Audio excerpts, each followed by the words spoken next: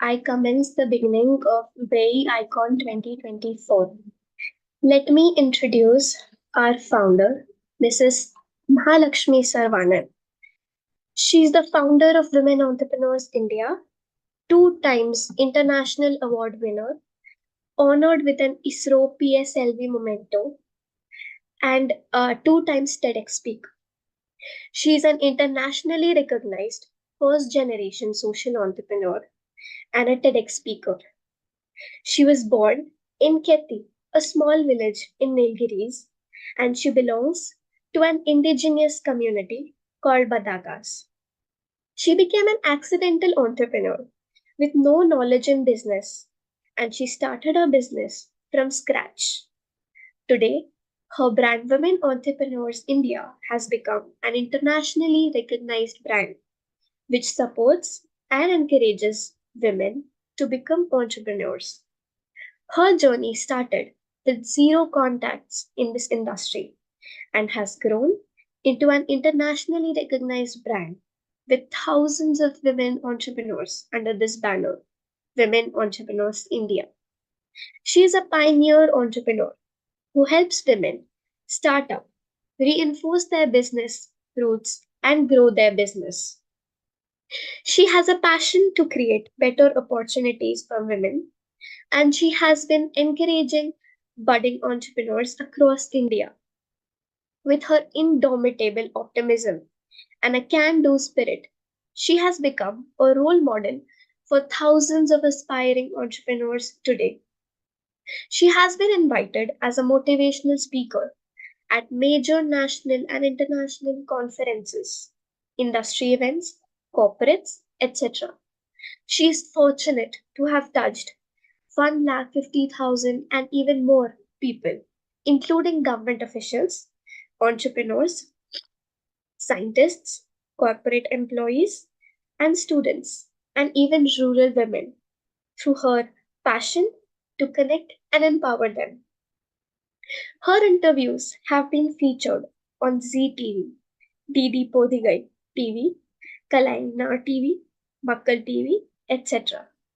She has been featured in The Hindu, Economics Times, The Financial Express, and many other national and regional newspapers.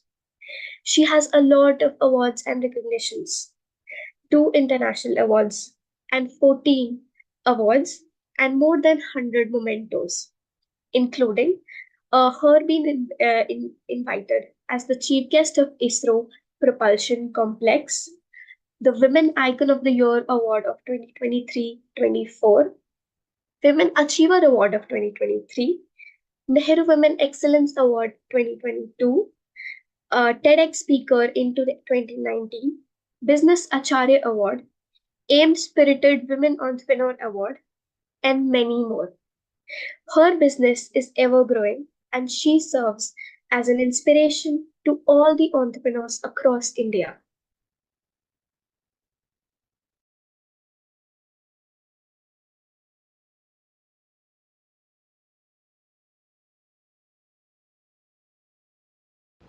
Vanakkam, Namaste, good morning. I am Mahalakshmi Saravanan, the founder of Women Entrepreneurs India.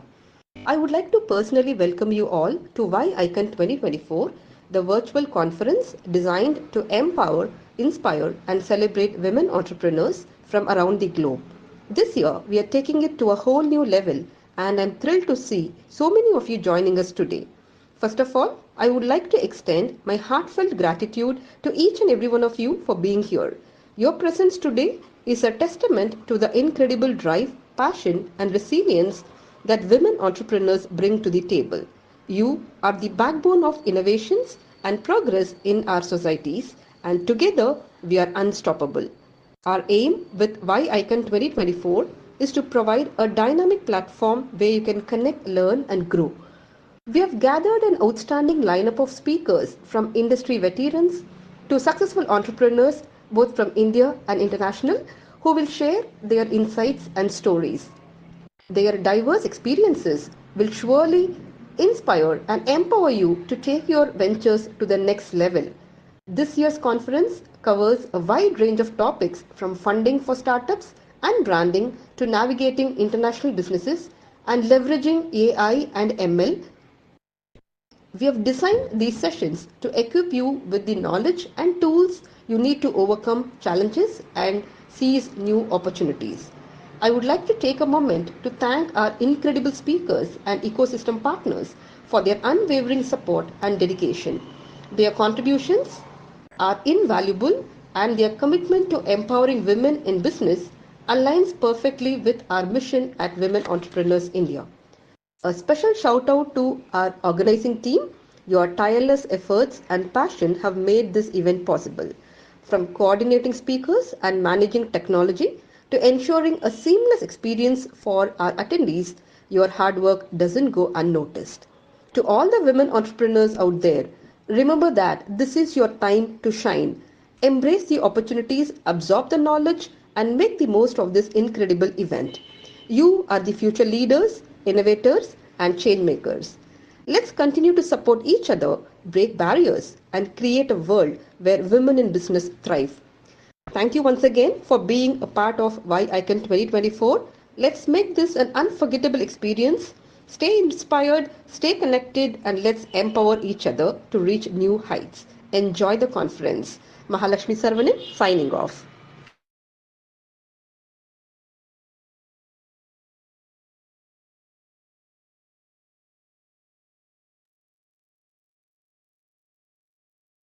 Mrs. Kavithayini Mani Arjunan, the mother-in-law of the founder, Miss Mahalakshmi, was born in Horanali village. Her educational qualifications include BSc, MA, MD, and MPhil, and she was a postgraduate teacher who retired after 29 years of service. She has written 22 books throughout her journey and released 4 audio cassettes.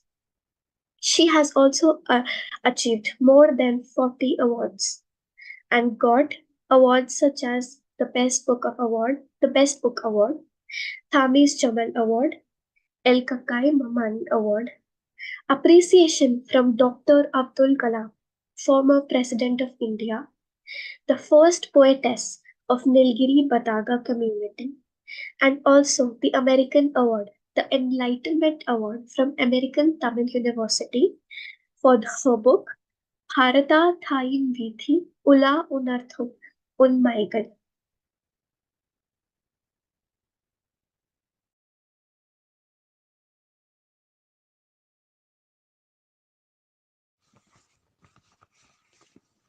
அனைவருக்கும் வணக்கம். ஒருவரின் வாழ்க்கை ஓரளவு அமைதியாக இருக்க வேண்டின் அவருக்கு தேவை உணவு, உடை, உறைவிடம். இம்மூன்றையும் இனிதே பெற வேண்டின் நமக்கு உழைப்பு அவசியம். உழைத்து வாழ நமக்கு அவசியம் தேவைப்படுவது தொழில். ஏதாவது ஒரு தொழிலில் நல்ல ஞானம் படைத்திருந்தோம் என்றால் அத்தொழிலை நம்பி வாழலாம், உழைக்கலாம், பொருள் ஈட்டலாம். இதையே நாமக்கல் கவிஞர் வே. ராமலிங்கம் பிள்ளை கைத்தொழில் ஒன்றை கற்றுக்கொள், கவலை உனக்கில்லை ஒத்துக்கொள் என்றார். ஒருவன் பற்பல தொழில்கள் அறிந்தவனாகி இருந்தாலும் ஒரு தொழிலிலே நன்கு அறிந்தவனாக இருத்தல் அவசியம். ஆடு புல் மேய்ந்தாற் போல் பல தொழில்களை மேலோட்டமாக அறிந்தவனால், அதாவது jack of all master of none என்பதைப் போல் இருந்தால் அத்தகைய அணுகுமுறை வாழ்க்கைக்கு உதவாது. ஆகவே இக்கருத்து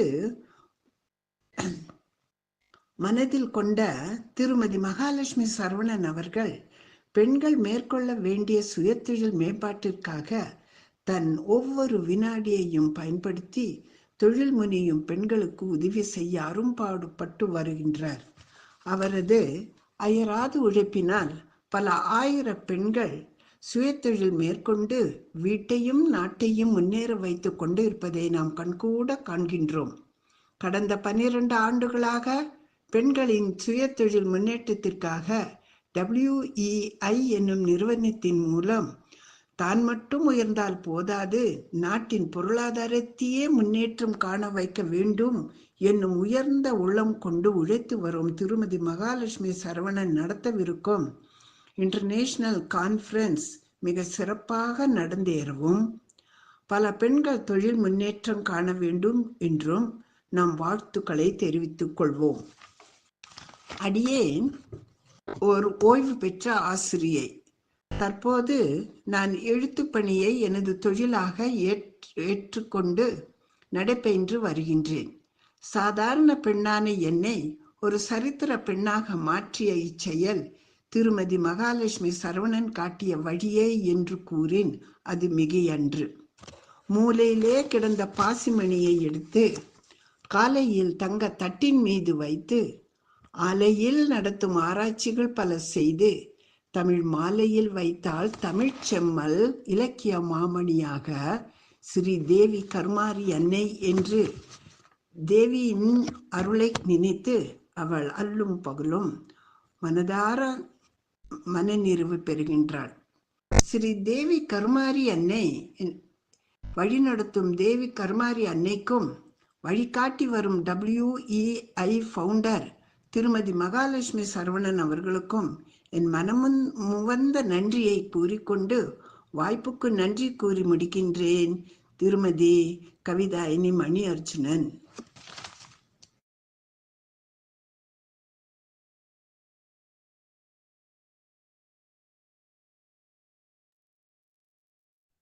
Thank you so much, Mahalakshmi ma'am, as well as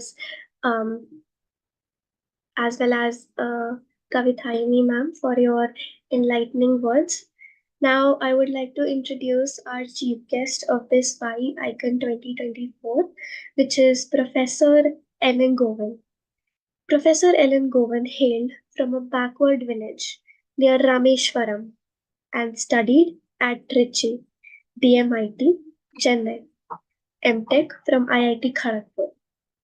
As a follower of Kalam, he also joined ISRO as his junior in the SLV project and left ISRO as core-team member GSLV. He took various positions as general manager, CEO, senior marketing, engineer, professor, HOD, director, mentor, advisor, and consultant in India, Middle East, and Africa. As scientist and engineer, ISRO ran around 2,000 times the software for the launch vehicle structures. As GSLV core team members signed MOU with Russia for 7 cryogenic stages, he was an important member. As CEO and marketing engineers activated 36-year-old 32-meter antenna with satellite and generated revenue $20 million USD at Gulf in satellite communication area. He also traveled 23 countries and total experience of 43 years with 17 years in R&D and 18 years of academia. 7 years he managed a company. As HOD, he produced 55 university ranks, including 3 gold medals, University First in Anna University and VTU Bangalore. He has also given 445 lectures in 75 institutions on 75 topics. He is a director, mentor, and a consultant of 7 startups currently.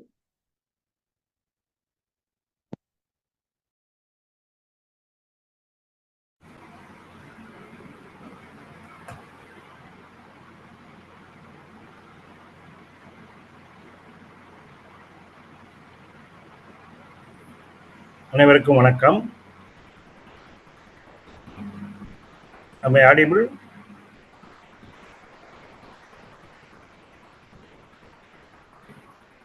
Yeah, yes. Can I continue? அனைவருக்கும் வணக்கம். First I will upload my PowerPoint.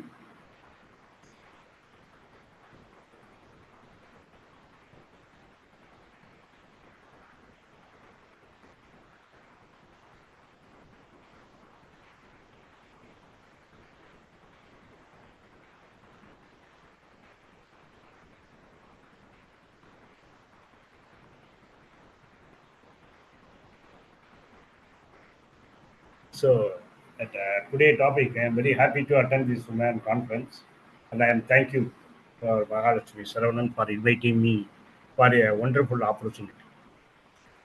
Uh, so this is a topic is women and space and entrepreneurship and startup. The four current word and very apt word for the women society. I will the first lady in space, as I know, when we were very young, all of us must have told there is a old lady sitting in the moon, right? So a moon is a house of a old lady sitting in the moon, and what is he doing? He's not idle. He's an entrepreneur. The space entrepreneur I know. The first is selling vada in moon. So this is what I have told when we were very young. In the young stage itself, we are introduced for a space entrepreneur woman. Okay, so we'll let us start with that old memory and what is reality. We'll see what is now in the reality. We'll let us see one by one. A space, woman, entrepreneurship, and startup. These are all the apex of a triangle, a forward triangle. The entrepreneurship and startup may be the back, but woman is the core, which is doing all these activities, whether in space or yet, the activity is done by the woman. Let us go how the woman has come in space, and he can combine this separate the word separately. Woman and space will give space in woman in space. Woman in entrepreneurship will give woman entrepreneur. Woman and startup will give what are the startups led by the woman or space startups, space and startup like that. The four word is very very good words. The four words are fantastic words which can combine with any word and give you a very good sense relating to only one opera, that is a space woman entrepreneurship. Okay. So according to the Women the Workplace 2024, there's a McKinsey report I recently gone through before a conference. What is the status of women, the working woman or entrepreneur woman throughout the world? Right? I have seen that the first line is it will take another 50 years to achieve gender parity for all women. For them, usually these are all abroad, foreign-based analysis, not only for India. It's a global analysis. Mostly they worry about color women. You know that. So they took 22 years for the white woman to reach the parity in the year, and it take another 48 years to reach 2070 only the all women gender parity will come. This is the prediction, right? But in space, within 2 years, our parity has come. 1961, Yuri Gagarin orbited the Earth. 1963, Valentina Tereshkova was the first woman who orbited the Earth. So it is very close. Same country. Within 2 years, the parity has come in space than in Earth. Even in the Earth also, just I am going through some of the statistics. It is fantastic. Every 100 man managers, right? So the level of the manager in woman manager, it is up to 87%, still not 100%. Even in 2024, the statistics goes. But when come to Asia, we can see that they are more than 100% in one particular year, 2021. I think that after that, the COVID has started. That's the reason they are slow. I think our Asian women are doing much better than all global women. That's not the message I want to bring, even though it takes more years globally to get a parity. See, as I have to go to Valentina Tereshkova here. A bird cannot fly with one wing only.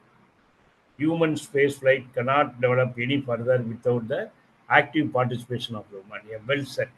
And actively he participated. The Valentina Tereshkova may be the number one were selected. Sakti 6, like that they will tell you. There is he selected out of 6 women. Finalist of the who is going to space the first time, which is a woman going to the first time. Rather than like an astronaut, he is not a regular Air Force woman. He never worked in Air Force. He doesn't have any flight experience. He was a daughter of a farmer, ordinary textile worker, earning from weekly earning from some dollars for working in a textile industry. The two habits, the two passion from him Like, is raised to the astronaut, cosmonaut, actually, for Russia. One is he will always practice jump, skydiving practice. With the small money what he has, he will go for a skydiving, parachute jumping, sky jumping. Because at those early period of space, yeah, astronaut or cosmonaut has to practice the skydiving because they will not land on sea like what we are landing nowadays from SpaceX or anywhere. A crew will not land on the sea so that they will go and collect. Up in the Russia, so they have to dive and land on they land on the earth. That is the reason why the skydiving is more important. You have done 420 times. Out of 426 applications were shortlisted, and one is Valentine. The flight, it was a big problem. There was a problem in that there is no paste was not given. He's a personal kid. Doesn't convey a toothpaste. Doesn't matter. Not a big problem. And another one is pencil. Another one is the software was there was a biggest bug in the software. Instead of it is programmed towards the earth, it is going outside the earth. So that she will lost her life.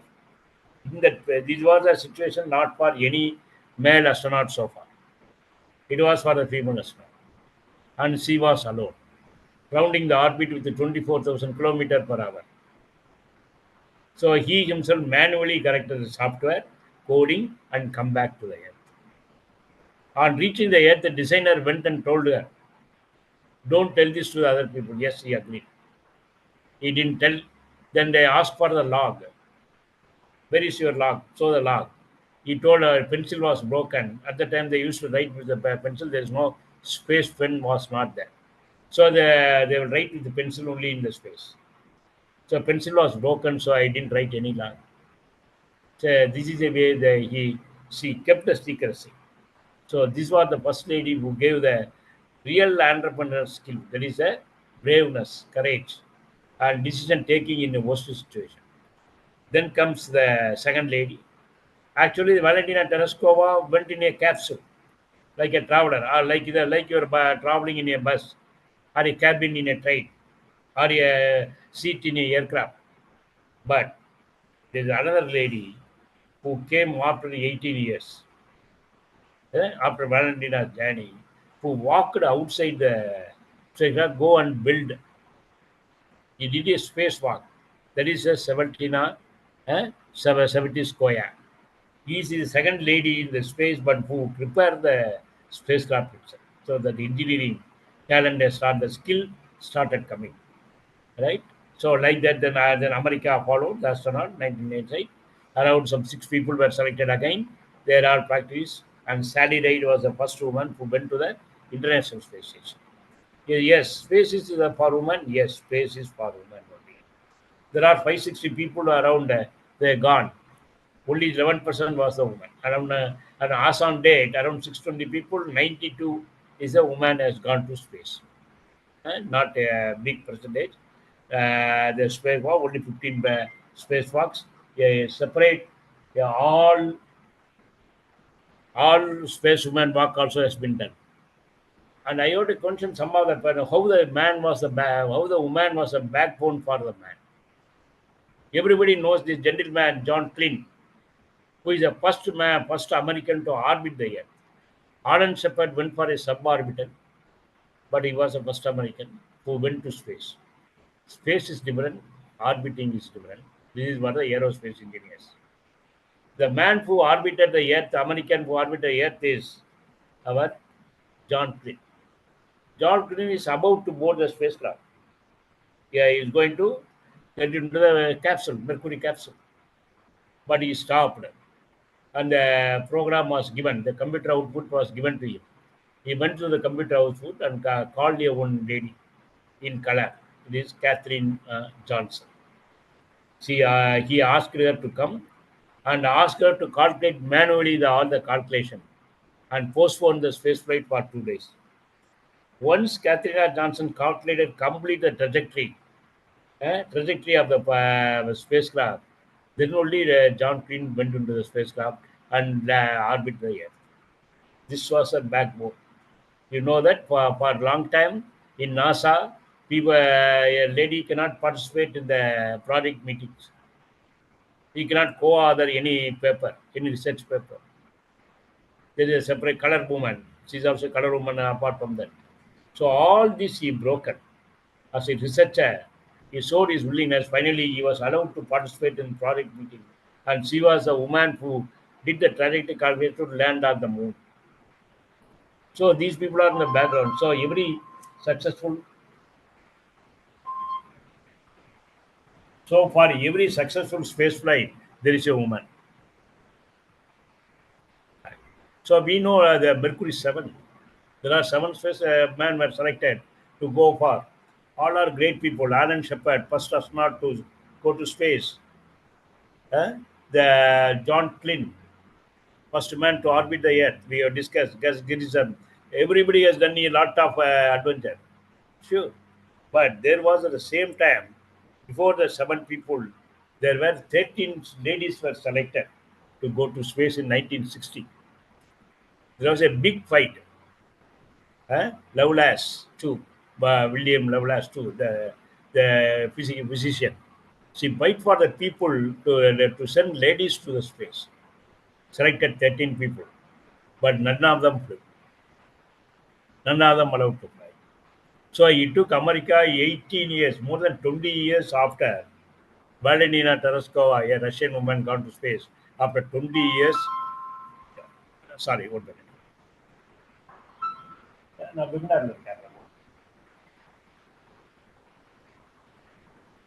so there is a the flat. It is called First Lady Astronaut Trainees. It is they called First Astronaut Trainees. They are at 1995. So they were called to the space shuttle launch and so on. Okay.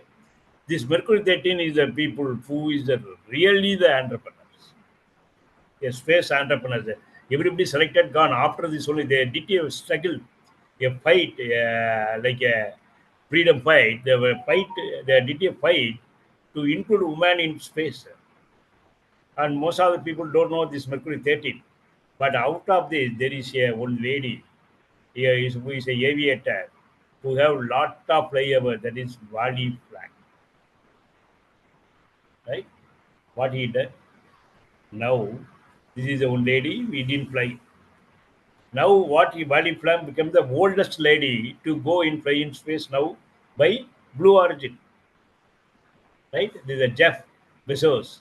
He has taken her in a flight to out of the 30 Mercury 13 as a Wiley flank. She is the oldest lady. Is a kind of record who went to the space is a lady of 82 years.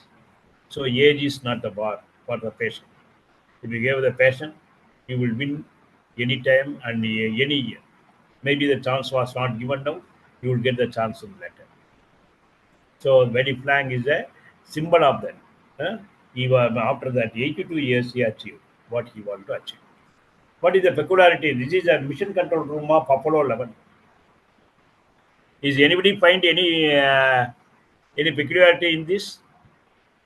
Can anybody can tell? The ground control room of Apollo 11. Everybody excitedly watching man landing on the moon. Yeah, what is the peculiarity in this picture? There is only one lady, scientist who is sitting in the MCF, that launch control room, Joan Morgan. Okay, but now 19 people there. Out of the 18 people, 9 people are lady astronauts. So next who is going to by Artemis is going to land on the moon. According to us of 2023, 300 our ISRO, like our ISRO also, we have recruited around some 4,000, around 3,000 women are working in ISRO. Out of the 25% of the total force. There out of them, 22,000 and odd are in the scientific and technician work. 141 in the administration work. You can see the like a 7 Mercury. We have 7 Mercury starting from Lalidambia, who was my colleague for 17 years. Ritu Gunwal, who come for a guest lecture when I call. I think you must call one of them, one of our meeting. Right? So this is what you can see the picture with the Modi after the Chandrayaan 3. This photograph was taken. Now that much ladies are working in scientific in ISRO. So this may be the right. 98 women as on April to latest record.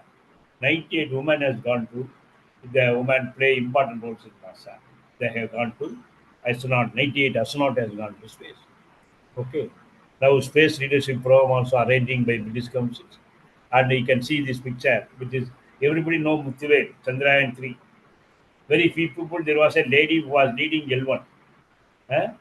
See, project director Nigar Saj, ordinary woman, a student from Tenkasi, Sangote area, and gone up to ISRO to lead a L1 Aditya L1 project. It's a different project than the others.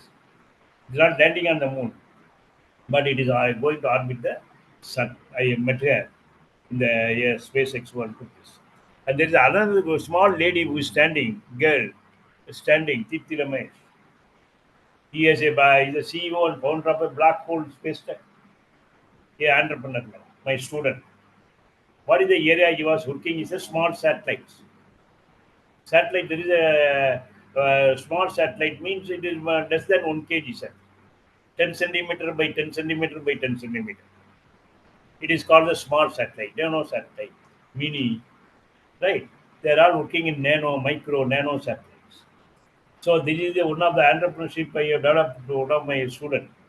She is doing very well. He is a founder.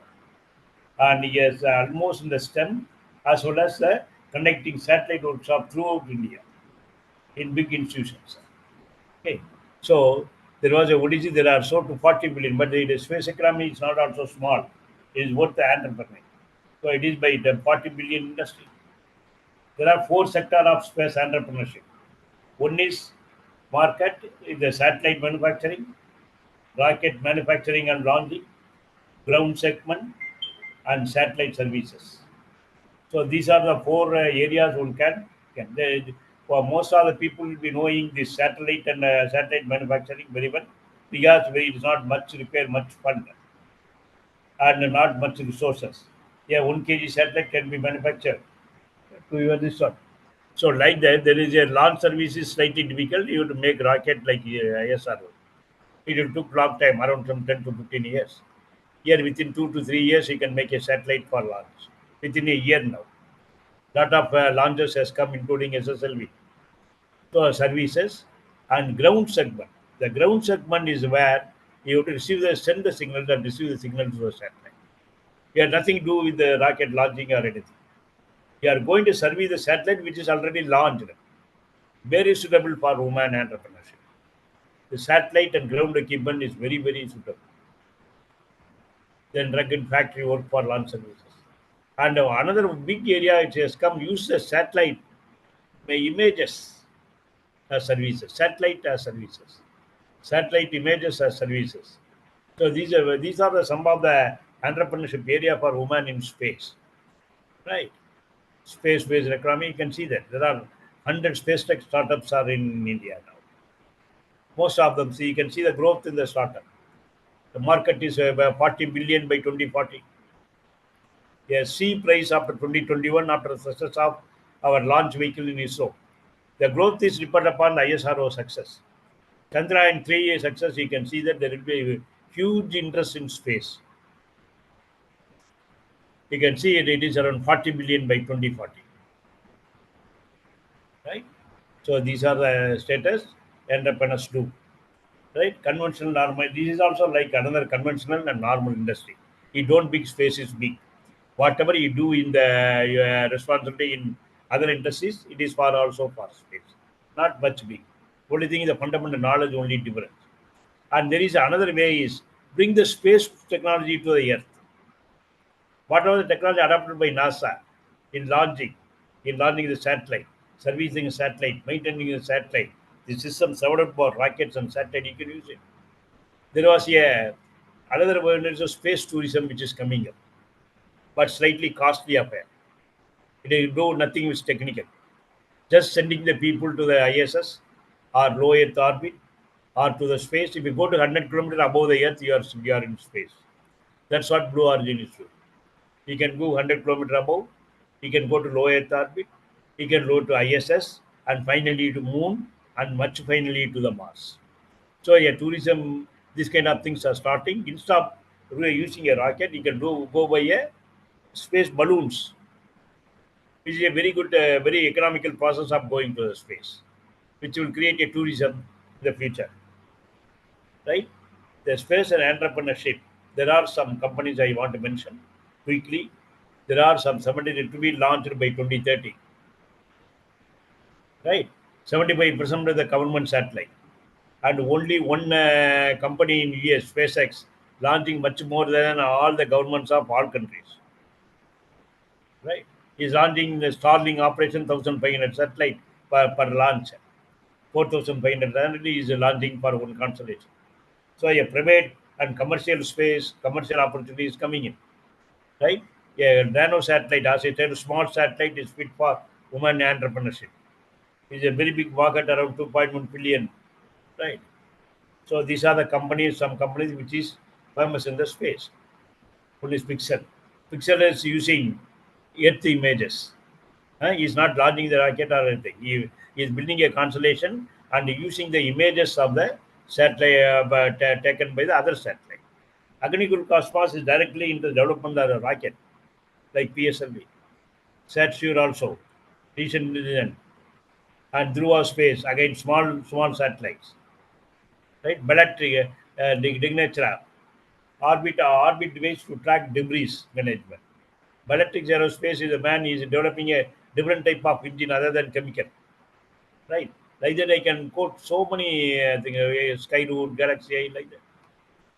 But the very good area where I can suggest is STEM activities for space. A lot of startups are coming in the STEM. Every city has at least 10 startups in the STEM run by women, from starting with the space kits. Deepthi also running BSc, like that. The STEM and space activities very viable and very comfortable area for women entrepreneurship. Easy for how to make a small water rocket, or in soda rocket, or it's a Mars rover lessons.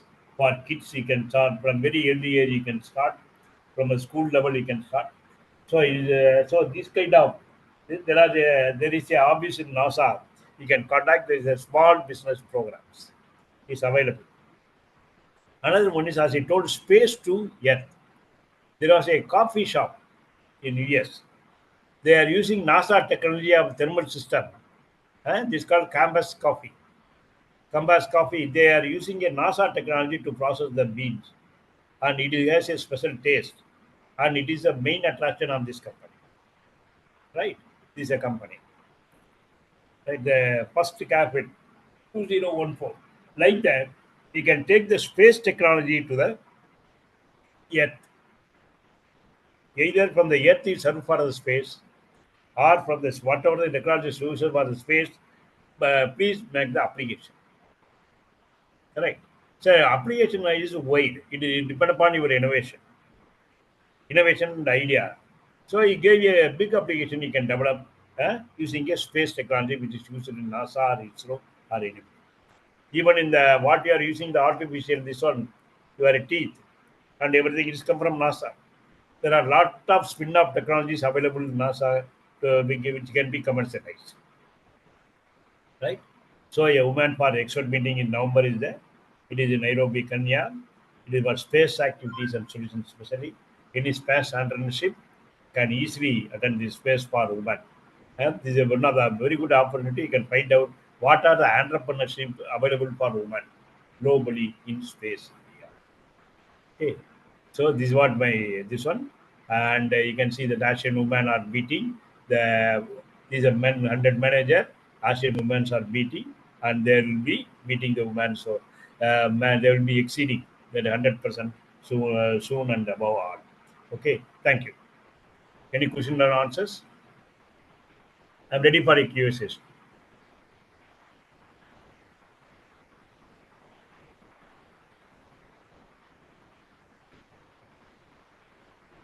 Hello.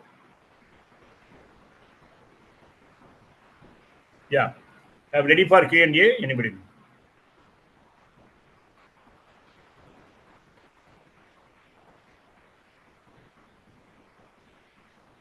Sir, your session was highly informative. We really thank you for joining us.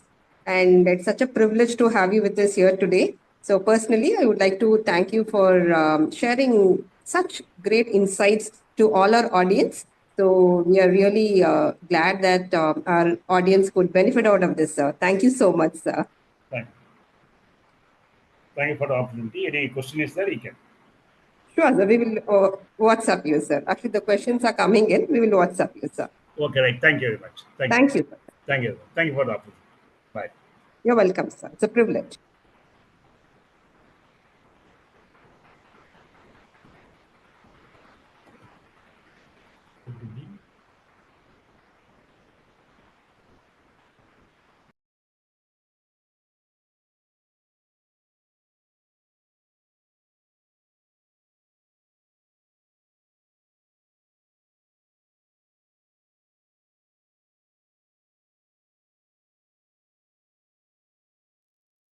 We're glad to partner for today's session with Surana and Surana Attorneys, established in Chennai in 1971, ranked by leading international publications as among India's leading law firms, as well as Tamil Nadu's #1 firm since 1998, for promptly providing high quality and affordable legal services. With almost 100 professionals, including chartered accountants and company secretaries, their practices include complex corporate transactions, commercial agreements, intellectual property, real estate, tax and white collar crime investigations. They are lawyers for the Ministry of Commerce, Ministry of Defense, Ministry of Information Technology, PSUs, Government of TN, Church of England, the Church of South India, apart from multinationals like Hyundai, Renault, Nissan, Saint-Gobain, Toyota, and governments of USA, Singapore, and Taiwan. Surana and Surana have affiliated law firms in over 70 countries. Through their international network, they connect with their clients with foreign companies having technology and capital while looking for partners in India. They are a Tamil Nadu law firm with national and international work. On behalf of WEI, we thank the managing partner, Dr. Virod Surana, who is presenting today. He has qualified from some of the world's top institutions such as Harvard, Cornell, University of California, London School of Economics, Indian Institute of Management, among others, and has held several national leadership positions in ASSOCHAM, CII, FICCI, All Indian Manufacturers Association, among others, for over 20 years. Dr. Surana is a native of Kunnur in Nilgiris and is a successful and practical legal expert and an international mediator helping family businesses to amicably resolve disputes. Surana and Surana is a third generation family owned, family run firm with family values. Prestigious international case studies have been written about this firm's commitment to principles before profit. The Suranas are committed to sharing their international experience and legal best practices to make industry nationally and internationally competitive. Thanks, Surana and Surana firm, for accepting our invitation and take our pleasure in welcoming.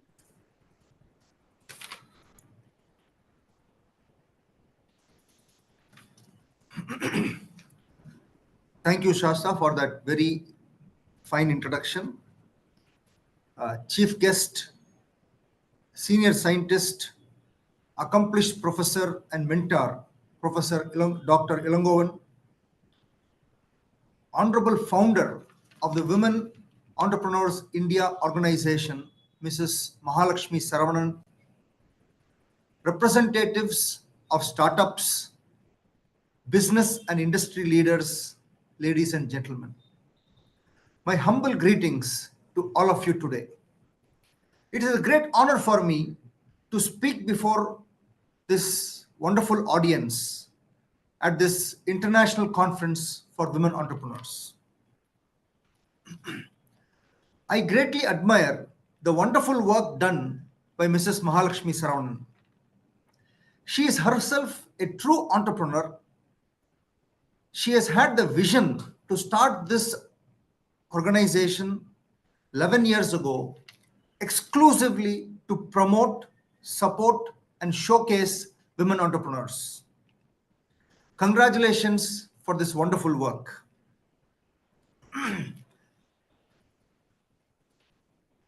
When she was introduced, it was mentioned that Mrs. Mahalakshmi Saravanan is from a tiny town in the Nilgiris district called Keti. Well, I am also from a tiny town very close to her birthplace called Kunur in the Nilgiris hills. As it was mentioned in my introduction, my law firm and myself are committed to supporting women entrepreneurship. Almost two-thirds of the workforce in my law firm comprise of women. And I see a growing trend as a majority female enrollments in the top law schools of India and a growing contribution of women in all sectors of the economy. This trend augurs well for our nation. I have been allotted 15 minutes to speak about key developments in the law for startups and for women entrepreneurs. In this very limited time, I will try to touch upon some key concepts from what otherwise is a very vast area.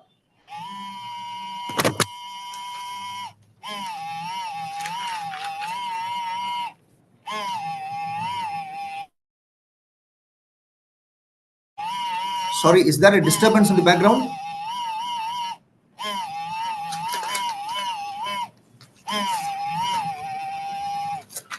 Yes, sir. There is. I don't know where that is coming from. Maybe your mobile? No? Can the project manager help, sir?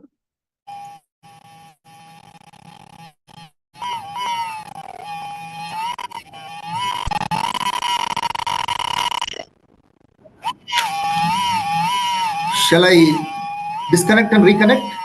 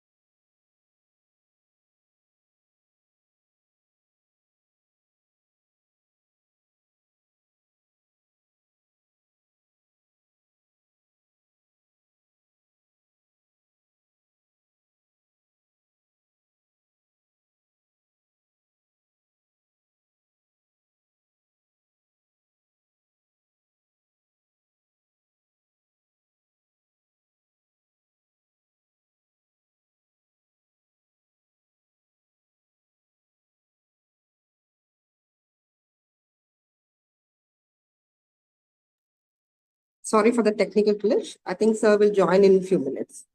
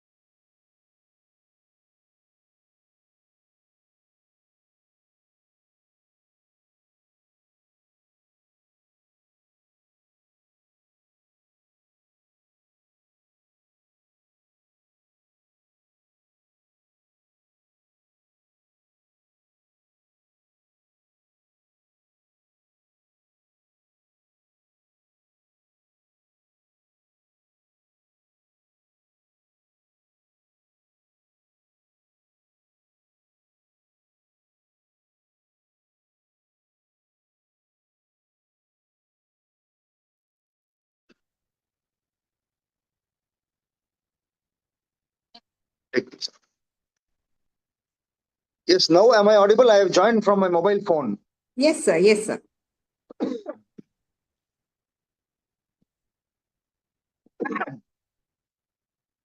So as I was mentioning, I have been allotted 15 minutes to speak on this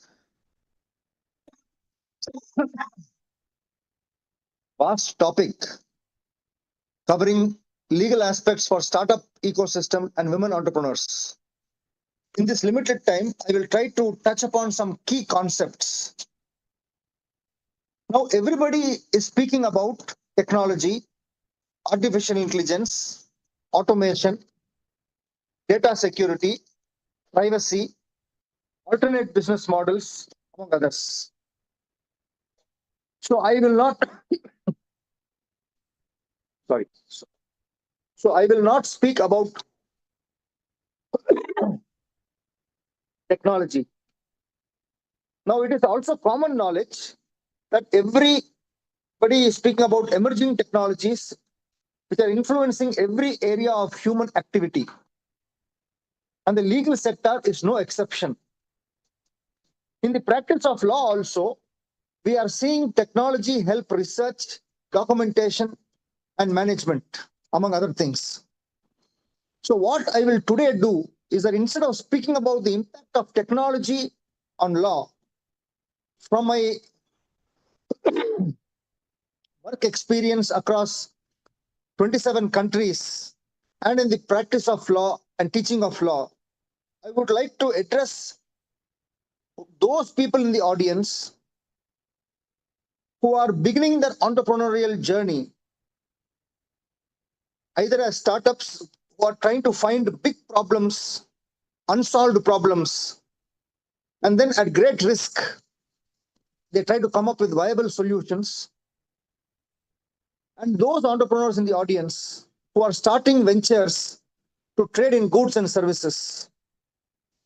So, with my experience, I will leave you with 4 insights. The first insight is technology is only a tool. It is a tool that magnifies human nature.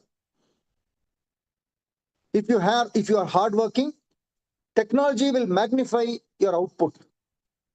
If you are greedy, technology will further the greed at a large scale, and so on. So the first point I would like to make to my entrepreneurial friends, and this is what I also advise the startups which I am mentoring, is that technology must be viewed as a tool and not the end. It is only the means.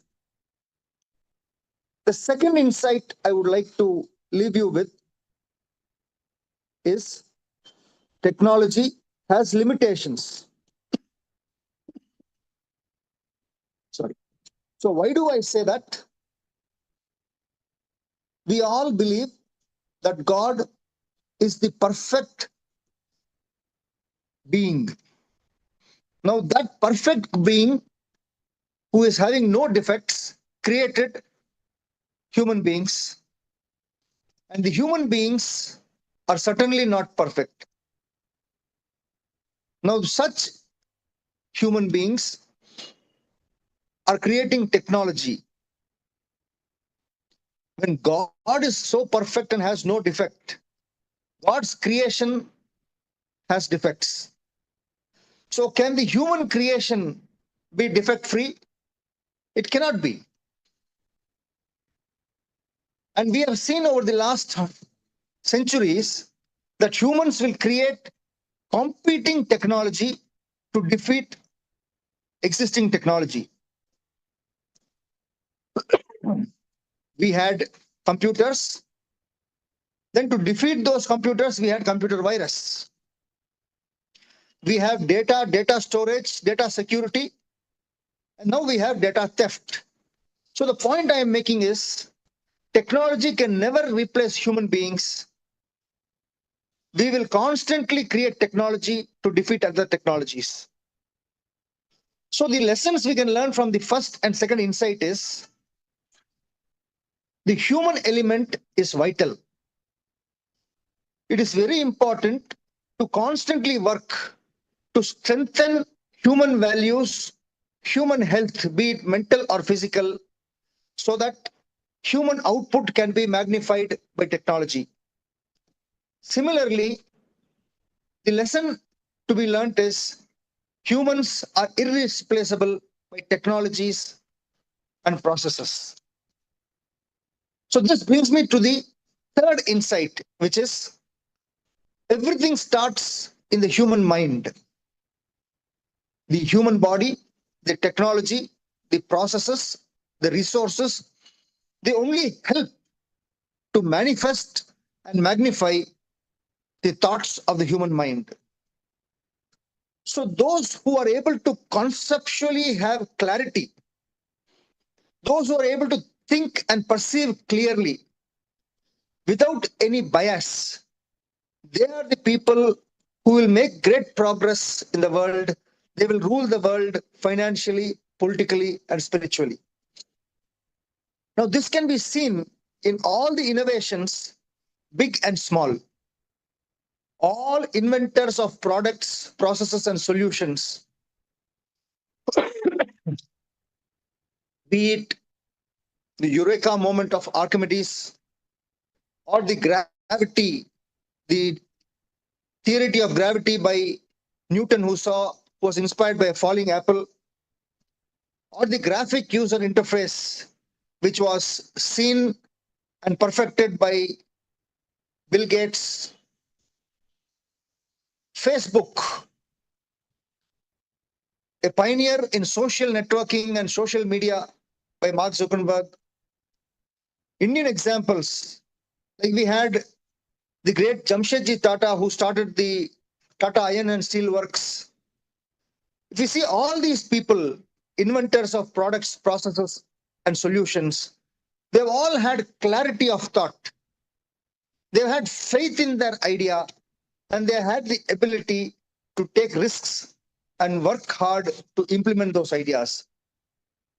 So the lesson to be learned from this third insight is whatever it takes to have a clear mind, do it. Be it your lifestyle, be it your diet, be it your routine.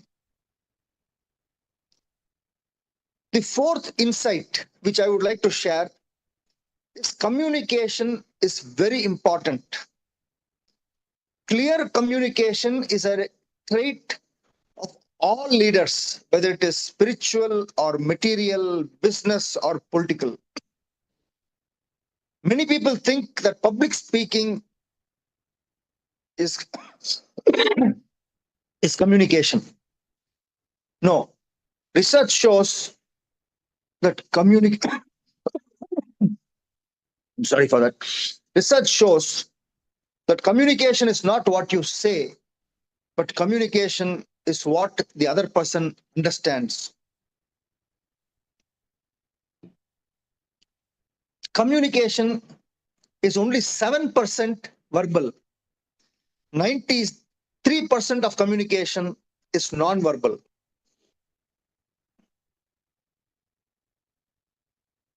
This is a key to the success, and entrepreneurs with great skills have had greater success. Now you may think that I am asked to speak about law and I'm giving you generic insights. Now what I have found as a practicing lawyer with more than 25-30 years of experience is that we lawyers also use oral and written communication for our work. And our effectiveness is greatly influenced by the clarity in the instructions and information which our clients give us. So whether you are a startup, whether you are a budding entrepreneur, whether you are an established businessman, these four insights, in my opinion and experience, will help you have clarity and success. Try to use these four insights or lessons to approach any of the legal issues you may face. Now, as business people, as entrepreneurs, you will face many legal issues. As startups, and budding entrepreneurs, you'll have to have you'll have to raise capital, get funding. You will have to comply with many regulations. You will be employing many employees, and therefore you must have proper agreements. If you are a startup, you are working on a big idea, a new invention, a new thought, a new business setup, you will require to protect your ideas. So you require a proper intellectual property protection. Very early in your stage, you will require to decide what kind of a legal setup you must have. Sole proprietorships are very common, but it is not possible to get investors if you are a sole proprietorship. If you're a partnership, your partnership document must be very clear, setting out the rights, liabilities, responsibilities between the partners, the core team, so that as the business grows, as it starts getting funded, there are no misunderstandings, no miscommunication, no legal issues. You will go through a lot of loan documents, lease documents, several such aspects. So what I want to impress upon you is that while technology is the flavor of the current season, technology is going to influence many or even every aspect of your business. The human element is very important for you to succeed. The human element is irreplaceable, be it visionary entrepreneurs or competent lawyers. Only a harmonious blend will ensure greater success. My 15 minutes are up. There was some disruption. I do not know from where that came. So I lost a few minutes there. I'm sorry for that. I will be very happy to take any number of questions either now, or you can message me, WhatsApp me, or you can WhatsApp the organizers and they can share the same with me. It has been a great pleasure to address this International Women Entrepreneurs Conference. Thank you for the opportunity. Thank you.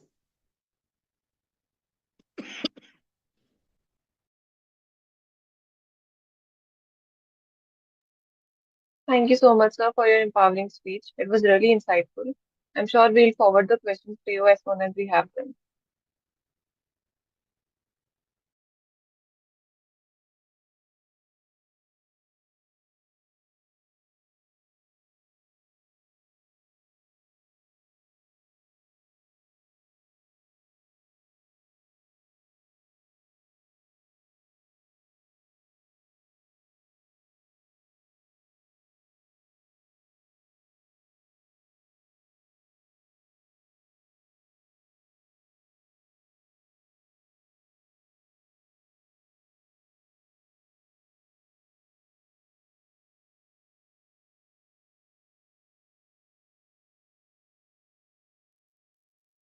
Let's go ahead with Babu Rao, sir.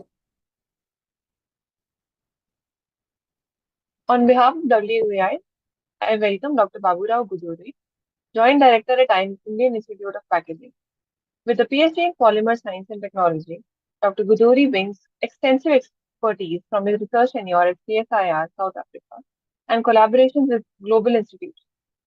His impressive credentials include 60 plus international publications, multiple patents, guiding masters, and doctoral students, developing innovative solutions which include low-cost housing and Airbus overhead panels. We are glad to have Dr. Guduri's expertise and experience among us today. Thank you so much for joining.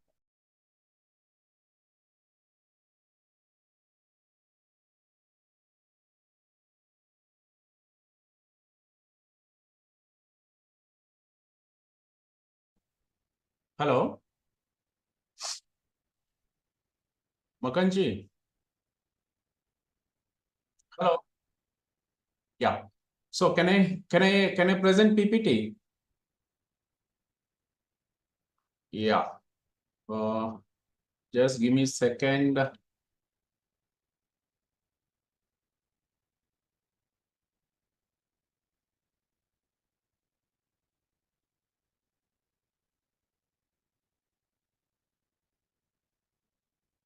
Yes, are you seeing my PPT? Can I start?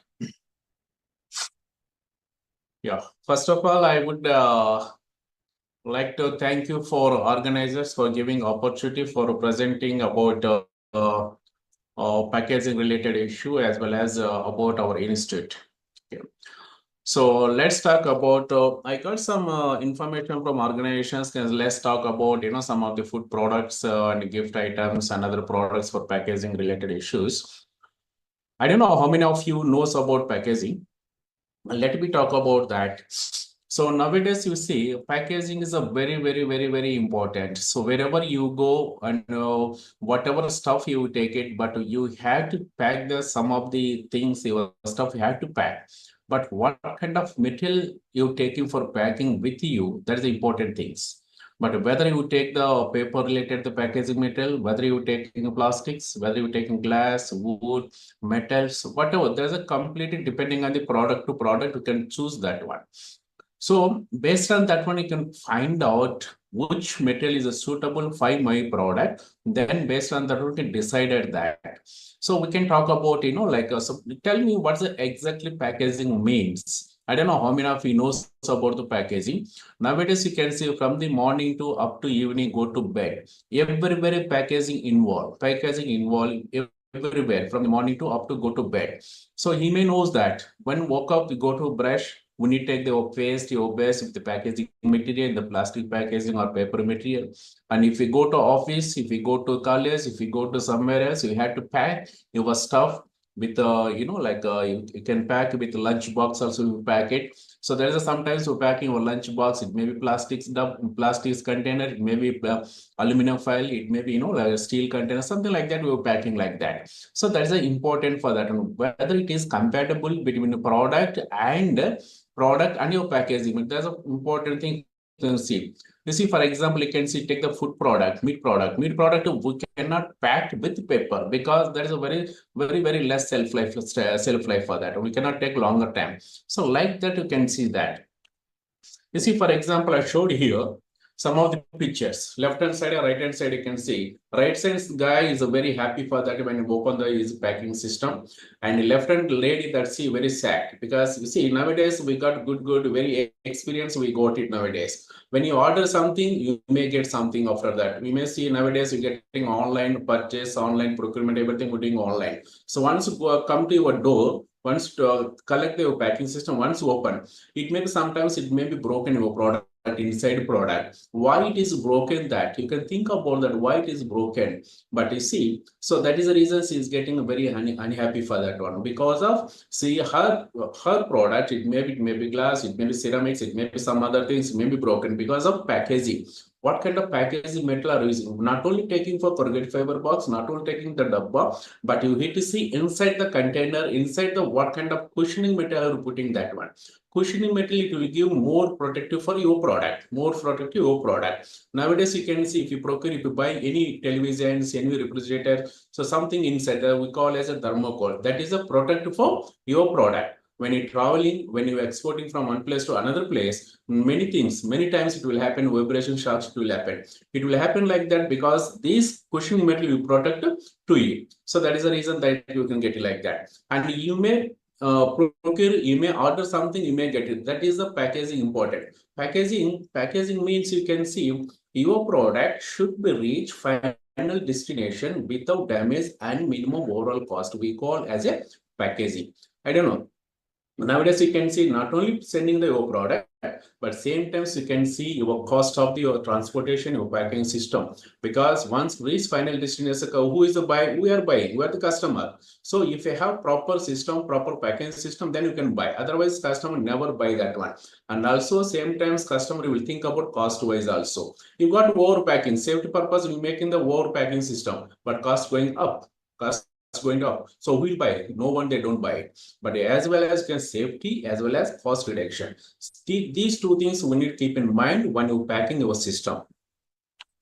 So just I'm telling you simply, I don't know how many of you knows about that. Packaging means science, art, and technology. These three combination we call as a packaging. Without science, there is no packaging. Without art, there is no packaging. Without technology, there is no packaging. Just I'll give brief about here. So talk about technology. Talk about technology. You see, once you see whatever I showed, is the like some of the picture I showed here. There is a three things will be there. One is the cap, one is the bottle, and second one will be the third one will be label. So these three kind of system, these three kind of product, we cannot make it one product. We need convert as a product. We have material, we have raw material, we need convert as a product, whether cap, another technology, and you can convert as a label, that's other technology. You can convert as a body, that's a bottle, I would say like this. These are three technologies required because we have raw material, we need convert as a product, we call as a technology. And coming to the art, very, very, very, very important. Without art, there is no sales, there is no sales.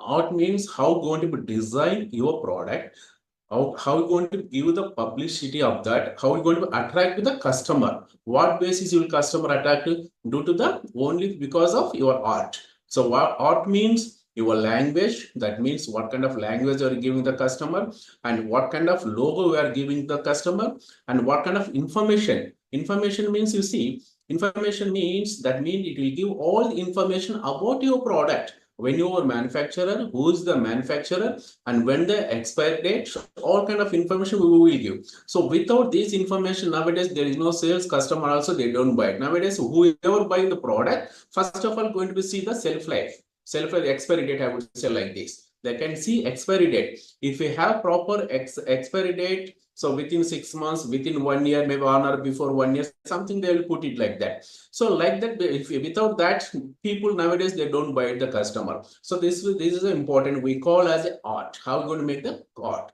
And second thing we can see, come with this packaging we call as a coordinate system. That means customer want buy 1 or 2 items only. They don't buy it. So number of the units they don't buy. They buy into 1 or 2 units you buy it. You see, for example, if you go and ask this manufacturer, they don't give 1 or 2 units. They will give bulk. They will give bulk. This bulk system goes to distributor. Distributor again open that bulk packing system and repack it as for retail shop. As for retail shop, they will pack it. Okay.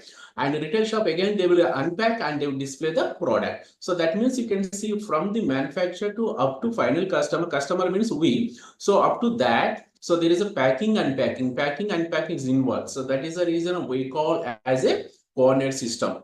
And you can see here, packaging helps the consumer quickly understanding what about the product. So that means you can see because of information, whatever we are providing information on that. So based on that one, customer will buy about your product. When the manufacturer, who is the manufacturer, shelf life, all kind of information you provide. If anything happens, you see, for example, nowadays you may have some experience when you buy the products. When you buy the products, go to home and do the test. After taste, you can come to know what the status of that. Sometimes you may not like it that product. So that means where you want contact, what information we have with that one. So we don't have that. So this kind of information you provide there, you may know that customer care number, something you can see. Then you can get it that number, you can call them, you can find out whatever things you had to do it. So this kind of information you provide that one. So we call it quickly understanding about your product. Sometimes you know what happens long back ago. So there is no information like this. There is no information like this. There is a empty. There is a empty and there is information. There is a information. So empty, you know, like what happened, there is no information at the bottom. What will happen here? Product is very good. Product is very good, but we don't have any information about product. Who will buy? No one, they don't buy it, but product is good. When you come to know the product is good, when you open, when taste, then you come to know that. Otherwise, before that, you don't know that about the product. So these kind of information you get it that. And see, last one can see packaging is a silent salesman. I would say like this: packaging as a silent salesperson. Tell me nowadays, we are going to grocery shop, we are going to supermarket, we are buying for that.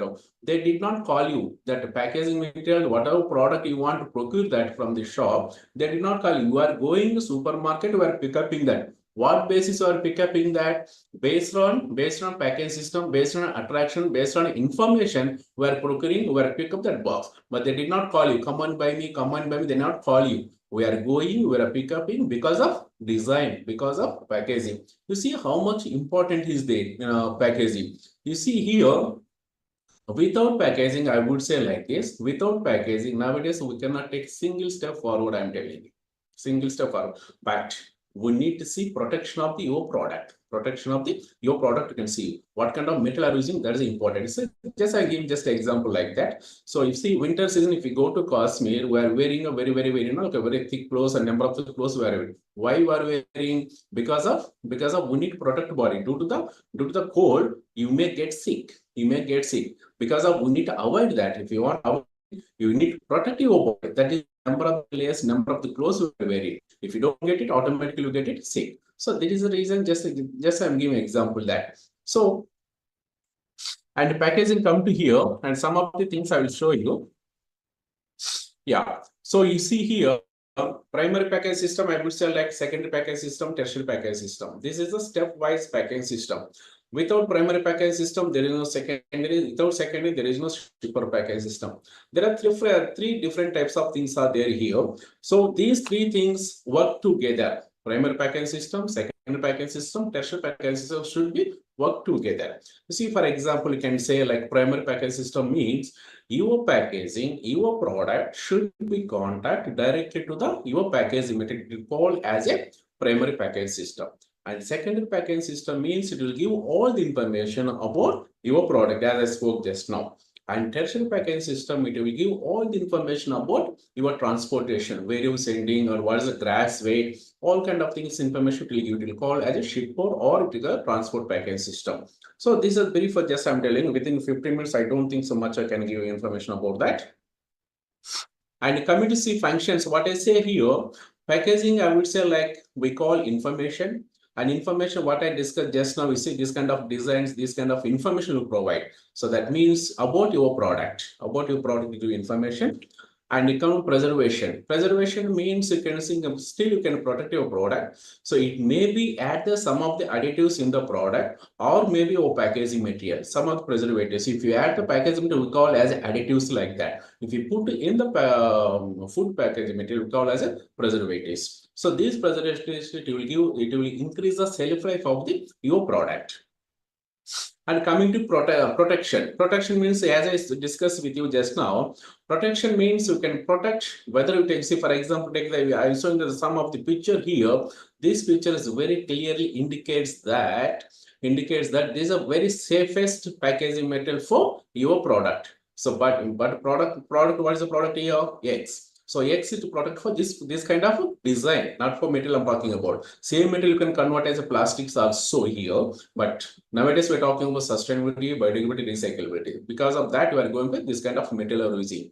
So this kind of tray kind of design, it will save for your product.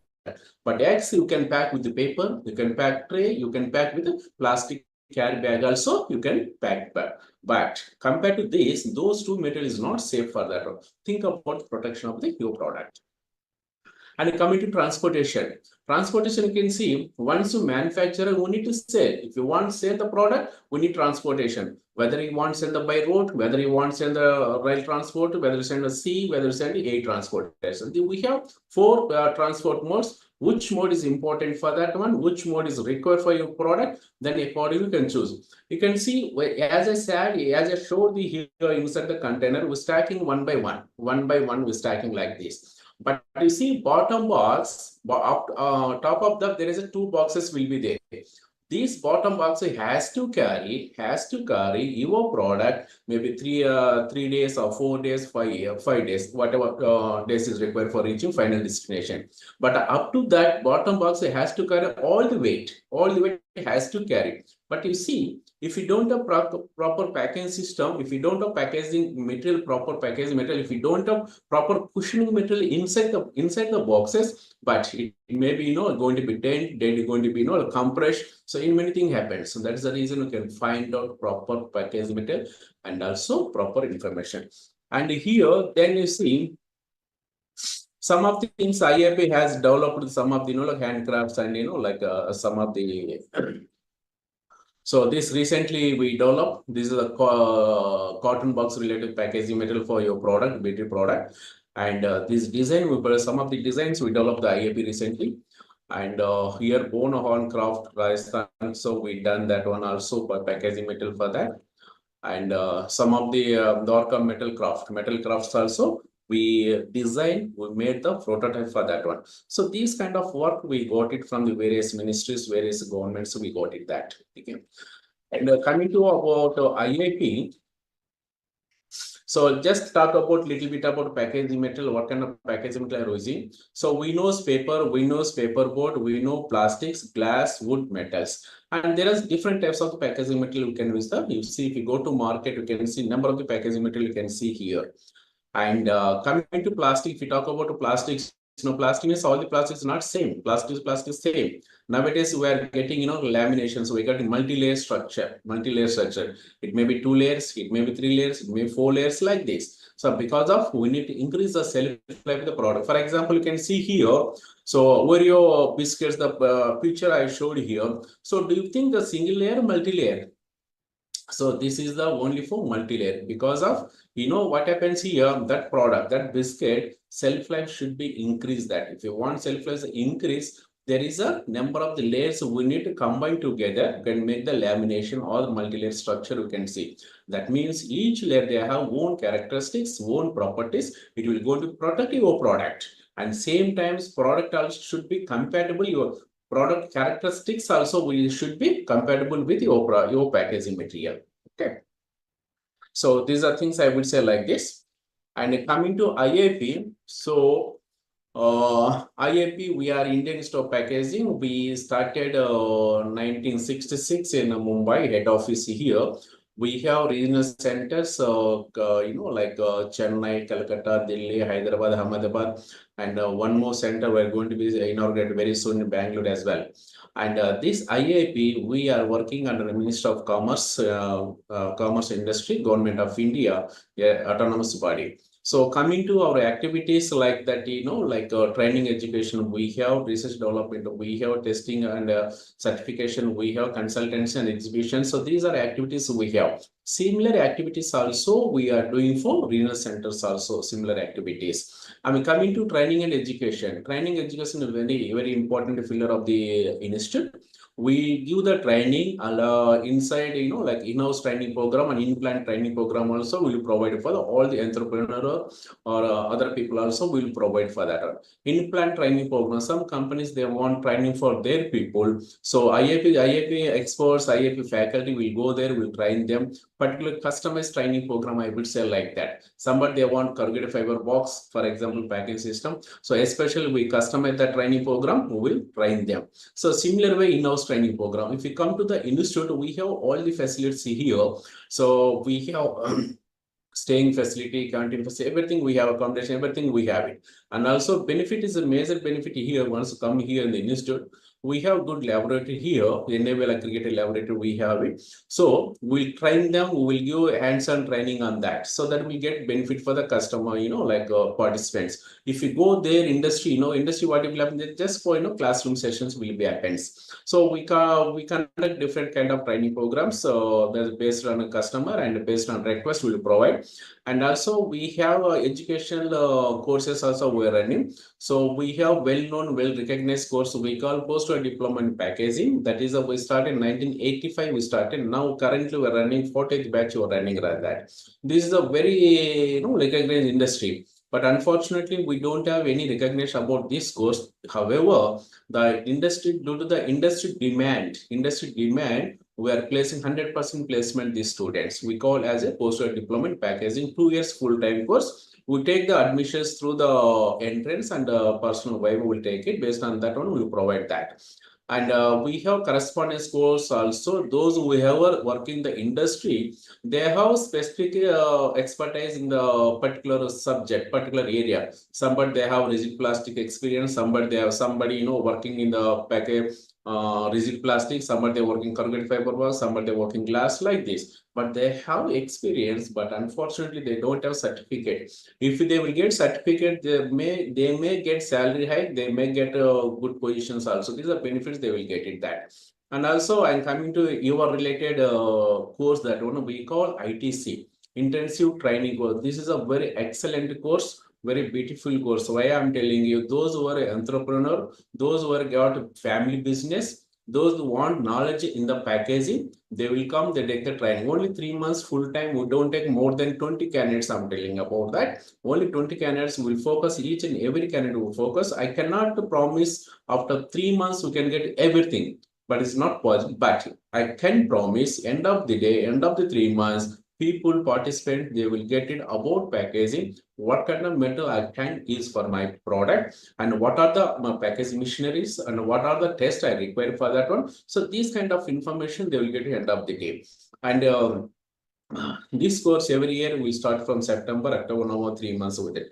And either beauty thing of this course, during these 3 months, we'll take the industry visit, 15 to 20 industry, we take them. So what will happen here, these 3 months, these 15 to 20 industry visits, they can see live example how they're manufacturing about packaging material. For example, talk about paper, how they manufacture. We're talking about plastics film, how they manufacture, plastic bottle, how they manufacture, glass bottle, how they can see live example. Instead of listening from the classroom, they can see live example, they can fix the mind for that. So this is a beauty of that course. And also recently we started for MS also, that will be, Delhi and Delhi Center and Hyderabad Center, we started MS, and this year we started recently BS also from Delhi Center. And also we have other course, online course, we call Certified Packaging Engineer course also. We have, there's an online course, 1-year course, especially for engineers. Those who have done engineering graduate, so those are eligible, very, very beneficial for that. So this kind of course we will do. And coming to testing, research and development, there are 2 types of research. See here, there's a basic research as well as, like applied research. At the moment, applied research we are doing, you can see applied, I don't know how many of you knows that, applied government of India. So whatever fruit, vegetables, export purpose, whatever packaging material, whatever standardization, whatever specifications, only IAP, they made it that one. You can go to their website, you can see IAP also, there it is. So everything, fruits and vegetables, export purpose, export packing system, only IAP, they design, they developed for that one. So this kind of work is doing, and testing and like certification. This is a very, very major important pillar of the IAP, I would say like this. Testing a certification, we do all kind of packaging material testing. If you talk about pharma, if you talk about food, if you talk about engineering, if you talk about cosmetics, all kind of packaging material testing, related testing, we do here now Mumbai as well as regional centers also. And also, when you're exporting any dangerous goods, maybe chemicals, all kind of things when you export, so certificate has to get from the vendor, from the IAP. So we call event certification, United Nations certificate. Without this certificate, you cannot export your dangerous goods to the also out of the India. So this is a major activity of the IAP.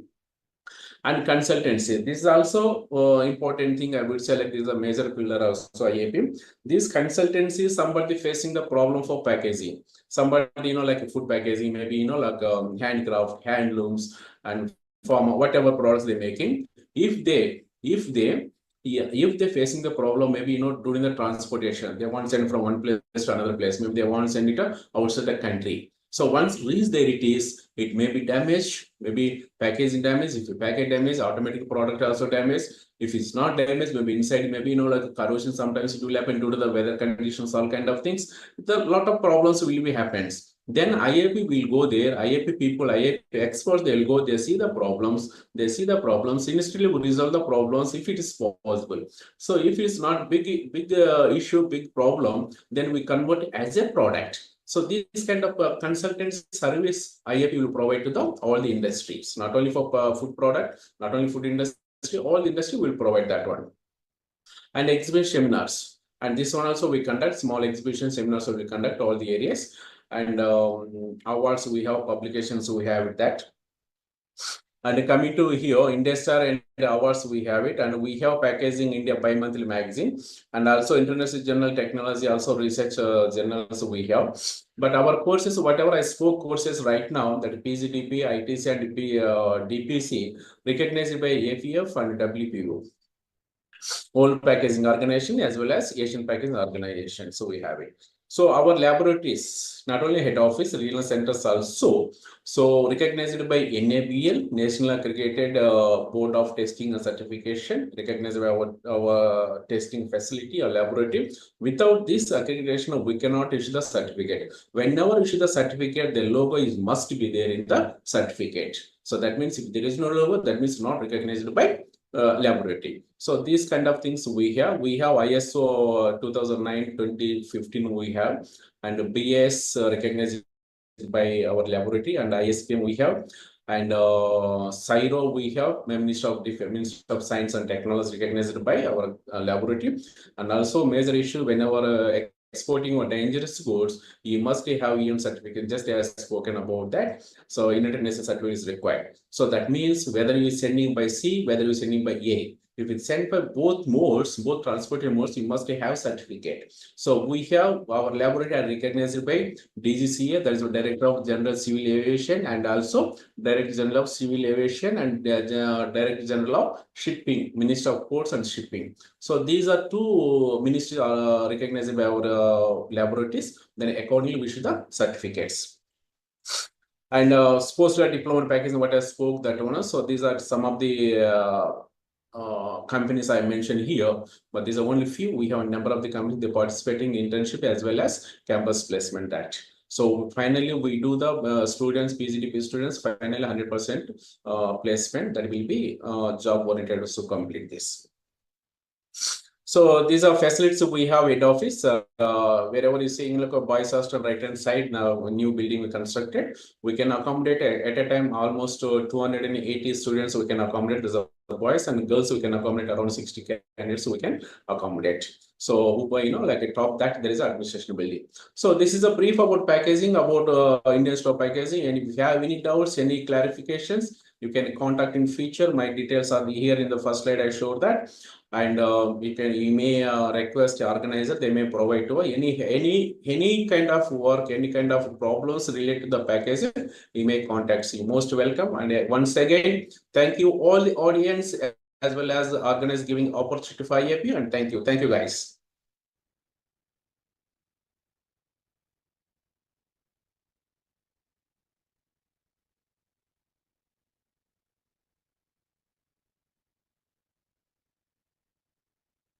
Hello. Thank you so much, sir, for that very, very insightful talk. The questions will be forwarded to you, and we like to thank you again, sir. Yeah, in future, in further any queries, you just can let us know. Sure, sir. Okay, thank you so much. Can I leave?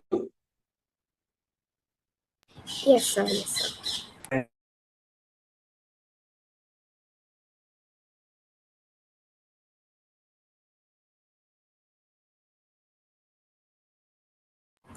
So, on behalf of WEI, I would like to welcome Ms. Lenita Pandit, a visionary marketer and retailer with a passion for understanding consumer behavior. With a track record of innovative successes, including pioneering radio day branding, ad free radio, and convenient consumer products, Ms. Lenita drives consumer centric solutions. We're glad to have Ms. Lenita's expertise in crafting consumer facing projects that deliver convenience, benefit, and groundbreaking experiences. We're so happy to have you, ma'am. The floor is all yours. Thanks for the lovely introduction. I'm putting my video on. Audible and visible?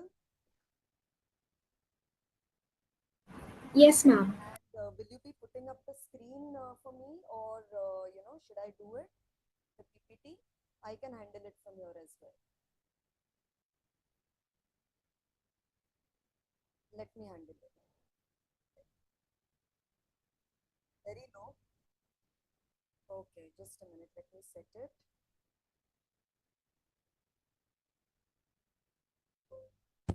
Audible now? Better? No. Slightly better, not very much.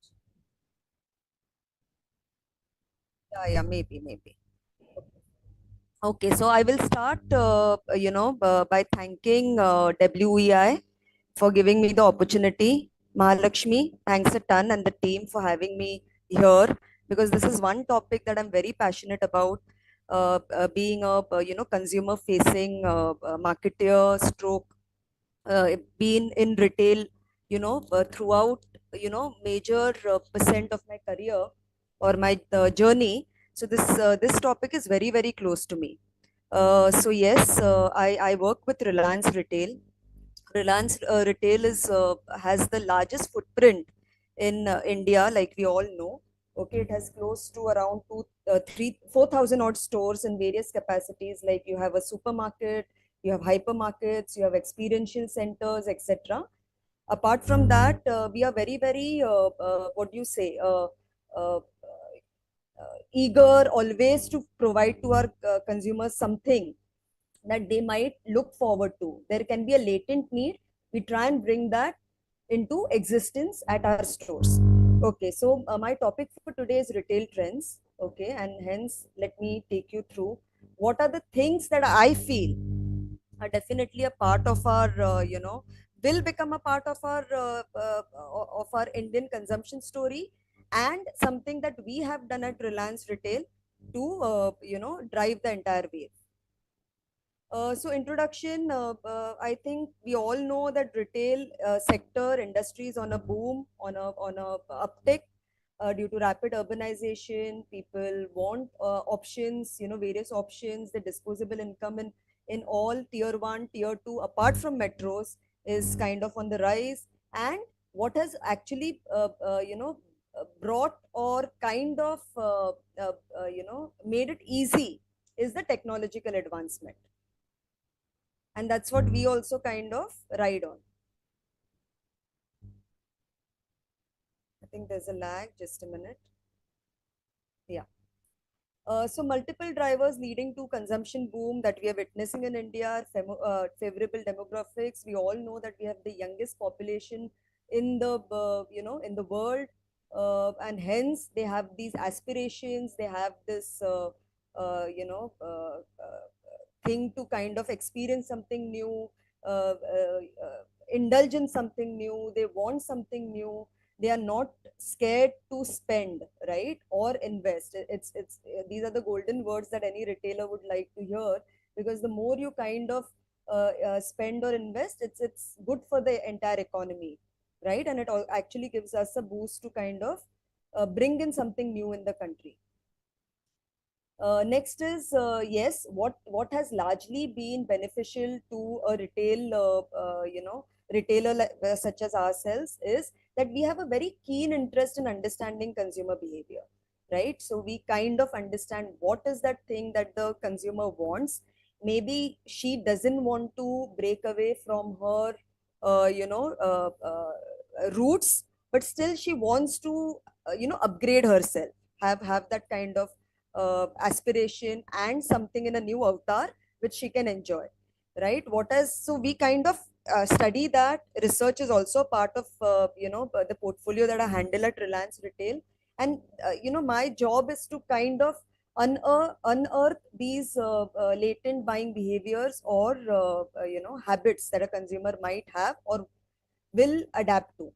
The cost of real estate in tier 2, tier 3, if you kind of have the first mover advantage, you benefit from it.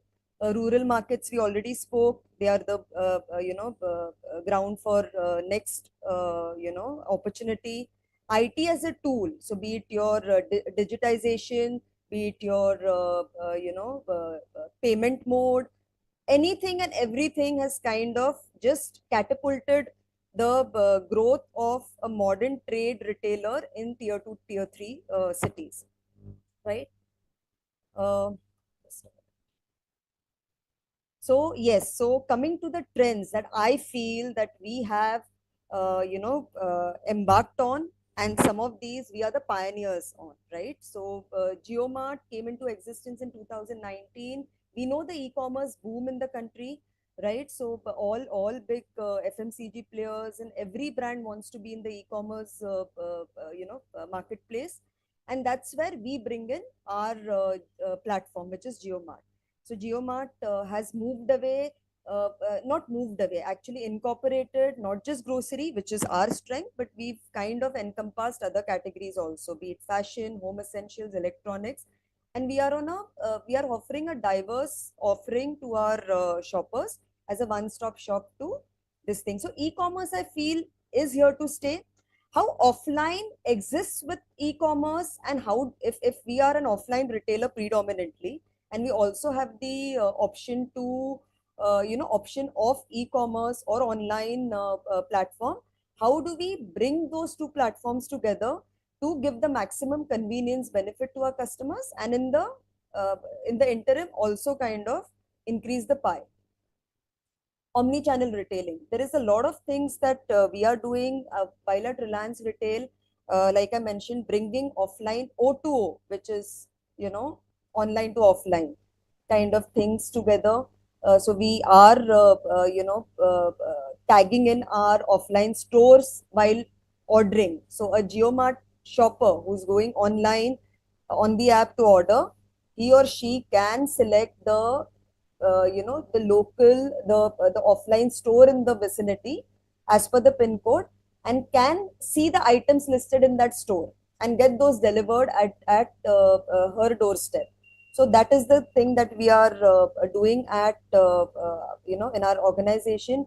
We are also giving options to our customers that you select your items online, you park it, and if you feel that you're going to the offline store or in the vicinity, okay, you can just probably pick it up on the way back. So that is another option that we are providing to our shoppers.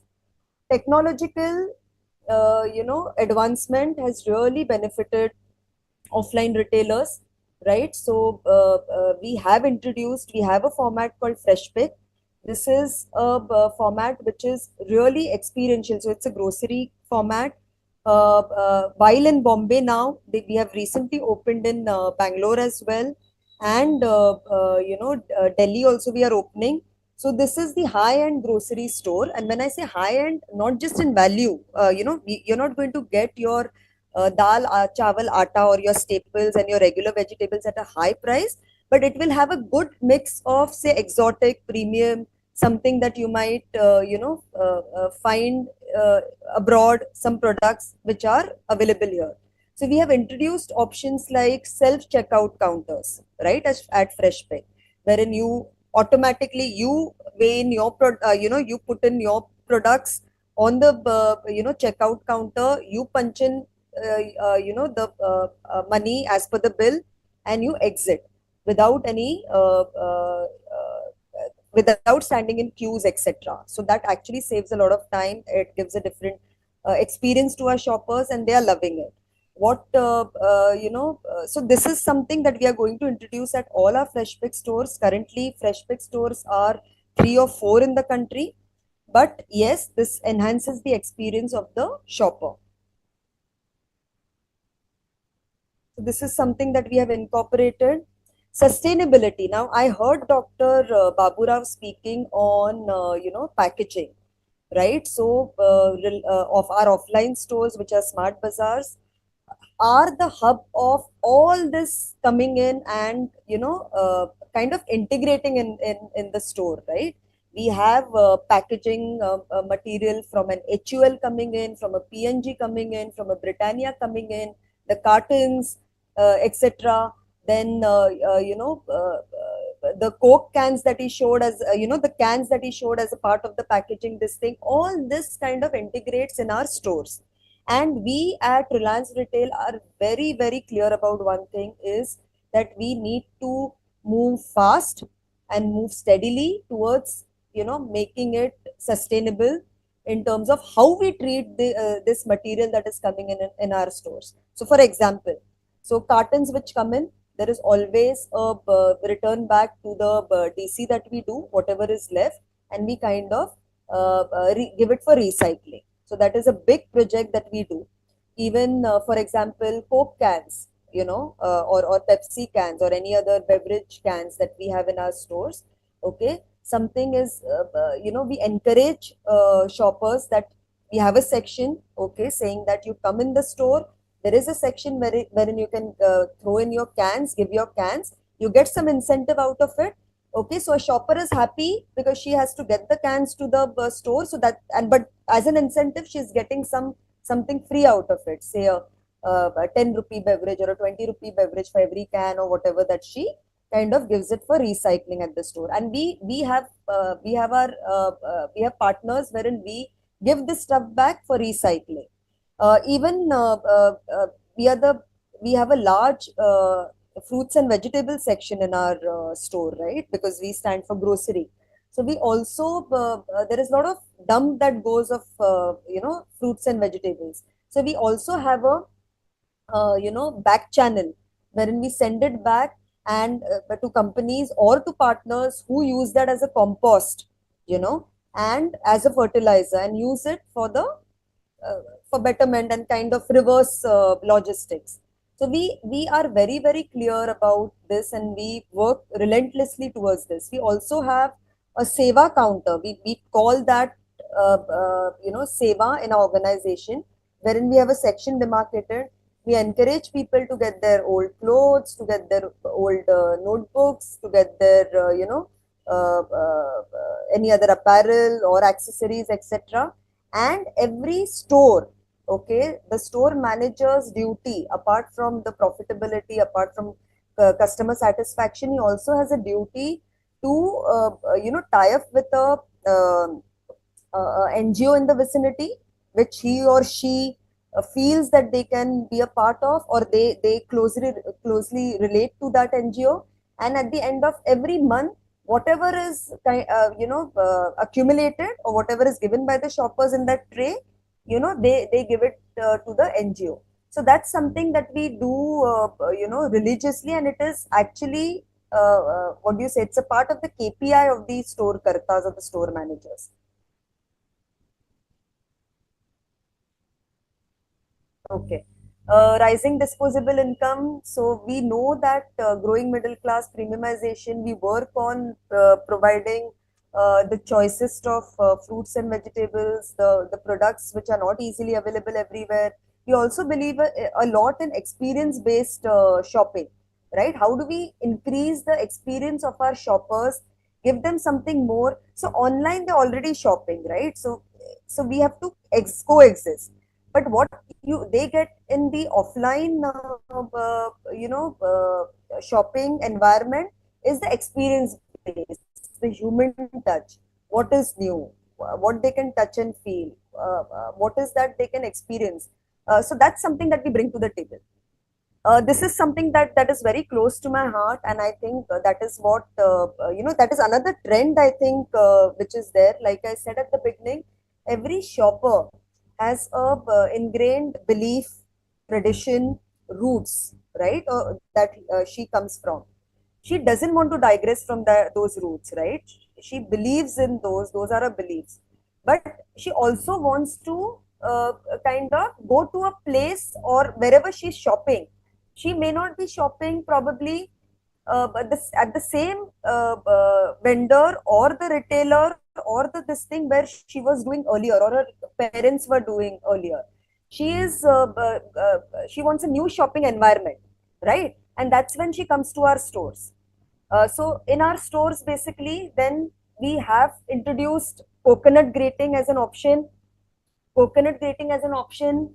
So wherein we give that service, wherein if she buys a coconut, we say that okay, we'll grate it for you for free of cost. So you don't have to go through the hassle of taking it home and grating. So what she's doing is she's using coconut in her food, but she's getting it grated, right? Fresh in front of her. We also keep flowers, right? Fresh flowers. So every day these are replenished, etc. So the puja flowers, etc. That if somebody wants to walk in the morning at our stores open really early. So if she wants to walk in and buy in along with milk and other daily items, flowers, puja flowers, she can buy those. So what we are doing is kind of giving a modern twist we are placing these products in a modern trade outlet so that we help her with her beliefs, her habits, her customs, right? So this is a trend that I think so basically regional foods, local foods is something that we catch on early and we try and put it in make it a part of our culture at the stores. Experiential shopping, I touched upon it briefly, but we also do these kind of activations at our store. So wherein we, do a free eye checkup weekend, or a free plant workshop on a Wednesday, stuff like that, which she will not get on an online shopping, but when she walks in our stores, she knows that this is something new. So even regional products. So if you have a regional soap that you're making, how can we kind of give you that space in our stores to highlight your products? So we believe in make in India. We believe in providing these what do you say, this experiential kind of shopping to our shoppers. Regional variations we just spoke on, so we try to keep these regional products, localized offerings in our stores. So if you go to a east, the product regional offerings that you get will be different. In Maharashtra, basically you have a chitle bandhu, which is the regional this thing. In south you will have some other product which adorns our shelves and which is a part of our shelves. Okay. As far as sustainability goes, right? So we also look at how do we give those options to our shoppers when they are, say, driving in. So we know that EV vehicles are on the rise. We also want Excuse me, ma'am. Sorry. I'm so sorry to interrupt, ma'am, but then we have a very limited time frame No, and no, the next I'm speaker going. is waiting. So we have introduced EV charging points, recycling initiatives like we spoke. This picture here talks about it. Recycle plastic bottles, sustainable shopping bags. With everything in our store is of cloth bag or paper bag. We also encourage a lot of greens, live plants in our stores. So this is this thing that we spoke about, that get your bottles and recycle, and the shopper will give it for recycling, and the shopper will get some benefit, some incentive. Okay, we also look at use technology very well. We look at inventory management at our DCs with the help of technology. This is a trend that I think that will catapult all businesses, right? And we shouldn't shy away from this. Digital social media presence. We look at how do we kind of make our brand visible. Of course, we launch it in those markets, but we also kind of use our digital social media platform to catapult the marketing effort. Digital payments, we have a huge UPI digital payment system in our store, which is close to 30-40% of the entire payments that we collect from our shoppers in the store. Yeah, so that's about it. So these are some trends that I feel that are, that uh, uh, all the businesses should look at. One is customer focused, one is technology, one is sustainability, one is experiential shopping environment providing to the customers. So these are some trends that if we keep, looking at options, understanding customers, bringing it in our fold will be beneficial to both.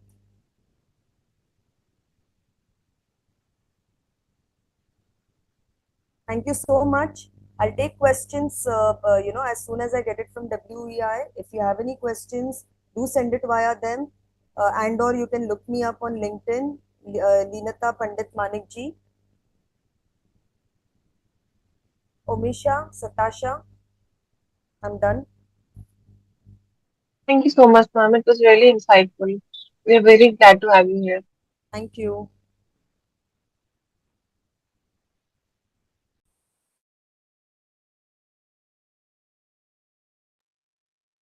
On behalf of Women Entrepreneurs India, it is our honor to have Dr. Devasundari, a principal at SRM Eastbury Engineering College. She is a renowned expert in power electronics. She has a PhD from College of Engineering, 25 plus science index publications, 5 patents, 22 years of experience in India and US. She has been recognized as the best teacher and transformational leader. We're really honored to have Dr. Dev Sundari's exceptional leadership and expertise among us. Thank you so much for joining us. Thank you, Sashni, for the introduction. First of all, am I audible, Sashni? Yes, ma'am. Yeah, thank you so much. So first of all, my heartfelt thanks to the Women Entrepreneurs India. It's a very it's a very good initiative to conduct such summits, and in fact, it's also good to know all the achievers today through this forum. Thank you so much for the opportunity. I'll just I wanted to start with the limited time. I just wanted to start where the girls are, especially when it comes to the engineering and technology today, and what they have to look for. I'll start with my own story and where I am here and what I do, and then I'll go to what I do for my students. For me, especially coming from an Orthodox family and where girls are, kept very much inside a home. It was really a struggle for me when I had to take over at the age of 40 as a principal, and where I had to manage, so many a big crowd of men and women and young generation students. It wasn't an easy path for me, and especially, I would say that the experience or the situations where I lived in, my family, professional, all my organization heads and chairmen, they were very supportive, and that's why I was able to achieve that stage today. And especially right now, I'm with SRM Ishwari Engineering College. For all your benefit, SRM Ishwari Engineering College belongs to Anna, SRM group of institutions, but we are affiliated to Anna University. And we are in the top 10 of engineering colleges in Tamil Nadu. Anywhere, a student who gets about 90% in physics, chemistry, mathematics only gets a seat in our campus. And we are very much known for all the industry connects that we maintain and all the international relationships. And our biggest strength is our alumni. They are spread across the globe in different top industries. And with that background, for all of you to understand, Ishwari Engineering College was actually started as a girls' college. It wasn't a co-ed. And later on, it was converted to a co-ed college. I have a point to say in this for you. Though it was started as a girls' college and then it was a co-ed, started in 1996, and right now we are in 2024. Trust me, I'm the first lady principal of Ishwari Engineering College. So why I have to tell you this point is, when you take the career of a girl, it's more like a pyramid always. At the base level, if you take my faculty strength, 70% of my faculty strength is with women. Only 30% I have men as professors or associate professors or assistant professors in our campus. But when the pyramid goes, when the pyramid goes to the top layers, take the next. Professors is the next. When you take to the head of the departments, of course, though my faculty is 70% of female and 30% is only male, when it comes to the heads of the departments, I would say it is 50-50. So there itself at 20%, we see a drop there. And after the head of the department, when you take it to the head of the institute, there is a drastic drop in the percentage. And I have to tell you, I'm the first lady principal of a college which started as only for girls 29 years back. So that is the problem we face across the globe, not only in India, not only in academic field. It is globally felt that in any industry also, if you take especially core industries or manufacturing or electronic industries, or even IT industries for that matter, the challenge for us is the population at the down, has more or less 50 to 60% of the girls and the ladies there. But when the pyramid goes up to the leadership roles, there is a sudden dip in the percentage. And if you go back, if you go back and see what would be the reason, there are two, three factors that we have to account for it. In fact, our chairman of SRM Group of Institutions, Dr. R. Shivakumar, he is by profession a doctor. So he used to always say this as a concern. And, as a doctor, it's his observation also. The point where we all, as ladies and women, we struggle is the emotional quotient. Leadership roles come with a lot of decision making, authority, and power. But when it comes to that decision making, we should have a clarity. We should draw a line between our emotional quotient and the decisions. And most of the problem or the concern that we all have is that particular quotient. By birth, by nature, ladies have more of emotional quotient, and that also makes us as a point to grow to that is actually a concern point when we grow to the leadership role. Even we face the same problem. If any student comes to me with a concern, initially, for me to take that, I literally, within myself, if you take me, I literally cry. I feel so sad. But then to make sure that your face doesn't reflect that, and then you take a decision very strong, actually is a struggle. So this is one concern why in the top leadership roles we are not seeing many of the females when compared to the male. And then next our concern, I won't say problem, it's just a concern. The next concern we all see is the family commitments or your personal commitments.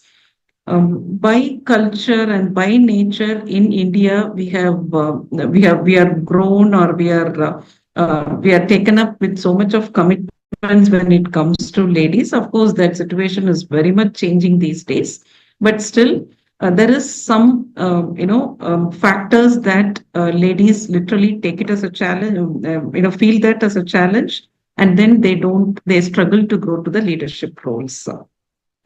Saying all that, these are the concerns. Of course, all of us had the concerns today. All the speakers would have come across all these challenges. But there are few ladies who grow up or who face these challenges and move to the next leadership role.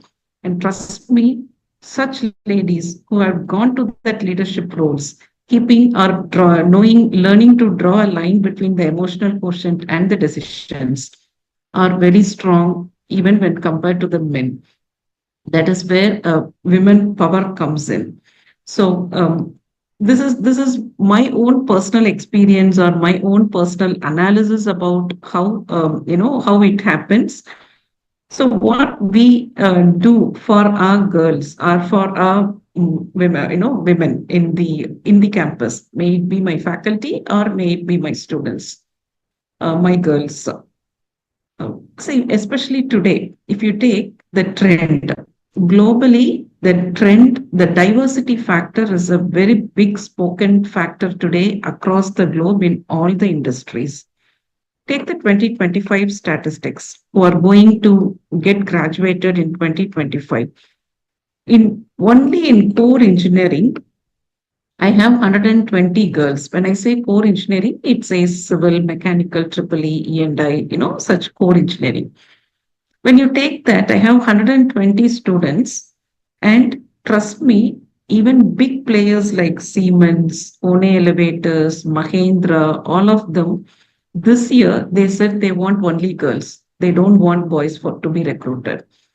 And all the recruits, all the students who got offer in core engineering is girls this year, across all the big players. Why I have to tell you this is this diversity factor is something that is very much spoken about in industries today, and especially in core industries where they see only 20% of girls even at the bottom layer. So now what we do, especially for our girls, Ishwari, if you take, it's a completely student-driven campus. we want every initiative that is happening in Ishwari is done by the students, for the students, with the students. So they take up the initiative, they come up with it, right from planning, budgeting, organizing, bringing the guests, bringing the speakers, till the vote of thanks. It's all done by the students. And what we do, what we have practice now is we give more opportunities for these girls in all such forum, so that during these 4 years itself they try to practice. Certain qualities cannot be taught on the board, and it can only be practiced, and literally we have to experience it, and it has to become your icon. So what we do is we give all these challenges to the girls right from the day one they enter into the campus. We make them to host programs, we make them to organize it, we make them to face all the hurdles, and we are only here to facilitate them. We tell them that very clearly to the students, we are here to support you, not to do the work that you have to do. So we teach them at every stage, in decision makings. And to an extent, they go out, reach out to industries. All of them reach out through LinkedIn, and they bring in, they connect with the top leaders of the industries, and then they learn all these skills. If you take, what is our agenda? What is that we are trying to do? Of course, all our students will get placed, all of them will get in a good industry, will get placed in a good industry. That's not a big challenge for us. But we wanted to take that pyramid, whichever is as a pyramid now, we wanted that base, the students who are starting their career there, to reach the leadership positions sooner, as well as with a stubborn and a dedicated uh, way. That's something that we try to practice now. Of course, when it comes to technology, or when it comes to creativity, or when it comes to innovative thinking, girls are they do very good when compared to, not, both girls and boys do it very clear and neat. The only factor that we see as a difference between girls in engineering and technology when they go to organizations is these factors, which are the emotional quotients and other factors. And we identified that, and we have started working on that with our girls. So right from the first year, we give them such challenges of hosting, organizing, reaching out to people, and we try to build that attitude, will make them very strong at the end of the final year when they leave our campus. And next to challenges, it has been there in our culture always. So our students participate in many competitions and many hackathons across the states. And when it comes to travel, there is always a question mark. Can we allow the girls to travel? And even the parents ask whether it is safe to travel. Of course, those were days when we had literally we were struggling to do all that.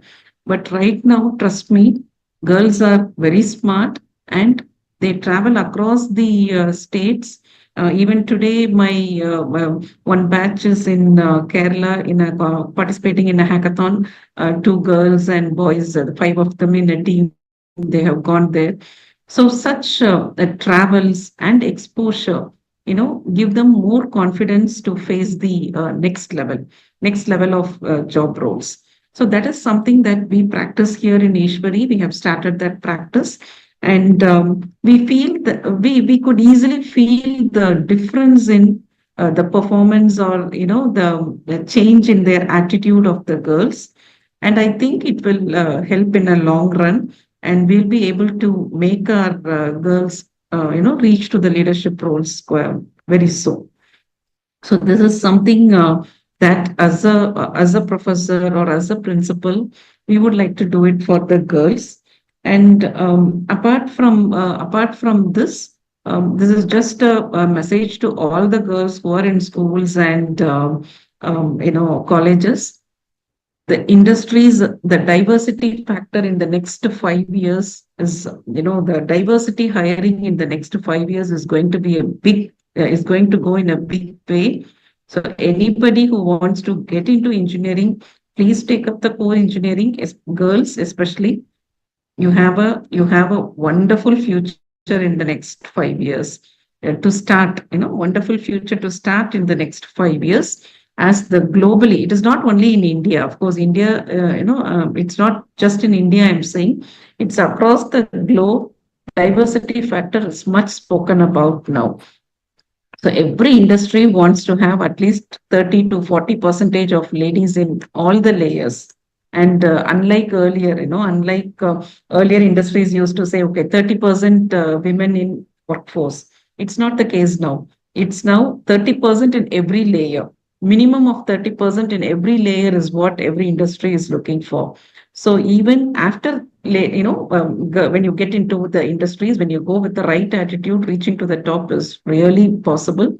So I would say, there is a wonderful future for girls in engineering and technology, and right way of working will definitely take them to the leadership roles.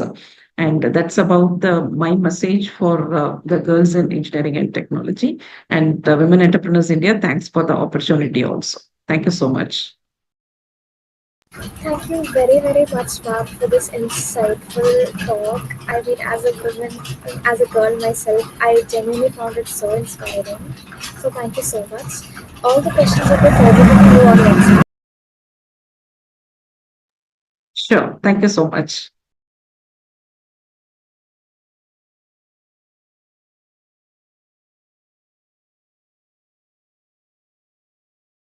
Good day, namaste, namaskaram.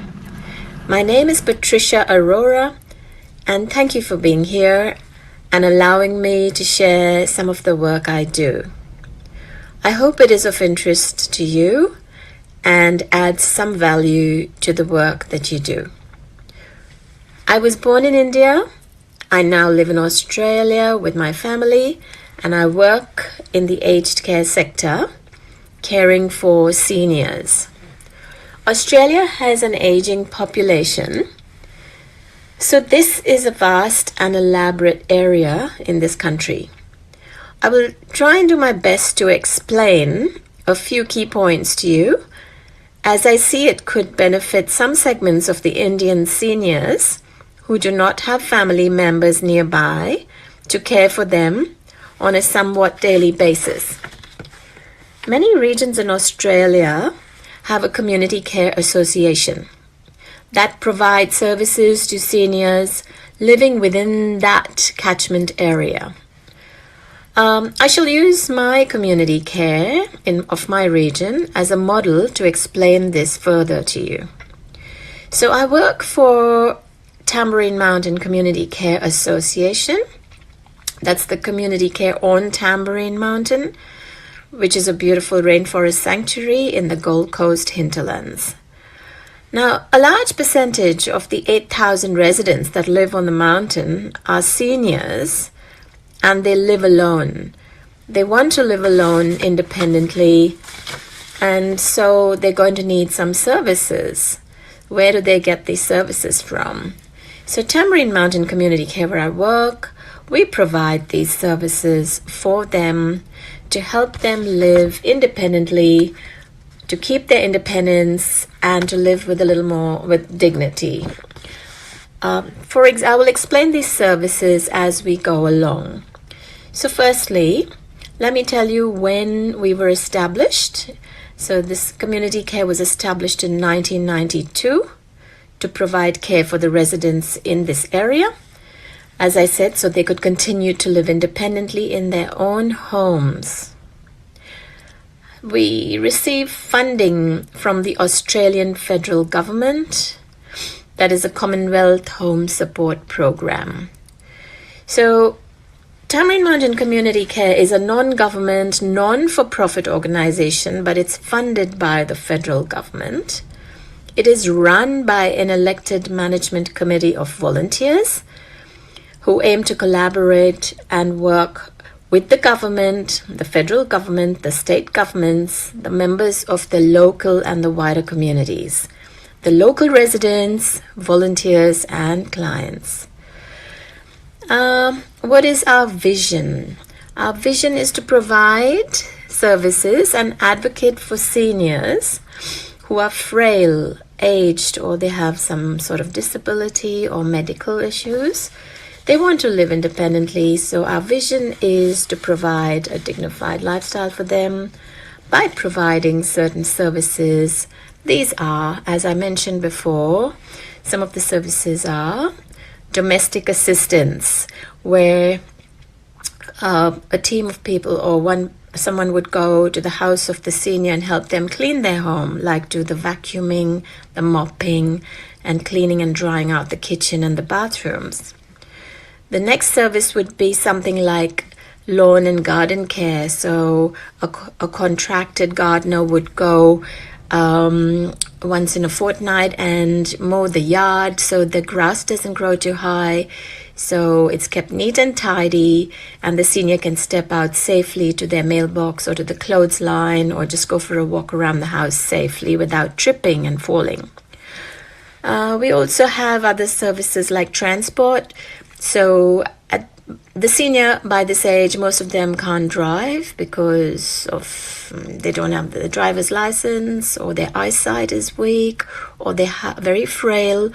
So volunteer drivers will go and take the senior to their medical appointments, or for some kind of shopping, or just to go out and have a cup of coffee or a little lunch. We also have allied health like podiatry, where their little feet are looked after. They cut their toenails, and so they do a nice pedicure for them. All right, we also have social support for the individual. Again, like sometimes the seniors get very lonely, their children live far away and cannot visit them. They live in another city or a state. So volunteer again will go over to their house and sit with them, have a cup of chai, chat a bit, for an hour or two. And so that way they have a little company. We also have social support groups, whereby some of the seniors who are more mobile will come to the center where I work, and I run the groups. So we have a lot of fun. We play games. We do some gentle exercises, chair yoga, qigong, painting, dancing. So keep them happy and keep them moving a little bit. They meet their friends, they have some refreshments, and then they go home. So they've had a little social interaction. There are outing days. Once in a month, they go for a big outing to the beach or to a neighboring area. And they go in a bus, which takes about 10 passengers, and that's our community care bus. And they spend the day out, and then they come back home. So these are some of the kinds of services. And of course, we are always available on the phone for them, Monday to Friday, 8:30 to 4:30, and to help them out with any issues that they might have. Just talk with them because they get anxious, or, answer their questions. What else do? We do so much. Okay, so like I said, Tamarind Mountain Community Care, it's a non-government, not-for-profit organization. We are funded by the federal government, but we also accept donations from community members, from anyone who wants to contribute. And we also do some fundraising. That is to raise our own funds. Like a couple of times a year, we might have a sausage sizzle, or we might have a big arts festival, and that's how we raise funds as well. We value caring and supporting those who need our services. We're very careful about privacy of the seniors because they live alone. We have to look after them and make sure they're safe. So we don't reveal their details to anyone other than the staff who works there and the volunteers. Everyone has a police check in place. Trainings are provided regularly in work health and safety, fire safety, food handling, first aid, and CPR. and other little trainings like manual handling and just basically privacy laws. Okay. What else do we do? All our services. So when the senior receives a service from community care, it is subsidized because the government is funding us.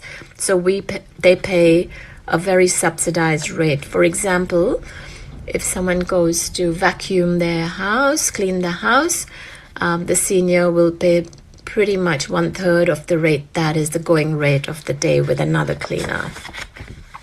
I hope I'm making a bit of sense here. I hope you understand.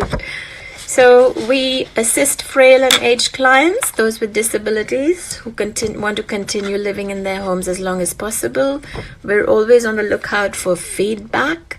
When our volunteers drive the seniors to medical appointments, they come back with feedback, like how is they doing? Is their condition the same? Is it getting worse? Do we need to inform their doctor? So we keep records of everything. We make notes on everything. Our goals are to develop a robust and responsive organization where we become like a security filter around the senior. Basically, they're cared for. They have their fresh meals going in. Their hygiene levels, the house is clean. The yard is neat, they have their transport, and they can meet some friends. If it goes into a more serious condition where the senior is in need of nursing or showering, they can't go in for a shower themselves, for personal hygiene and personal care, then we move them up to the next level, which is level 2. That's when we go back into the My Aged Care portal, which is again a government portal where all the seniors have accounts, and we refer them to a higher level of care. For example, Blue Care. Blue Care is an organization that has registered nurses, for example, who can go into the house of the senior, and if they have a wound, a cut or a bruise, they can attend to them on a medical level. They can address the problem there and then. They can shower them and take care of personal hygiene. They can actually even give them their medication, because some of the seniors forget to take their medication. So we talk to them on the phone and say, have you taken your medicine for today? And they'd say, yes, yes, yes. And when a cleaning person goes home to clean the house, they'll come back and say, but the Webster pack, the weekly pack where the medicines are placed, is not empty, it's still full. So then we call them again. But if a Blue Care nurse goes in, they can actually administer the medication to the senior. Now, Blue Care becomes the next level of care. After that, when the senior is approaching like end of life palliative care, then they go into residential care, where they go and live in like what you call a nursing home or a residential care, where they live there with other seniors, and then it's more towards end of life. So they have registered nurses in there, they have admin staff, administrative staff, etc. We have one of those centers on the mountain as well, on Tambourine Mountain, and they're doing a great job. So I'm working with first level aged care. I know in India, some families, the children have traveled abroad, and the mom and dad have no one from the family nearby to look after them or just be around. This would be great if you all can start something like this. I hope my this little sharing has helped you. And what can I say? I'll just thank Mahalakshmi a lot for inviting me to share this. And look, I'm available. If you need to ask questions, just contact Mahalakshmi and with your questions, and make a list, and as much as I can answer, I'm most happy to help you. So lovely chatting with you. Good luck in your endeavors, and you're doing a great job, and yeah, keep going. All right then, good day everyone, and signing off from Patricia. Thank you.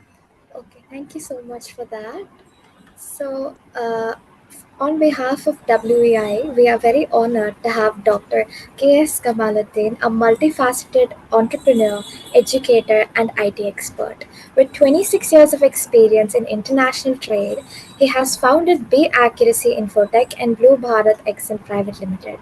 He has received doctors of letters for mastery in entrepreneurship skills and academic excellence. He has been awarded Bharat Sevak by the Government of India and has mentored more than 50,000 aspiring entrepreneurs and more than 15,000 students. He has also developed international business intelligent ERP software. As a renowned thought leader, entrepreneur, and internal auditor, Dr. Kamaluddin's expertise inspires innovation and entrepreneurship, and we are honored to have him share his insights with us. So, thank you so much for being here, and the floor is all yours. Okay. Thank you. Thank you for noting. The audible. Okay. Is audible? Yes, sir. Okay. Yes, Please, you sir. can You're check audible. my presentation also. Is is it visible? Yes, sir. It is visible. Is it visible? Okay. Thank you. Thank you for the given opportunities. So this is actually I'm Dr. Kamaluddin. I'm the star exporter. Actually, this is for the the title for the international trade.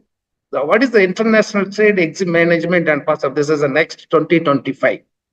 I will give the simple. This is a simple way of the strategy.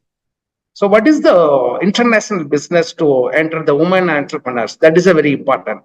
So nowadays, the woman entrepreneur to involve the international business.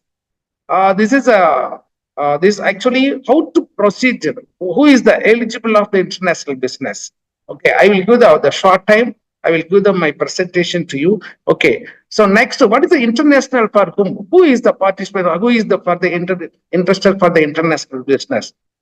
This is a my side. This is a totally is a three category to involve the international business, particularly is the women entrepreneurs also they involve the business. Okay, what is the process? What is the first category? The first category, somebody to interest for the I want to improve my skills. That is a international business. I want to improve the skill. So how to improve the skill?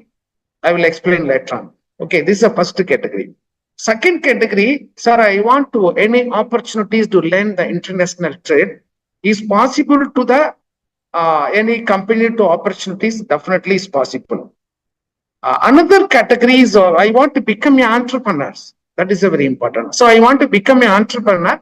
So women entrepreneurs, I want to interest to the entering the international business. Possible? Definitely is possible. Okay. First, somebody, sir, I want to improve my skill first. Improve my skill means just I can give we are the two companies we are running. We one company for the trading. We are do the export business. Another company we do the tie up with some university. What is the we can tie up with this is a skill development program. Also, we are the tie up with Trichy in Tamil Nadu is the Bharadasan University is the tie up with the collaboration certificate course for the we have developed the international trade and the shipping and logistics management system. And another next one for the entrepreneurship development management system. So there is for the government of there is a Bharadasan University given for the certificate. What is the program? So this program for the international business is the government issue the certificates, hands-on training for ERP you can give real-time exam documentation. We do the own business. I am also the interest for the business also. Many career opportunity for the women HR, finance, operation, and the exam for the exam export, import, logistics, and the internship also we are given for the different colleges also. I do this is my passion. So I am the exporter. My passion is given for the internship also. This is actually for the some college students, arts and science, engineering, MBA. You see, this is a 3 month we are do for the suppose you are interested for the international business means so you can involve this one. Okay. Next, I want to become an entrepreneur. What is the procedure for an entrepreneur? What is the main goal for the international entrepreneurs? So I want the woman entrepreneur. I give them some message. So you can go gradually first. That is the main thing. This is ambition is a very important. So I want to enter the business, particularly international business. First, ambition is the very important. Okay, next, what is the next you can go for? Somebody, so this is actually my passion. Sir, I want to enter the business, particularly international business, the passion. So the passion or success, that is very important. Somebody, sir, I want to success the business. So the passion, this is not a passion or success is very important. Passion for success. My passion is that now I do for the success. But you do the international business, ambition is important, passion is important, but both are is not possible. Actually, one more thing, one more word, that is the attitude. So the attitude is that this business is a very important. So you want to the business, you want to become an entrepreneur, you do the ambition as well as for the passion. Okay. So this is a three category. So my advice actually, you do the become an entrepreneur, then you could. So this one for the college level students, suppose I want to improve the skill. Suppose somebody, I'm the woman, I will need for the some company to job to change my profile also. So definitely the employment opportunities there. You do the any export company, you do the for the first one. Okay. So that is the one information. Okay, next. You want to enter the woman entrepreneurs. So most ask the questions. Now, frequently asked question is a different. So most asked question for the export, that is the international business. What is the question? First question, somebody asked the first question means, sir, I want business to start the business on 2025 or something. What is the first procedure? No, all are first buyer needed. That is a very important. Somebody is given how to search the buyer. So that is a very important. First, so buyer needed. Which buyer is wanted? Okay, next, another one go for the next process for the what is the product? So you want to interested for the export. Who is the buyer? Which product is interested for the buyer? Okay, next, another ask the question, what is the investment? So you start the business, investment also one part. Suppose you are export to the, suppose in India, in Chennai, Tamil Nadu, you are export to the vegetable to the different country. So different country, what is the investment means? So only you want the vegetable, it's not more than 1.5 lakhs, 2 lakhs, that is the investment is over. There's a minimum investment. Suppose we are export to the salt to the different country. One container is a 20 feet, that is a 25 metric ton. Suppose you want to export to the different country for the salt, not more than 3 to 4 lakhs. That is the investment. So the vegetable not more than 1 to 2 lakhs. The salt is 3 to 4 lakhs. Suppose we are export to the rice. You are interested for the rice, so more than 10 to 15 lakhs. Suppose you are interested in the cashew nut, 1 crore. So suppose you want to export for the cardamom, is around 2.5 crore, one container. So the investment is depending on the product. Okay, next question. Next, somebody, sir, this is the safe business or not? Somebody asking. So there is a safe business. Definitely safe business, but do the proper. I will give some solution. Okay, another one. Somebody asked the question. So this business, how long you can start the business? So now is the 2024 is gone out another couple of months. So next is for January, you do the 2025 means, suppose you start now. So 2025, you wanted to start the business, if possible or not. So I will give somebody asking for the 5 type of questions. Okay, what is the solution of this? Ask the question. First, you learn first. That is my advice. So you learn first. What is the learn first? You are asking, no, sir, I want the buyer. Sir, I want the product. No, first, what is the solution? This is R&D is very important. What is the market and buyer research?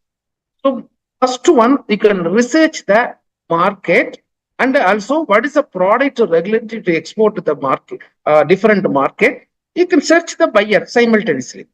So everything should be left eye should be a product, right eye should be a buyer. So you can focus. Focus is a vision. That is a vision of the international business. You can vision. Left eye for the product, right eye should be a buyer. So first, there is a market and buyer research is a very important. Okay, next, what is the investment? Already informed. The investment is as per product. That's all. So now I'm do some different type of that means somebody, sir, my bank balance is 5 lakhs is there, 10 lakhs. Nothing. So what is the product you do the export? That's only as per product only the investment. Okay, somebody asking, sir, this business is safe or not? So the safe or not means there is a precaution is the very important precaution. So the without precaution, don't export. So the export business, the safe of business is one department is there. ECGC is there. Export Credit Guarantee Corporation. This is a very important. So that is a safe business. Somebody asking, how long, sir? So today onwards, so today is there is a 5th of October, you can start the woman entrepreneurs given for the opportunities. Now we can start, so don't break. That is important, don't break. So you do the business, who is the first you can set the market and buy a research, next for the investment, depending on the investment, next safe of the business, and next how long means so today onwards, you can take. So I want the sir, I'm start the business on 2025. I want to become an entrepreneur, international entrepreneur. Now today you can start. So start means I will give the some information to this. This is for the some overall information. Okay, what about the next? The international trade. What is the classification? So that is a very important. So totally is a 6 point is there. What is the first point for the international trade classification? First, how to present. How to present means you do the business, you can start, be careful. So this is each 6 point is there. Each point around more than 3 to 4 hours. But this is only slot, 15 minutes slot. That's why I can give the some boundary. Then after you can feature, I will go. How to present. Present means the two type of present is there. Number one, prepare yourself. That is very important. How to prepare? So you can prepare the yourself, and you can prepare the yourself in mean another one. You can start yourself. So that is a information is there. I will explain later on. So number one for the how to present. Number two, the trade dashboard is there. So the international dashboard. Suppose I want to become an international entrepreneur, some dashboard is there. So second points I will explain the later on. Okay, third one, the business is a flow of business is there. Struggled, that is a very important. This is not this international business is not easy, but you do the properly, then you can go for easily. So that's the third point. Next point is the trade process. This is a 5 steps of process is there, and another one for the trade focus, and last one for the what is the opportunities. So that is a 6 point. I tell you, each point more than 3 to 4 hours. Okay, what is the first point? First point I will give the one information to you. How to prepare the yourself. So the export, you prepare the yourself first to build a business. That is important. How to build the business? Number one. Next, how to register the business? Number two. Number three, how to run the business? Number four, how to find the business? And next, how to start a business? So all together, it's not easy, but using the one ERP system. So the ERP system, actually, I'm 25 years experience, more than 27 years experience in international business. And also I'm basically in system analysis. I developed the one ERP also, all together one roof. So that one ERP also. Okay, before the everything, suppose you can prepare the how to build it. So I will give the some information. Sir, I want to start the business, become an entrepreneur. What is the process? First, you can scrutiny the product. That is a very important. Don't select the product. Scrutiny the product. What is the scrutiny? So number one, that is the strategy of the product. This is an innovation product. Okay, what is the, somebody is, I do the export of different product, but you do the export innovation of the product. Somebody do for the 5-in-1 product. Actually, we are doing some, this is a family pack, some different of product, some different of innovation product is there. You can go ahead this one. Otherwise, sir, there is not innovation. Okay, you go any family circle, you do the business for the family circle also. Another one's friend circle also, you do the friend circle. You do the any product, you can pick on the sales. That's all. So that is not idea. Is one more thing is there. ODOP is there. In India, government is introducing a couple of years ODOP. What's the ODOP is one district, one product. Suppose nearest to any product in your place, then you can go ahead, you can procure the product, you do the export. So otherwise you can create the new product. So this is the first you can how to build the business. So you build the business. Innovation is the very important. So any different type of, so suppose you want the any family background, friends, ODOP, otherwise you can create a new product. So that is the first thing. Okay, number two, how to register the business. Suppose you are interested in individual business, you start the, sir, next year I can start the international business. You want to individual, your own PAN card, that is of importance. Suppose you want to join the business, you can put the create the one company, in the name of company, you can take the PAN card from this one. Okay, so that is a second one.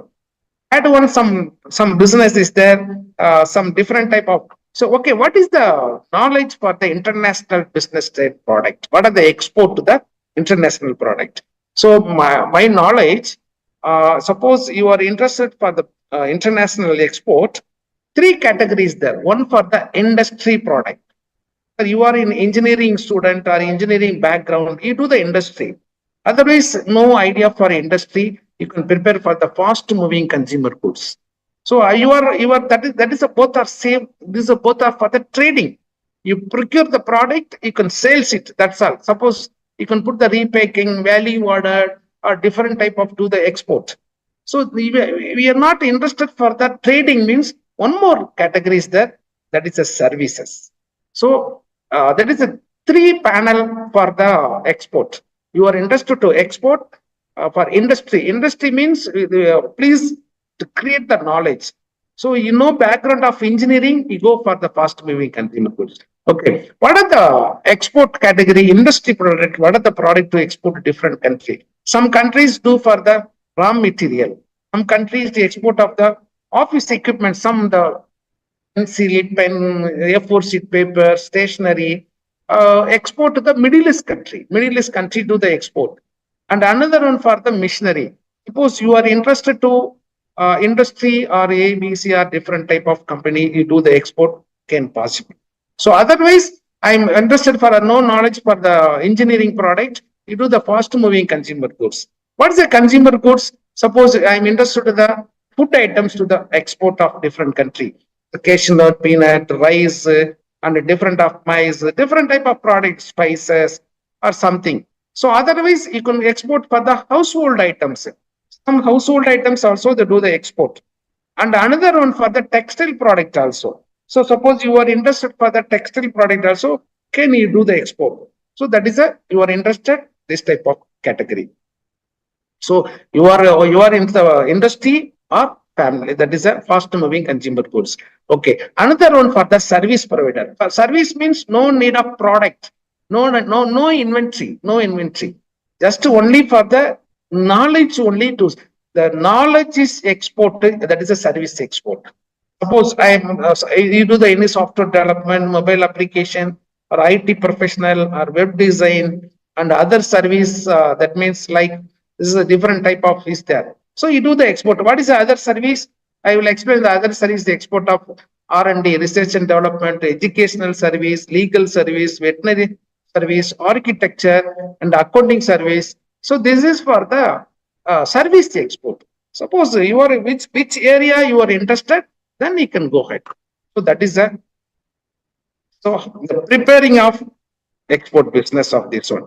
Okay, next, what is the start yourself? What is the start after you can prepare the product or buy or something? You can start the business.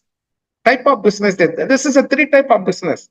One for the manufacturer, another one for trading, another one for service. Which one is you do this one? You can go ahead. So I'm not just only for the boundary only I will give. Next for the formation. Formation, you do the export of business. In India, suppose you want the sole proprietor or partner. So both are, this is a two ways there. Only is joint business, one for the individual business. Suppose individual business you want to register means you want the in India Act for one company is for the 1% company. This is a registered company. Suppose you want the partnership of registered company, one for the LLP, limited liability partners, and as well as for the private limited. Suppose you do the individual or joint partner, you can decide. And next you want to register the company. So that is you can go for this one. So third one for next for the budget. What the budget? So you can start the budget depending on the product only. Okay, number 4. So you do the business master is a very important. And finally, so this is a without practical, so definitely not success for the this business. So this is a very important for the practical. What's the practical? So somebody, this is an online classes is doing for, but you do the preparing for the costing sheet, then documentation, how to procedure, everything you do the practical. So that is a very important. Okay, so that is how to present. Okay, next, what is the dashboard is there? In international business, 2 type of dashboard is there. What is the dashboard for the international?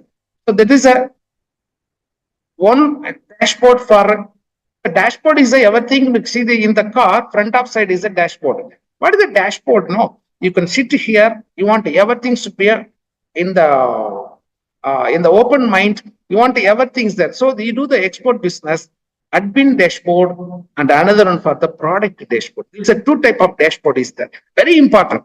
So what is the admin dashboard? Admin dashboard means different type of, this is a documents, and another one for the accounting documents, and as well as logistics documents. And the next, what is the admin? This is a admin dashboard. What's the product dashboard? What type of product do the export? What is the procurement of the product? How to prepare the sample? How to prepare the packaging? How to prepare for that? This product is restricted or not? And otherwise, you do for the export promotion organization also is there. Okay, so that is everything is there. What is the promotion of organization? Just so I can give, and I can go a few minutes. What is the organization? This organization means this is RCMC there. Registration cum membership certificate. This is a very important. You take the IE code, that is the export import code. After that, you can prepare the RCMC. In India, 3 category RCMC is there.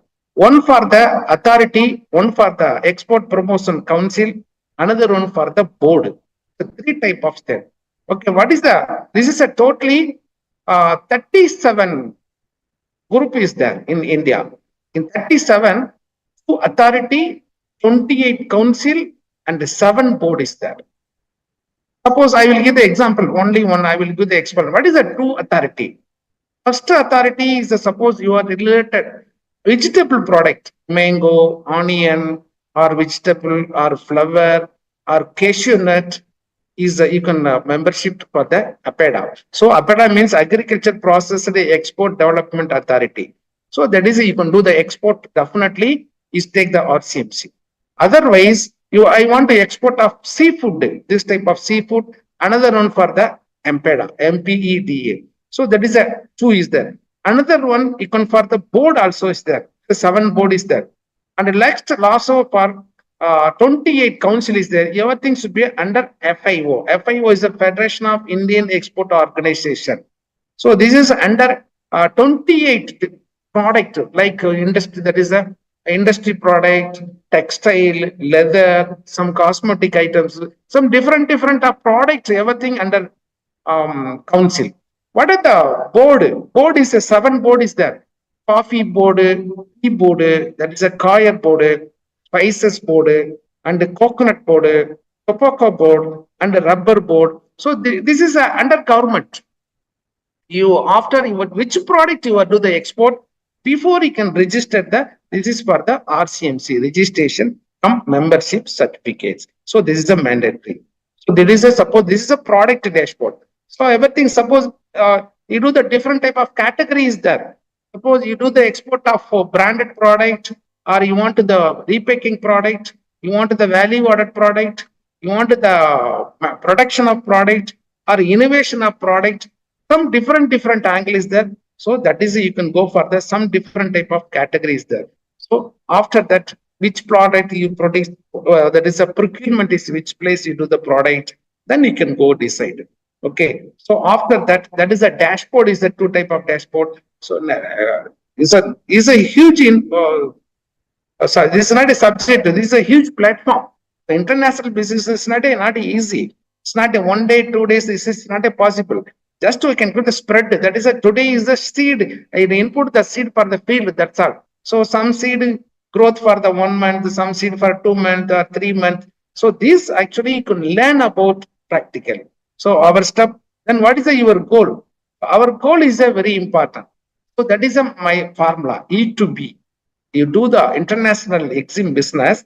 E to B. What is the E for inquiry? Inquiry letter to balance sheet. So that is a very important. You do the international exim business. So everything is a goal for the inquiry letter to balance sheet is a very important. Okay. So next I can go for it's not a time actual actually the short time. So that is about international trade. What is the challenge of international trade? What are the opportunities of international trade? There is a high level of learning also is there. High type of earning also is there, and then some focus. What is the focus? So there is some different. Somebody asking the same different type of questions. 7 tips for the exporter, and 10 specification also is there. 16C also is there. Then some 20 level, some different type of level is there. So what is a 20 level means? You can go for this is a export is 20 stage. 10 stage for the order process, 5 stage for the shipment process, 5 stage for the post shipment process. So you learn everything. Then after that you can go for so some opportunities also is there. So what is the opportunities? What are the product to the export? What is the profit? What is the gain? So everything can go for gradually. Okay. So thank you all. You do the small business. You do your wishing the successful exim business. You do. I will give the wish to you. Okay. Thank you all. Wish you all the best, and thank you for the given opportunities. Thank you once again. Over to you. Thank you, madam.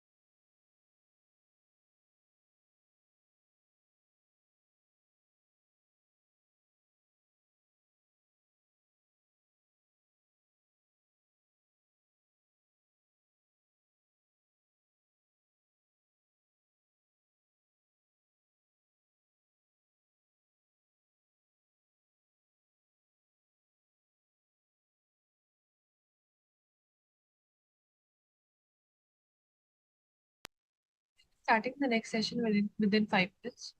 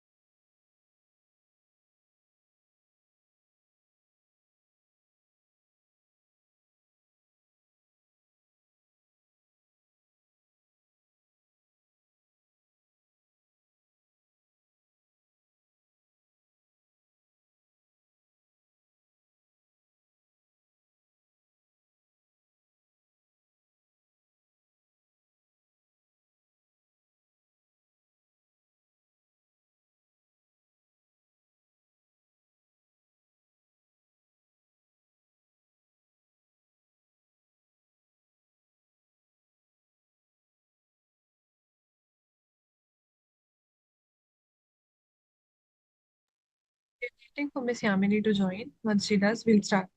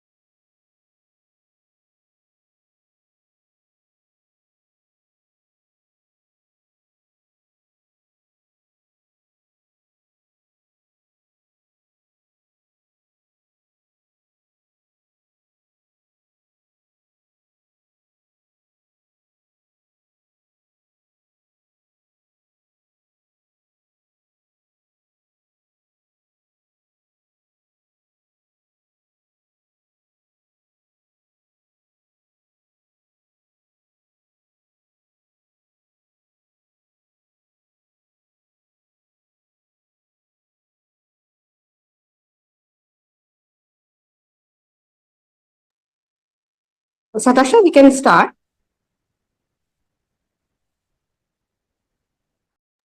Sure, ma'am.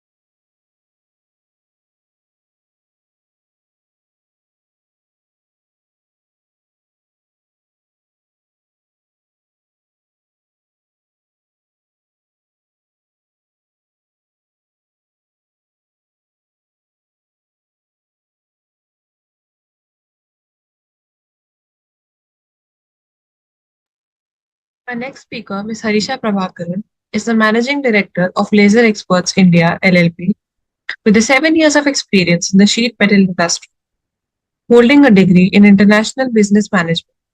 Ms. Harisha has been instrumental in leading her company to success. We can't wait to hear her insights. The floor is all yours.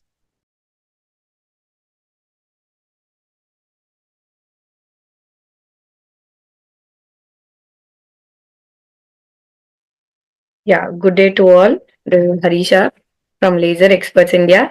I would like to thank Ms. Mahalakshmi for giving me such an opportunity to showcase my company. A small video for all so that you can better understand my working. Just give me a second.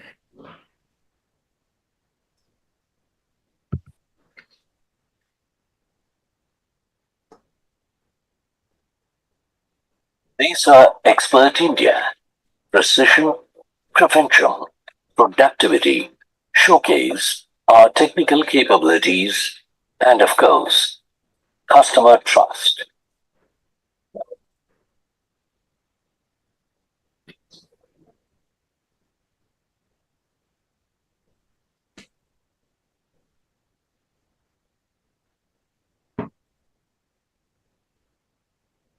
With LEI's watchwords, namely precision, prevention, and productivity, our company continues to march ahead and stand apart in providing world-class service in fiber laser cutting machine industry.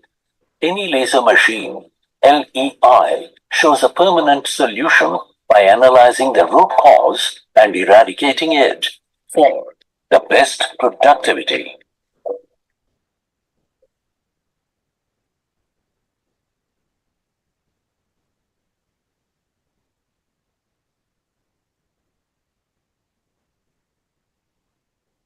Laser head, small or big, our maintenance team inspects every part of the machine for continuous operation.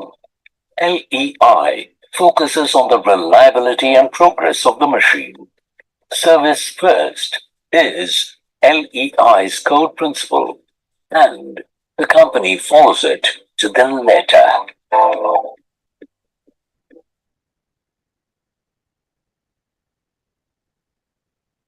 Harisha ma'am, I think we are unable to Our watch the LEI video.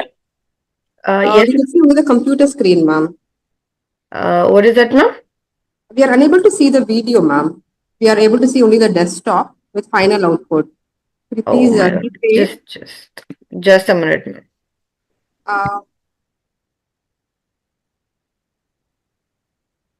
So Are you Harsha, were okay you now, able ma'am? to view? Yes, ma'am. You can, yeah. Please go ahead. Is that okay now? Yes, ma'am, yeah. But India, precision, prevention, productivity, showcase our technical capabilities, and of course, customer trust.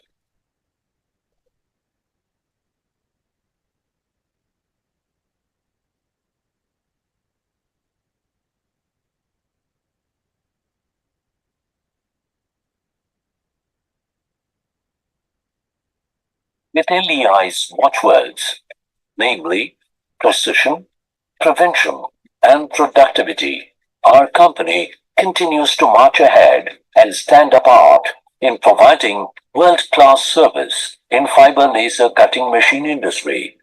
Any laser machine, LEI, shows a permanent solution by analyzing the root cause and eradicating it for the best productivity.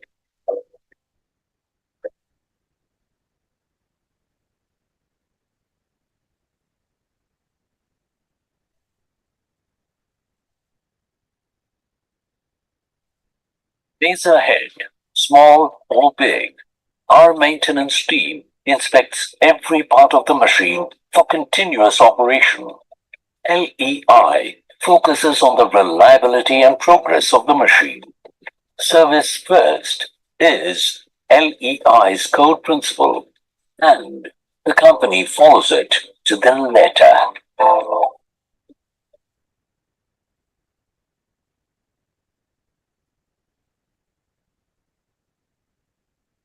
Here comes our LEI magic, the spark of our lives. LEI focuses on high power laser source technology, repairs, and services. LEI proudly presents its facility with highly advanced equipment, tools, technology for faster, better customer support. The LEI team gears up for service to its customers in order to minimize idle time and enhance customer-centric experience. Customer satisfaction is our primary objective. LEI possesses a team of highly qualified and experienced engineers who handle both field and in-house repairs. From basic testing to the final outcome of packing the materials are handled by a separate team trained specifically for the job. CNC repair and service. LEI spreads its wings into CNC machines repairs too. Spares like motors, drives, cables are also handled by the company. LEI Equipment Evolution.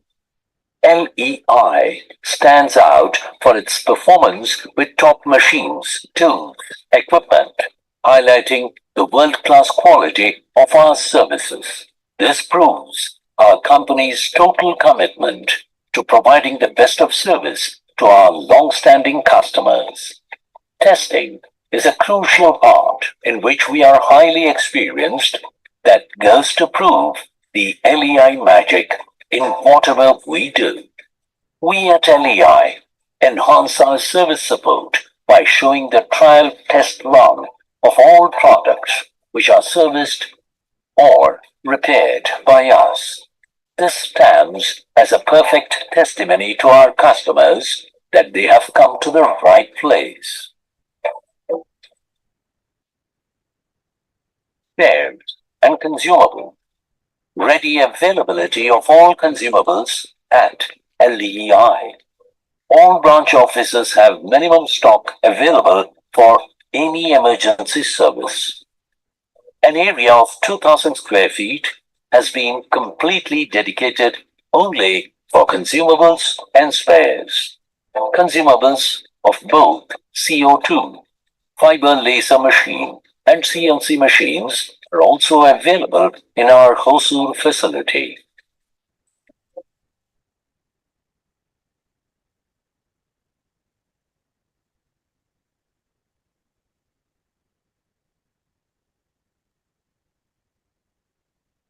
Hi, I hope everybody understood what we do. We are the service providers of laser cutting machines, which is of a sheet metal industries. We basically take care of all the machines and we give them the preventive maintenance structure so that the machine runs unstoppable. And the laser cutting machine is in all fields right now. It is in the hospital, it is in the welding, cutting, and even in at from home also it is all available. So basically from the vessels we have all that are cut by laser cutting machines only. And now into the jewelries, clothing, from basic the house cleaning also is being done by laser cutting machines. So we are the service providers and we do the repairs of the spares of the machines and we do a small supplies of these consumables also.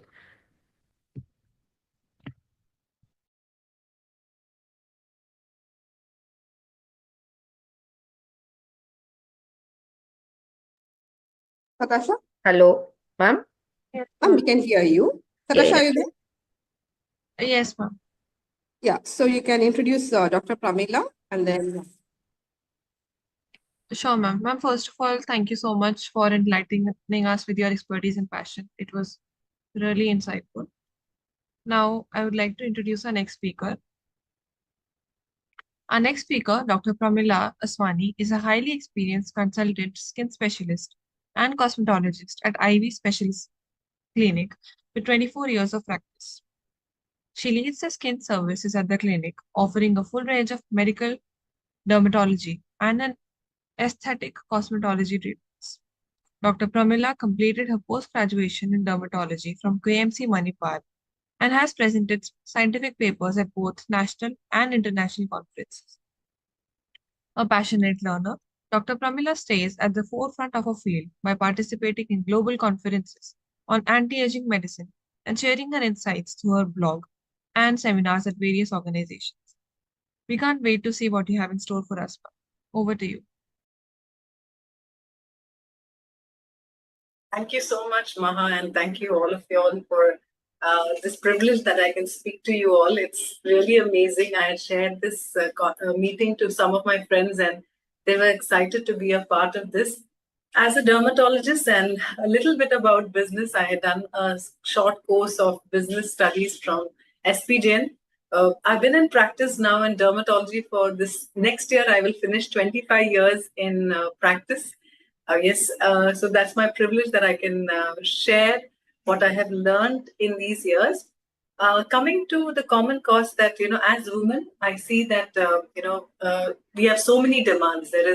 That work-life balance is very difficult, and common things that we see during this time is, common concerns is hair fall, how stress can affect our body. I'm thankful for my person who shared before about lasers.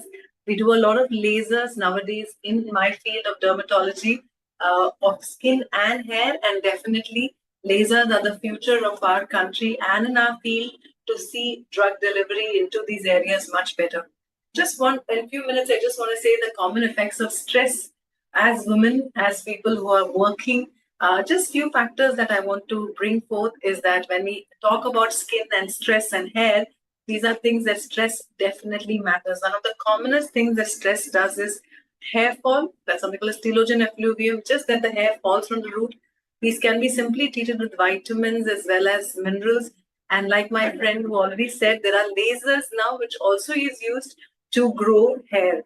So in the industry of business, yes, lasers are the things to go forward. And I know some friends of us are into hair care products and skincare products.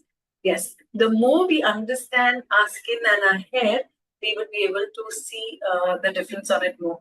I just want to talk about stress because that's such a common factor that we see as women because we don't even realize that we are into so much stress. And some patches that happen on the scalp, which is called as alopecia areata, round patches. And many times when we have these patches coming, it's good for us as people just to look back and say, what are my trigger factors? So when our body says certain things about our skin and hair, it's good to give thought to our thoughts, is what I thought. I'll just bring this up in my thing.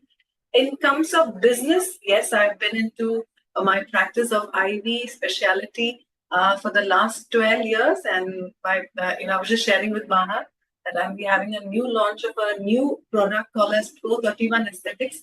And this is especially for darker skin individuals because our brown skin is very different from the white skin. Certain products in our skin, lesser is better. With the social media coming, there's so many creams, and in brown skin, actually, we have the benefit of melanin, which protects us from the sun. So for us, if we want to have skin creams, lesser is better, and that's the new product launch that we'll be having in another 3 months.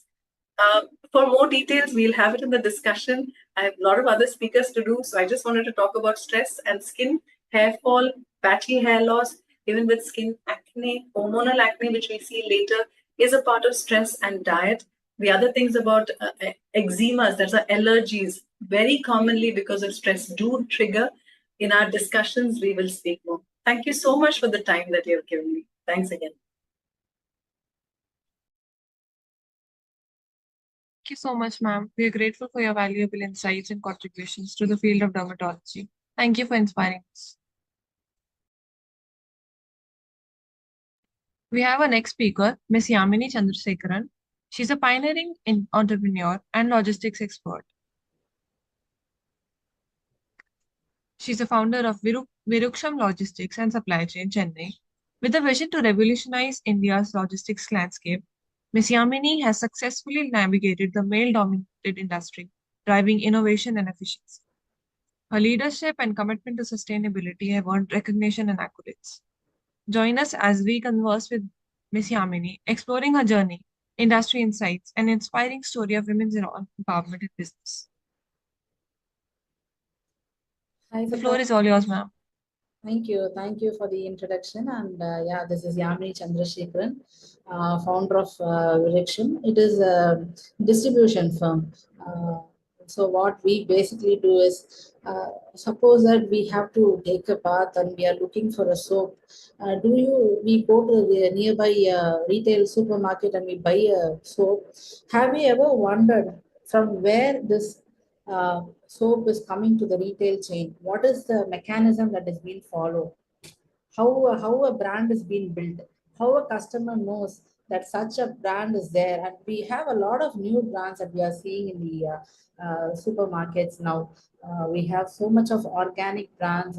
We have health related brands like what is that? We have the different types of millets and rice that's coming on. So much of innovations is happening, and if this has to reach the customer, there should be some point of transition from where it comes, how it reaches the customer, how the sales is happening, how the marketing is being done. So that is where we as distributors stand in front. We connect the brand along with the customer. So there is a small slide that would explain us much better, and here it is for you.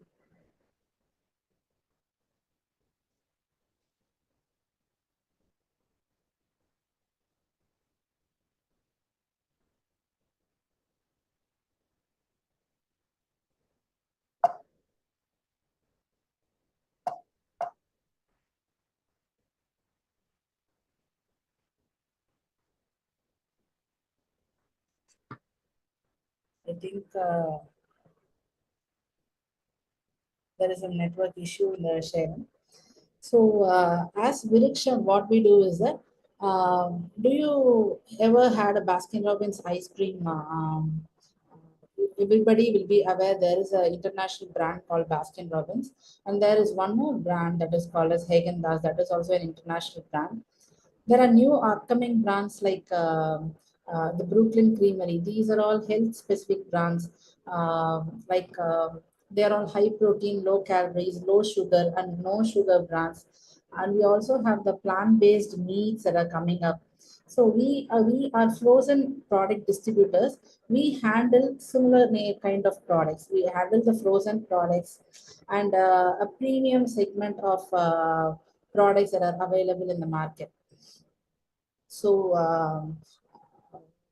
what and all we ensure is that the quality of the product, how it comes from the factory. Suppose there is a person, there is a woman who is looking forward to do something, she doesn't know where to start with. There should be a point where what to do, how to do. When you're clueless, maybe trading of FMCG products would be an option for you.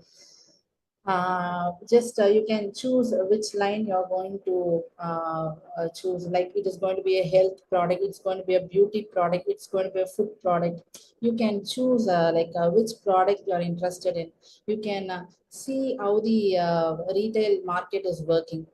What is the requirement? So maybe you can visit some supermarkets. You can analyze the e-commerce trends. You can see which product has better support from the company point of view, or you can analyze that and you can choose the product. You can take up the product. You can do a sale and marketing for the product. You can bring it to the market, and through that, we may not know, tomorrow you may also be a owner of, or you may start your own brand of that particular product. So my slides would be in the next presentation, and thanks for introducing me. We'll continue discussing. Thank you.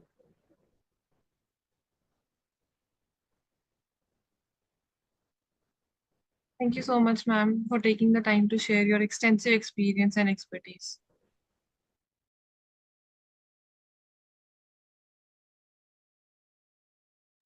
We have our next speaker, Ms. Sampurna Ganguly. She is the founder of Silky Crafts and an accomplished entrepreneur.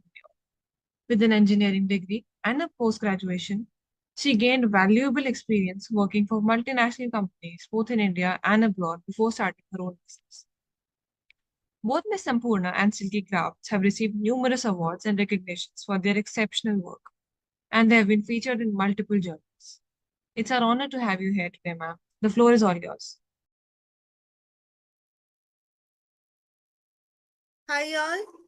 My thanks to Mrs. Mahalakshmi for providing me this opportunity. So I am Sampurna and my brand is Silky Crafts, which is located in the UNESCO World Heritage Site of Shantiniketan. That is a place 180 kilometers from Kolkata, the state capital. What we do, we actually make leather-made accessories like purses, pen stands, and coin purses, key rings, these kind of articles. Along with that, we have also started doing batik stones. We have an all-women artisan group, and they are all trained because Shantiniketan leather craft is an unique craft. What makes us so special? First of all, I want to take the opportunity to tell about that. There are numerous leather accessory manufacturing unit and all of that. First of all, obviously, our items are handmade. So that makes some special items. I want to showcase some also. Just see the work on it. Along with that, this is a pen stand, very newly launched. It's yet to be marketed in the market, and this is one of them. So along with that, handmade items, we have already, we are working on vegetable tanning of leather. Now, there are basically two kinds of processing of leather. One is called chrome tanning, another one is called vegetable tanning. Now, what is vegetable tanning of leather? We are only using lime and salt to process and dry the leather. And these are another of jewelry box, leather jewelry box, which we manufacture. So for vegetable tanning methods, these are actually all biodegradable and no harmful effects are there. So this is our specialty. Like along with the handmade products, we are using vegetable tanning. Now, one is something I want to tell you that this is the original Shantiniketan leather craft. We have to use the vegetable chroming method. Why that is so? Because the motive that we actually do on the leather, that won't come when we are doing the chrome tanning method. Because vegetable tanning method, it takes around 2 months to process the single piece of leather. So yeah, it takes a bit longer time, but obviously we have to, like, sustainability is also another one of our passion where we have to work. So naturally vegetable chroming is the way. And this is not actually started by me. Around more than 100 years ago, this particular art was started by Sri Ravindranath Tagore and his daughter-in-law. So the original Shantiniketan crafts, they are all vegetable tanning methods there we are using. I want to tell you another thing, that our another specialty is we are always using vegetable dyeing, like not the chemical dyeing process. These are not harmful to have like to both the environment and none of us.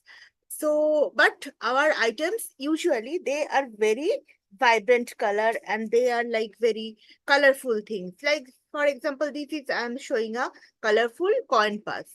What we do in that case, instead of using chemical dye, we put this to get vibrant color in a big tub of dye. And only then this kind of vibrant color comes. And there is another method of leather processing which we use, that is called batik. Like batik cloth, some of us might be familiar with. That also we do. That is wax dyeing technique. But batik on leather means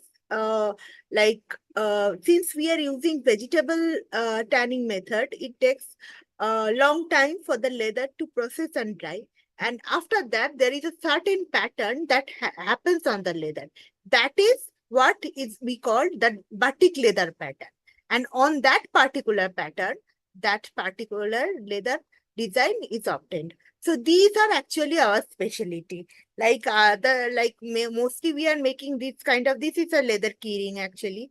Very vibrant color items. We are using all women group and some of them are from the local Santal community in Bolpur. And obviously vegetable tanning method and these handmade products. So we have already been recognized for our efforts and for our work. So that is the thing. And we already deal in B2B sector and B2C sector. And also we export. Now for the customer base in India and outside India, they're a bit different. For example, when we export in UAE, they like the vibrant color passes which we make. For example, just like this. This is a brown color pass, a leather color pass. And in outside India, we have very much big demand of money banks, because there are some countries like, for example, UK. They are very much big on coins, and the coin size is a bit different from Indian coins. And see, this is one of our coin banks which we export, especially for European countries. This is because the taste of European customers and Indians are a bit different. As an Indian, I also like the very vibrant colors, but these people, they like a bit subtle colors. So that is one thing that we are doing differently. Our very new discovery, I should say, this is spectacle case, and this is also very much still now in demand. We are hoping to get a good market for this. And a last thing I would want to say, that we don't believe in wasting any of the materials or whatever we do. So as we do batik shawls, there are always some kind of fabrics which are left over. So that is another one of our motto, that we want to be the sustainability champion as well. So instead of wasting away that batik shawl fabric, we use this to make this kind of little small potlies. They are very beautiful, cute looking, and also like ideal for gifts. So these are all what we are doing, and we hope to take it a bit in a bit bigger level. That's all about us. Thank you. Thank you so much, ma'am. It was very insightful listening to you, and your dedication to sustainability is highly appreciable. We can take up questions for the panel now.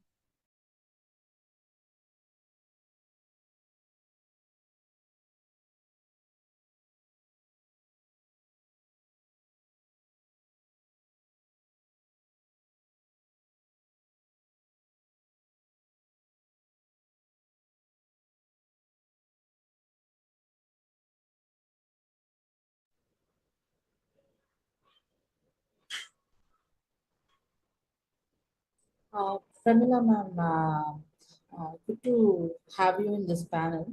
I would like to have a question with you. Like, as an entrepreneur, it's too difficult to manage the family as well as a career and taking care of ourselves. In what way you think we can better take care of ourselves? Thank you so much, Yamini. That's a $1,000,000 question. I just want to start with an analogy which really spoke to me when I was in COVID time. I think things were difficult, and I think COVID just made everything very real. So during that time, I think there were a lot of articles, but I want to share this because my dad worked for the airlines, and when I was growing up, we just went in airlines regularly, but that sense, we remember the air hostess saying, when the flight is in turbulence, first put the mask on yourself even before putting the mask on the baby. That came really real because when it comes to self-care, prioritizing is important. As mothers, as women, I see we are so selfless that we prioritize everything other than ourselves. So I just want us to remember this, the scene of that person. When in turbulence, we need oxygen first. So when we learn to prioritize our health, not only physical, mental, we will make time for it. Because I think as women, my heart goes for women because we are so hardworking. We take care of everything. I just want to remind us that if we are not taking care of ourselves, it is very difficult for us to take care of others. And just making what I try doing is, whenever I get time, I put a smartwatch and I walk.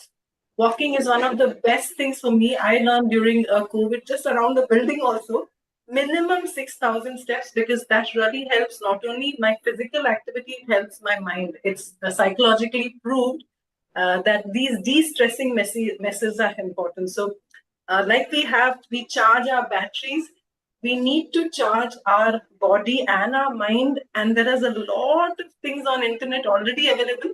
I think the way we take care of our families, we need to prioritize, just even half an hour a day for our physical and our mental being. I am not saying it's easy, but it is possible. Yes, definitely, ma'am. I do accept with that because even I have a routine of hitting the gym every day, at least for an hour to keep ourselves charged. And we need some time for ourselves. Actually, we don't give the time at all, and I think that's much needed thing. Thank you for that.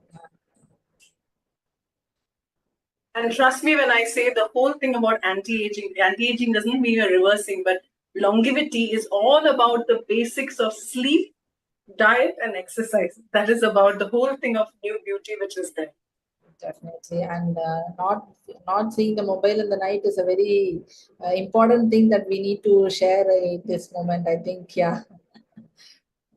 Maybe you can share some skincare, hair care routine or something that we can quick hair care routine. So, see, when it comes to hair care, we need to understand that when I pull my hair, the hair that falls, that is the dead hair. Yeah. If I don't have severe hair fall, a routine washing your hair 2 or 3 times a day, because when my scalp is unhealthy, I'll have good hair. When it comes to oiling, because in South India we're so used to oiling and we think oiling will do everything. Oiling is a good moisturizer. Oiling doesn't help in hair growth. That's a myth. But there are certain ingredients which you put in the oil that can stimulate, increase blood supply, thereby indirectly causing it. So for a regular hair care, just washing your scalp 2-3 times a week is necessity. Using a right shampoo. Suppose you have dry frizzy hair, Nowadays, there's so many products which if you have dry hair, use shampoo for dry hair. Shampoo is like a soap and conditioner is like a moisturizer. So understanding one is for cleaning, one is for moisturizing is important. Depending on your hair type, like we have all of them entrepreneurs, and I'm sure there are products which are available. Any of them can be used. The shampoos that have to be used for daily wash is very different from the shampoos that have to be used 3 times a week. So if it is a regular hair care, washing, not too harsh shampoos, not scrubbing too much because your hair is weak. I like, I won't take too much of the time, but I like to explain through photographs. I have my thing here. If you see, this is the hair follicle. The nutrition is here. None of your shampoos reach here. It's only for the product. When you're having hair fall, we need vitamins here and specific products over here.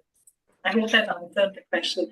For hair, your diet is extremely important because no protein in your shampoo will go inside. Your dietary protein is important because your hair is keratin. So food with biotin, dark green vegetables as women, generally we have less hemoglobin. So work on your hemoglobin. Dark greens is great. Brighter fruits and vegetables contain antioxidants which are great for your skin and your hair. So diet, sleep, like you said, Yamini, the thing is, I just want to say that when we use light in the night, our mind sets its day, so it's not able to switch off. So that's the idea, to switch off our phones at least 1 hour before going to sleep. So our retina, which is the eye, can translate that it is night and it has to go to sleep. So sleep, diet, and a basic hair routine. Thank you. That's a great thing. Thank you. Thank you for that, ma'am. Thank you, ma'am. We have a question for Dr. Yamini, ma'am. Which is first question that we have for you is, Viruksham's success story is very inspiring. What drove you to start your own logistics company? Yeah. Actually, I'm an electrical student years back, and I started my career in my electrical company itself. I was a design engineer for a few years, and after that, you know that the entrepreneurs, their mind is never satisfied in a job. They keep on jumping, and they are looking for places where they can actually satisfy themselves. So from there, I went to an IT. I just wanted to see the IT life of a person. So I just shifted there. I was there a few years working as a consultant, and it went off. And then the major change that's coming to a woman's life is a marriage. And yeah, marriage happened and everything changed. I had no other option to leave the job and go abroad and do nothing there. As an entrepreneur, I was not able to do anything there. And then the family issues and the things to follow, everything happened. And what happened is I was not able to go to a work, a continuous work. Like I was not able to work in any company because I had some other issues that was concerning me. That is where we had one of our known person who is doing a distribution in Pondicherry, in the Union Territory of Pondicherry, and I was really inspired. He was handling one another premium major mass brand of ice cream, Quality Balls. I was inspired like what he is doing. I was very curious how this works out and what he was doing and all that. And in that time, we had an opportunity like Baskin Robbins was also looking to promote their brand in Chennai. They were not able to find the right person, and they were looking for somebody who can take it up to the next level. So that is where we had an opportunity, and we presented our project. I was just clueless what I'm going to do. I knew nothing about distribution. We just had a meeting, and they, with all the confidence, I was through the interview, and they have asked me to take up the distribution. So when we started in the year 2017, we didn't have a market at all. There were zero outlets. The market was completely collapsed. There was no Baskin Robbins freezer, and then through the face value of some of the salespeople, we had some of the finest salespeople working with us. So what they, through the face value, they convinced a few of the outlets, and through that we were into some 50 outlets initially. And that is how, see, as a brand, most of the people love to have some branded ice creams. So that way, where people were very much okay. We are able to find Baskin Robbins in a retail supermarket. That was the first thing that was highlighted. So how I was able to sustain to that was a prompt delivery. Suppose we are receiving an order today, our delivery would be on the next day, or maybe n plus one more day. That's all. That would be the top line. We would not delay beyond that. So that is how, through deliveries, proper deliveries, and how to say, through maintaining the stocks, the way we trained up our training up a driver and a helper to do a professional job is a much difficult thing. And we did that. We wanted to train them to be more professional to the customer. And that is how we expanded from 50 to 100 and 150. And today we have around 300 retail supermarkets that we are supplying. We are also the major suppliers for e-commerce chains like Instamart, Zepto, Big Basket, Amazon. Everybody is lined up with us. And we also have the national chains like Reliance. To keep them on track, we have to make continuous market visits. We ensure that we are always known, we are always there for them in case of emergencies. We have to show the face to the customers to make sure that we will be there when there is an issue. That is how we are just keeping the market in our control. Thank you, Satasha. Thank you, ma'am. Next question is for Ms. Harisha. Ma'am, the question is that what strategies have you contributed to Laser Experts India's success under your leadership? Yeah, we have world-class equipment and technology. That is, we are the first in Asia to refurbish. That is, we do the old parts into new. We service and do make it as a new one with warranty. We have supplied in all over India, and even in the Southeast Asia also we have supplied.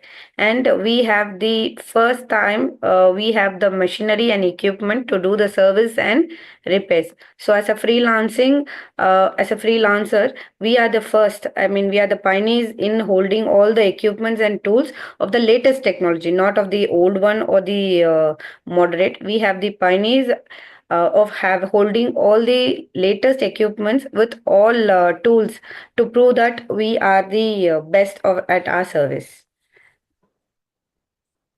Thank you so much, ma'am. Another question we have is for Ms. Sampurna. Ma'am, the question for you is, how do you balance creativity and business acumen in your entrepreneurial journey? First Also, of all, ma'am, I it would would be like to. really beneficial if you keep the answer short. Okay. First of all, for an entrepreneur, I would like to say this is a 24/7 journey, and there is no holiday for us. Second of all, the creativity. I am not an artist, though I do promote artisans. But we also have an NIFT professor on board. He helps in designing the new articles, the new floral motifs or animal motifs, whatever we did. And obviously, the artisans groups that we promote, that we employ the lady artisans, they themselves are artists. So I can say only that I have an eye for good artworks, but I am not an artist. That credit solely goes to my artisan group and the NIFT professor who is on board. Thank you so much, ma'am. We have a question for Dr. Pramila. Ma'am, the question is, what advice would you give on self-care routines for healthy skin to teenagers since they are really confused about what to do and what not to do these days? Thank you so much. I think teenagers. My daughter is just entering teens, so it's a very difficult time. Why? Because there's so many changes that are happening in the body. And if it's from a teenager, I just want to say thank you for asking this question. I think the first step to change is to ask. The most important thing, because sometimes we think we know it all. For teenagers, the most important thing is to accept the fact that there are changes happening, because it's a transition. Any transition is difficult. Change is not easy. So the first thing when it comes to teenagers, yeah, I think just accepting. I also recommend, if you have the time to go to some counselors, please don't hesitate. Because sometimes what happens is, we talk to about our concerns, of our thoughts, which are so real, to people who don't know what to do about it, and they may give you wrong advice. So first thing, I think health is just not physical. Mental has a huge role. Yeah, we forget that we to get. I always like this thing. This is my husband's talk. He's a psychiatrist. So he says thinking is a skill and it can be taught. What I'm saying is our first changes that happen with health is our thoughts, and then also our body. In the body, yes, when it comes to teenage, when it comes to acne, there are changes that are happening. So certain products like which you can get over the counter is Simple, Clean and Clear or Himalaya. These are products which have a certain tea tree which help cleanse your skin. So when it comes to teenage skincare, your face wash, I always talk about basic skincare is protection, maintenance, repair. Don't have to have any fancy products, but your day cream is something that will help prevent your acne. Second is maintenance, something that will clean your skin without drying your skin. So very important, like Chennai, if you're there, the weather is good, you can use any face wash. But if you're in Hyderabad where the weather is dry, using something that will dry your skin will actually cause more irritation and dryness. So use a face wash according to your skin type and the season. And the night is a repair cream. If you have pimples, always use as simple as Himalaya product, which is there, which is Clarina. It's a product to reduce it. If it is not improving, go to your nearby doctor, because the best thing about treating acne, hair fall early, we can prevent scars and prevent worsening. Yeah. So lifestyle is very important. I find teenagers, the common thing is mobile addiction. I know it's all because of COVID, but I would say at least go to sleep. I'm sure your parents must be saying it, but I want to tell you scientifically, when we go to sleep by 11, 12, there's a hormone called as melatonin which is released, which is a calming hormone. So sleep between 12 to 6 is a good sleep because it calms the body and thereby the body can help recover faster. To sleep, water intake. Water does not come on the skin, but drink at least 8 to 12 glasses of water. It helps cleanse our system. And at least once a day, you must have one bright fruit because they have antioxidant. It cleanses our stomach. You don't need to have juices because juices are high with sugar, even natural juices. So I don't recommend juices, but have one or two fruit and a cucumber, tomato that will cleanse our gut. The more our gut is clean, your skin and your hair will be happy. Thank you. Thank you, ma'am. I'm sure we'll try to incorporate all that into our life. We have a question for Miss Harisha. Ma'am, the question is, can you share your insights on women's leadership in a male-dominated industry? Yeah, this is a very common question everybody asks us. Like, this is not a domination because they help us, but what is that is we think like we are not supported. Okay, so first of all, we have to say we are supported, but what as a joke only, they are telling us good, but the tone is not good. Okay, I don't like their tone, but their subject is very common. Okay, everybody supports us. There's nothing like they don't support us. Okay, in this society and in my field, there's a few limited females only available. Okay, they in this it is only 90% we constitute of men only. There's no female because it is all about our self consciousness. Oh, we think that this is very difficult field for a woman to rise and all that. So once we come out of our thoughts, it would be very easy for a woman to grow and grow others also. We can help each and every other woman who can grow in all fields. It is not about the metal industry or any specified industry. It is like we can grow all together.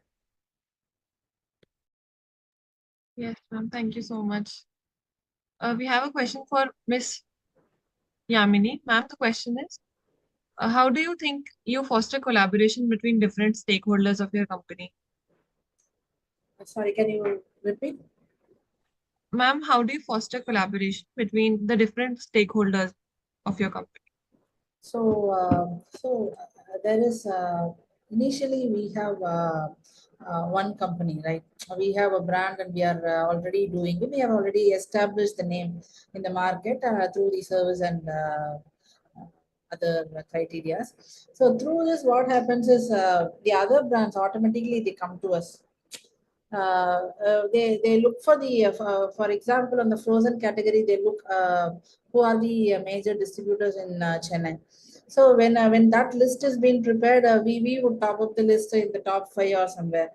So automatically we have the request for the other brands also. So initially building up for a building in the name for the first 5 years, it's very crucial for any brand.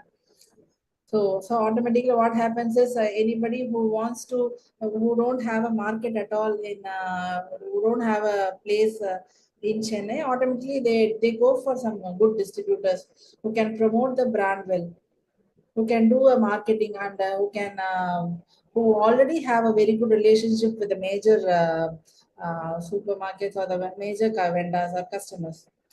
So that is how we have been selected. And for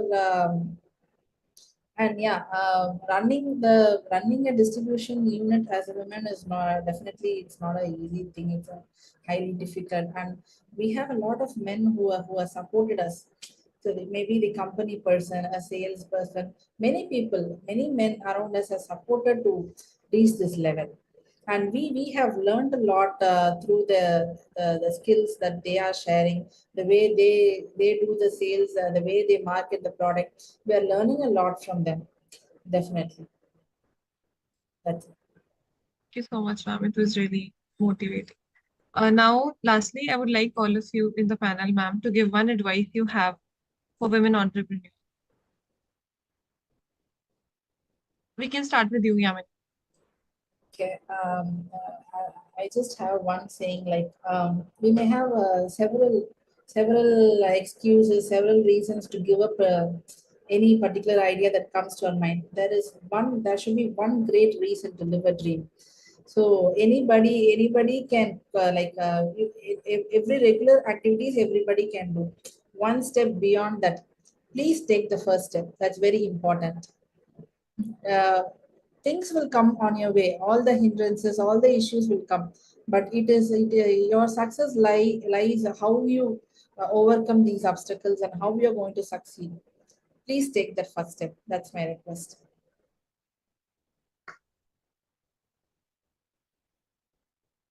Pramila, ma'am.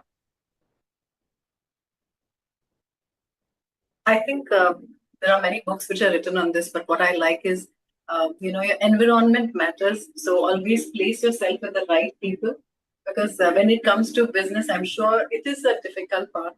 And as women, as some of us already said, it's going against the stream.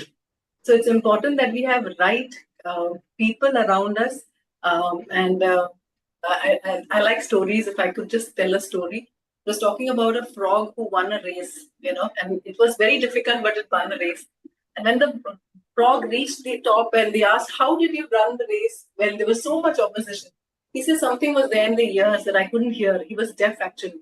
So sometimes as entrepreneurs, I feel it's so important for us, it's wisdom to realize what to hear, what not to hear, but it's so important that we have the right community.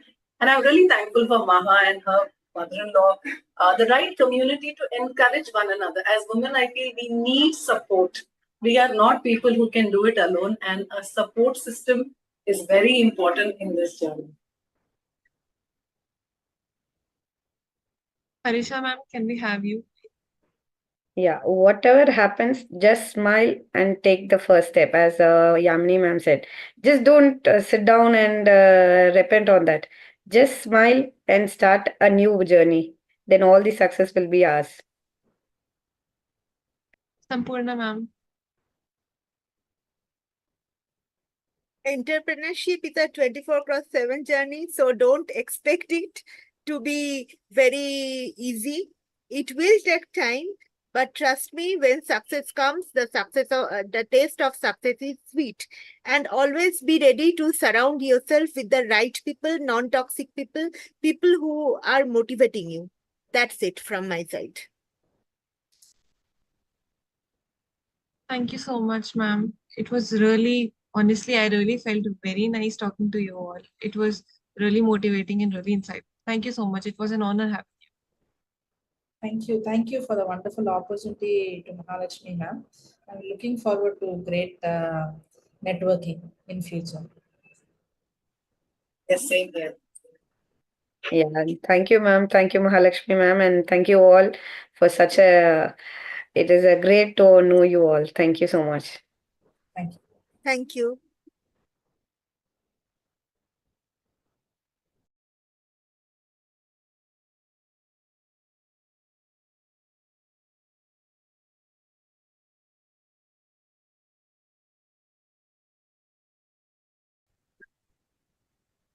Good afternoon, everyone. And I, Manisha Jha, from Deputy Director from Federation of Indian Export Organizations, want to thank Women Entrepreneurs India in inviting me to this very beautiful anniversary of their, as they have completed their 11 years of celebrating. They are celebrating womanhood since past 11 years.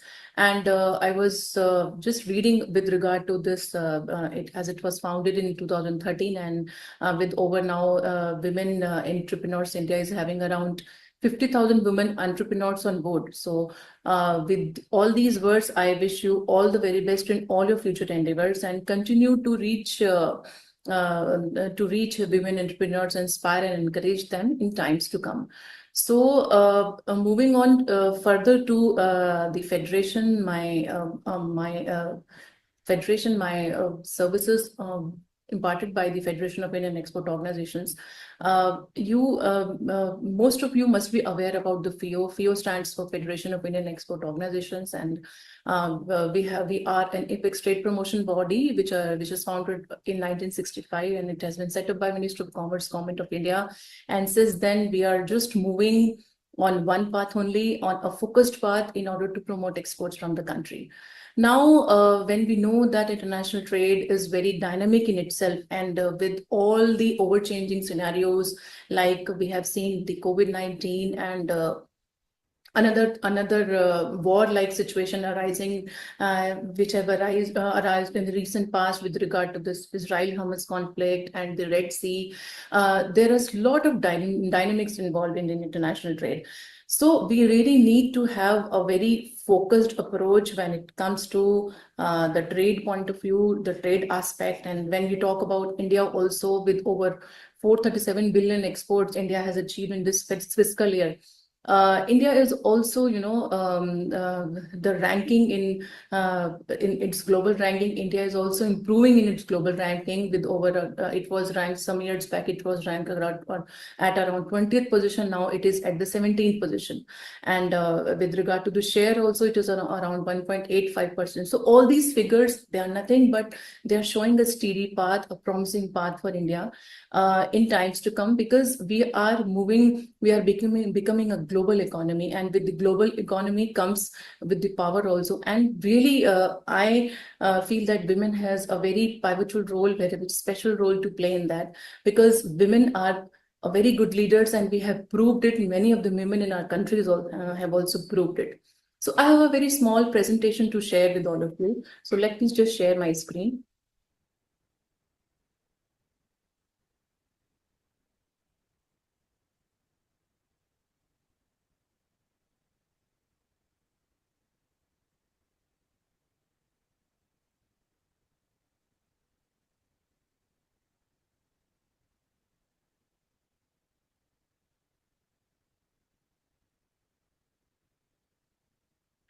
So FIO, as you all are aware, it is a kind of gateway which gives you a global various kinds of global export opportunities.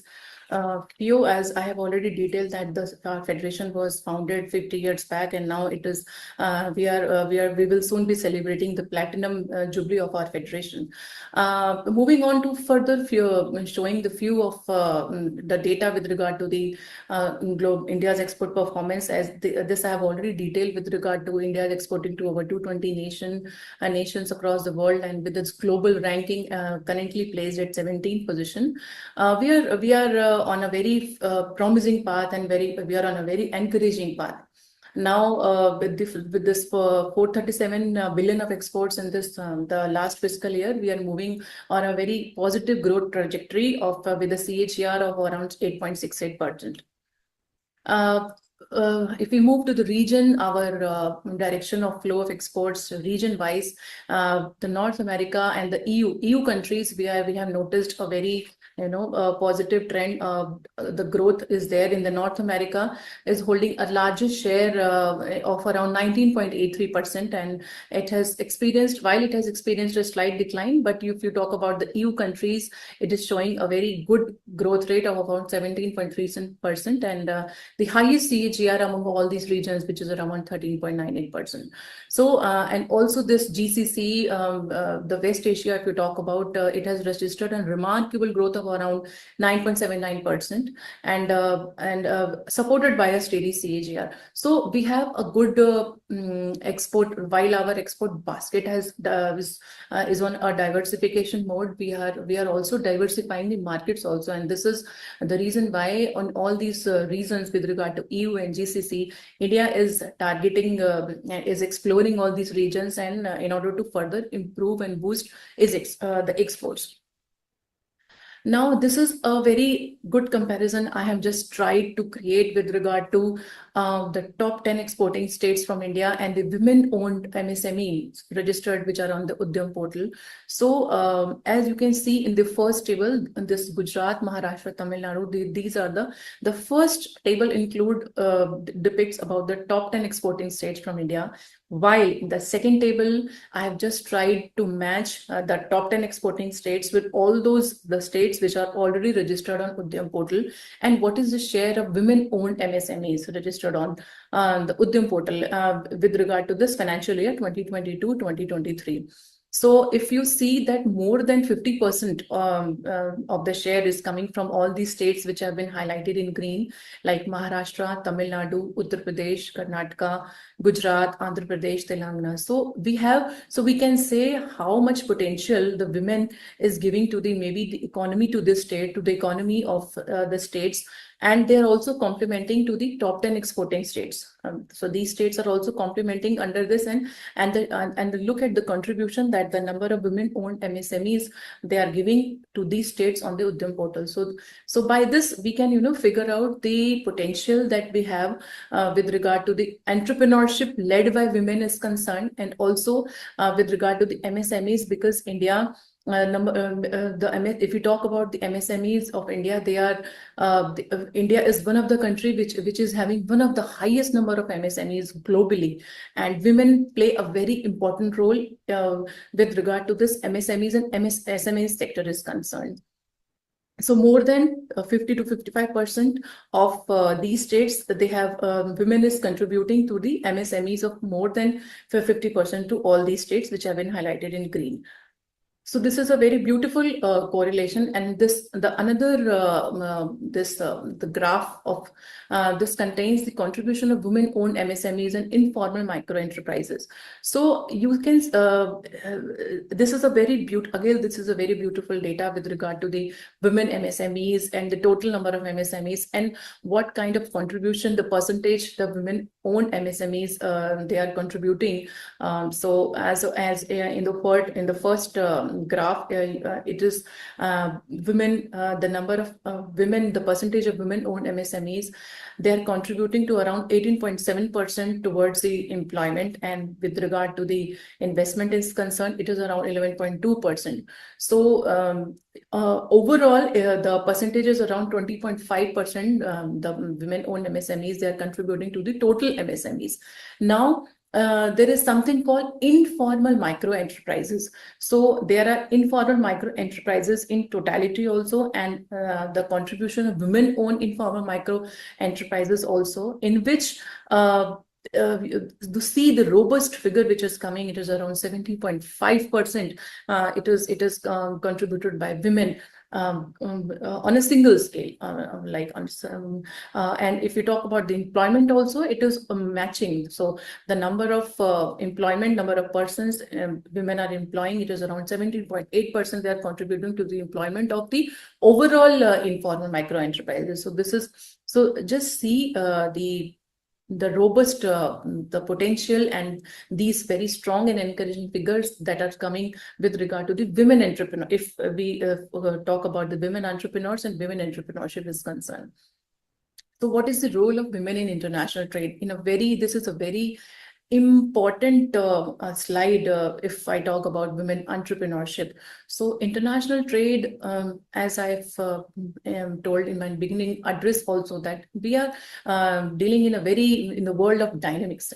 International trade is very dynamic as itself. It is changing day by day with regard to the free trade agreements, or if you talk about the various notifications that comes by on a global scale also. Recently, it was the European Union.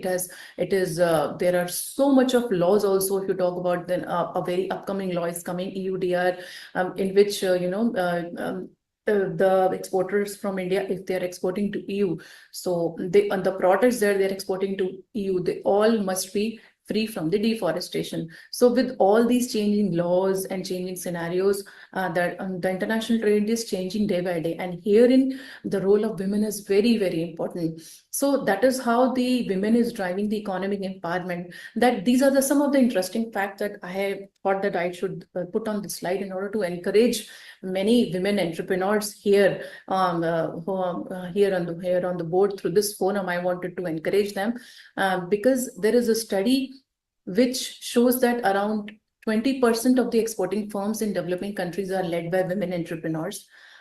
And the women-owned businesses that export, they are more than 3.5 times productive than women-owned businesses that do not export. So you see, the role of women in the export business is also very, very important, and it is becoming crucial day by day. Women entrepreneurs, they are more likely to employ women in comparison to men-owned and managed companies. And the average pay is also around 1.6 times higher than the average pay at non-exporting women-owned business. So the export sector itself is a very promising sector for women also. If you talk about entrepreneurship, and also if you wanted to work as an employee also, as a woman also, if you wanted to work in an export-driven firm as a woman, it is also good for you. Now, in promoting women's equality, according to a World Bank and WTO report, the firms that are engaged in international trade, they tend to employ more women. And if you talk about global value chain, because India, it is a very promising thing for India also to participate in the global value chains. And women are always better represented in the firms that are part of the global value chain. And with regard to the wages and with regard to the other important thing like air trade integrated sectors, the women workers, they are likely to be employed formally with opportunities to receive benefits, training, and job security. So all these things are very much important. And if we talk about the women entrepreneurship, and the international trade plays a very pivotal role with regard to the gender equality also, because it gives you the opportunity. It gives you the opportunity to see the world. And herein I, from the Federation of Indian Export Organizations, want to apprise all of you that we do take, international exhibitions and international fairs, and there are many of the women entrepreneurs that participate in our international fairs, and they go with us. We take the delegation, and many of the women entrepreneurs, they are happy to go with us, and they are because they are getting connected with buyers, they are getting business. So and they also represent their firms better. This we have also personally, feel that they represent their firms better. in a best manner. And also, if you talk about their packaging and their sense of, with regard to innovation, women always, they are always they think so deeply in that regard, with regard to the designing and the packaging, so that their product is well accepted in the international market. So all these things, they are, but natural women. Now, talking about the introduction, this I've already detailed that we are set up in 1965. We are ISO 9001 2015 certified body, and we are the apex body. We are a crucial interface between stakeholders of exam industry, and we have around 16 offices with over 35,000 members at pan-India level. And when you are exporting more than one product, multi-product, then FIO is the right place for us. Like if you're exporting rice and other than rice, if you're exporting handicraft item also, then you need not to take the registration cum membership certificate from n number of bodies. FIO is the one body which suffice, RCMC, which suffice your membership purpose. So FIO, you can approach FIO for multi-product if you are a multi-product exporter. This is the services offered that the FIO registration cum membership certificate, RCMC, we can give the exporters are able to avail the following benefits with regard to the eligibility for the export benefits, because most of the events are covered under MAI scheme. So exporters can take advantage of the MAI scheme. They take the airfare subsidy and all those things. And then we facilitate our exporting community, our exporter members through trade fairs and exhibitions and delegations. We do provide them full-fledged exporter data information, and they represent their grievances also. We have very strong departments, banking and policy departments, which take your grievances with regard to the logistics, shipping, and we have very, very good approach in the ministries and the line ministries also. And we do forward all those grievances, and they are also resolved in a very professional way, in a very proper way. And this is how we help our exporter members to do a hassle-free exports. And this is how we do, and all these FIO RCMC helps you to in getting the credibility also. FIO issues visa recommendation letters for all those persons who are going abroad for their business purpose. So we issue visa recommendation letters, and we issue preferential as well as non-preferential certificate of origin. With regard to the preferential certificate of origin, we issue it from the DGFT, and the non-preferential, we have our in-house system in place as of now. And also, as I have already detailed, that FIO facilitates redressal of exporter problems by taking them with the concerned authorities. So these are the services offered that we have. Members who can always live chat with our DG and CEO every Wednesday from 3 to 5 p.m. And any kind of grievance, they can inform their grievance and look for the solutions with our with Dr. Ajay Sahai. He is a policy man of and who has helped a lot in Government of India, DGFT, in the policy formulation, in the foreign trade policy 1995-2000. So he was the man behind that. So you can always approach Dr. Ajay Sahai, our DG and CEO, for all your matters, policy related matters. And also, in order to encourage exports, FIO FIO organize various export facilitation also. FIO confers Niryat Shri and Niryat Bandhu awards at national level, and also confers export excellence awards at a regional level. So like I am into the northern region, and we organize this export excellence award at northern region level, in which we also facilitate and encourage women entrepreneurs. So women entrepreneur is one of the important core segment of our export excellence award. FIO organized various B2B meetings, like I have already detailed. We organized in more than 50 plus countries globally, be it delegations and be it exhibitions. Like we do participate in all the phases of Canton Fair, and it is a very recognized fair, very well accepted by the exporting community also. And we do participate in Gulf Food. Gulf Food is one of the world third recognized fair in the field of agri and food sector. So FIO takes care that we participate in many recognized fairs and delegations in order to build the connect with the international buyers and help the exporting community. So these are all the international marketing that we organize 50 plus in all those 50 plus countries. These are all the RBSMs that we organize. Like recently we have organized UPITS, Uttar Pradesh International Trade Show, in which around 350 buyers from 70 plus countries join. We organize SourceX India also every year, and 100 buyers from 30 countries they join. And then Vibrant Gujarat also, we organize this RBSM on a year-to-year basis. Now, this is the Indian Trade Portal. This is one of the portal which is managed by FIO and takes care of all the trade information, trade-related information of the exporters. So herein you can type your HS code, and once you type your HS code at 6 to 8 digit, you are able to see all the export-related information with regard to the policies like interest equalization scheme and all those things which are very much important from trade point of view. And if any one of you wants to take the feeler of this, you can always approach me. You can always approach me, and we can always guide you with regard to this, how to use this Indian Trade Portal.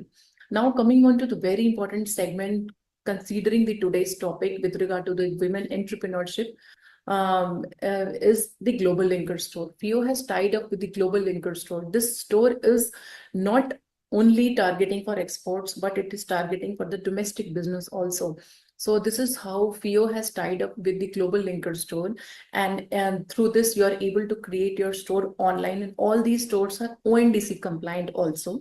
So you create your catalog or create your online store through the Global Linker Store, and this is how you're able to reach out to the suppliers, to your buyers through this store. So this is a very important thing that FIO has helped the Indian business community, not only who are targeting exports, but also who are targeting the domestic business. And herein, I feel that women can take the advantage of this platform. And if we talk about the figures, the total number of women registered on FIO Global Linker Store currently is 2,695. So you see the women entrepreneurs, they are actively using our Linker Store, and they are getting benefited also. Another initiative of FIO is the Indian Business Portal, which is managed and developed by FIO itself. This is what the homepage of the Indian Business Portal looks like. That this is particularly for the export. So while that FIO Linker Store is for everything, exports and normal business, domestic business, this is targeting particularly to the export. You can create your store. Once you create your store on the Linker Store, it will get aligned through the Indian Business Portal also. And then we have around 3,000 SMEs who have already joined into the Indian Business Portal, and they are already getting connected, taking the benefit. They are getting connected to the buyers virtually, and they are getting the business through this Indian Business Portal also.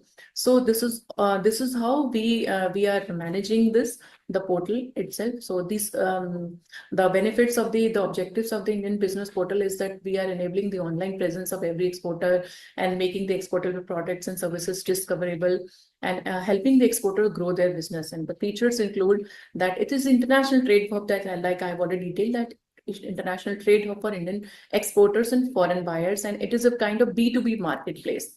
And you can diversify your product mix, like you can also showcase your apparels, and side by side you can showcase your stationery items and handicraft items. And so all these things you're able to showcase at a single platform, which is Indian Business Portal, if you are specifically targeting to exports. So around 3,000 exporters they have joined, and 26,000 SMEs they are registered on the FIO Global Linker platform. This is the Global Linker, but if you talk about Indian Business Portal, it is around 3,000 exporters who have already joined the Indian Business Portal. So we all the benefits for the Indian suppliers and foreign buyers, that you are able to maintain the credibility through the Indian Business Portal. If we talk about foreign business buyers also, they get they are able to get the credible sellers, and if you talk about the Indian sellers, they are able to get the credible buyers. So this is how our portal allows and maintains the credibility of both buyers and sellers. So this is all the constant support and assistance that FIO is imparting for this exporting community.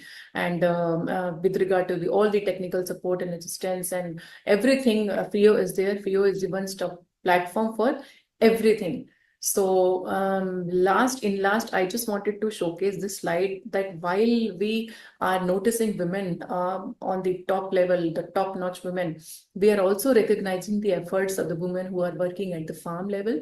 And this is how women, FIO, in its efforts, we do organize various kind of sensitization programs, outreach programs, and we do collaborate with the FPOs also, farmer producer organizations also.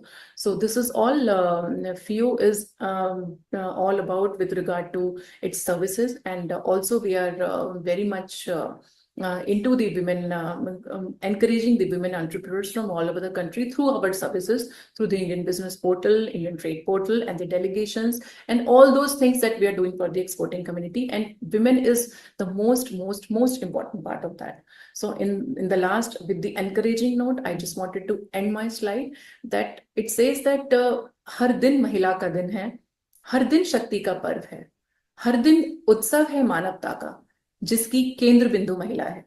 So इसी के साथ जो मेरा ये presentation, I would just like to end up my presentation. Women, the role of women is very, very important. And I wanted to herein with this presentation and with this my address, I want to encourage each one of women who is into the business and who is not into business, who is just aspiring to enter into export business or a normal business or a domestic business, that we are all full of capabilities, and that these capabilities are inherent.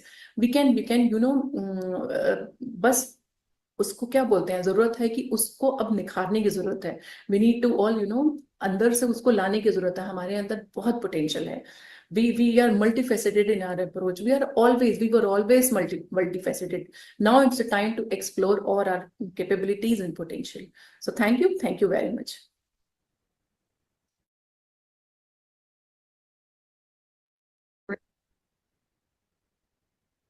Good evening, everyone, and congratulations to Women Entrepreneurs India for organizing this wonderful event, WEI-ICON 2024. I am thrilled to be here today, speaking among such an inspiring group of women leaders and innovators. My name is Grandmaster Vishnu Prasanna, and I have the privilege of working closely in the world of chess as a player, coach, and an advocate of the game. Today, I'll be sharing insights on the evolution of women in chess, a field that has been traditionally male-dominated, but has seen incredible growth and transformation, especially in India. We'll explore the inspiring journeys of female chess pioneers, discuss the challenges they have faced, and celebrate their remarkable achievements. I'll also be sharing some personal experiences from my own coaching journey, particularly in empowering young female players to pursue excellence in chess. I hope today's talk will not only shed light on the progress we have made, but also inspire more people to take up the game of chess and other fields as arenas in which they can thrive and make a mark. India has a rich history in chess, with the game believed to have been originated as Chaturanga. Yet for many years, the contributions of women largely remain unrecognized, especially in chess. The first major breakthrough came with pioneers like Subraman Vijayalakshmi from Chennai, who became India's first woman grandmaster in 2001, and also the first GM-elect of India. Her achievements paved the way for future generations, showing young girls that they too could excel in their intellectual arena. Women like Koneru Hampi and Dronavali Harika further solidified India's position in global chess, acting as contenders in these international events and challenging women across the globe. Hampi, who became the youngest female to achieve the Grandmaster title in 2002, and Dronavali, who won the title in 2011, have consistently performed at the highest levels. And they have dominated women chess in India and have been part of the elite chess of women for the last 2 decades. Their successes have inspired countless young women to pursue chess seriously, breaking barriers and challenging stereotypes. Despite these achievements, women still face unique challenges. There is a significant gender disparity, partly due to societal expectations and limited early encouragement. From my own personal coaching experience, I've seen these challenges firsthand. I had the pleasure of coaching a young player, Sharvanika, from Udayarpalayam, a very small town, a very small district, about 40 kilometers from the small town of Ayolu. Coming from a small town, Sharvanika had limited exposure to professional chess and limited some support in terms of finances as well as correct guidance. I took her under my wing at the Hudson Chess Academy, and through corporate support from Hudson, she's received the training and resources she needs to take herself on a professional journey in chess. She is currently, through our efforts, the second youngest player in girls all over the world, and in the age category under 9. She's also the number 1 ranked player across Asia in her category under 9 girls. Early encouragement and support to players who have not yet made the mark has, from Hatch Chess Academy, has made a difference in Sharvanika's whole professional trajectory. This support has been very crucial in her journey to compete on equal footing with other players, to have access to the same resources as people all over the world, and become a role model for the young girls in her own community. Today, India boasts several remarkable players. Konoru Hampi, with her outstanding achievements over the last 2 decades, and Dronavali Arika, who followed Konoru Hampi to make her own mark on the elite field of chess, and Vaishali, who recently participated in the candidates in Toronto and is slowly becoming one of the elite chess players of the world. Another influential player is Soumya Swaminathan, who won the World Juniors in 2009. Her victory demonstrated that Indian women could dominate on the global stage. Additionally, Soumya has been a strong advocate for women's rights and has inspired young girls to take up the game.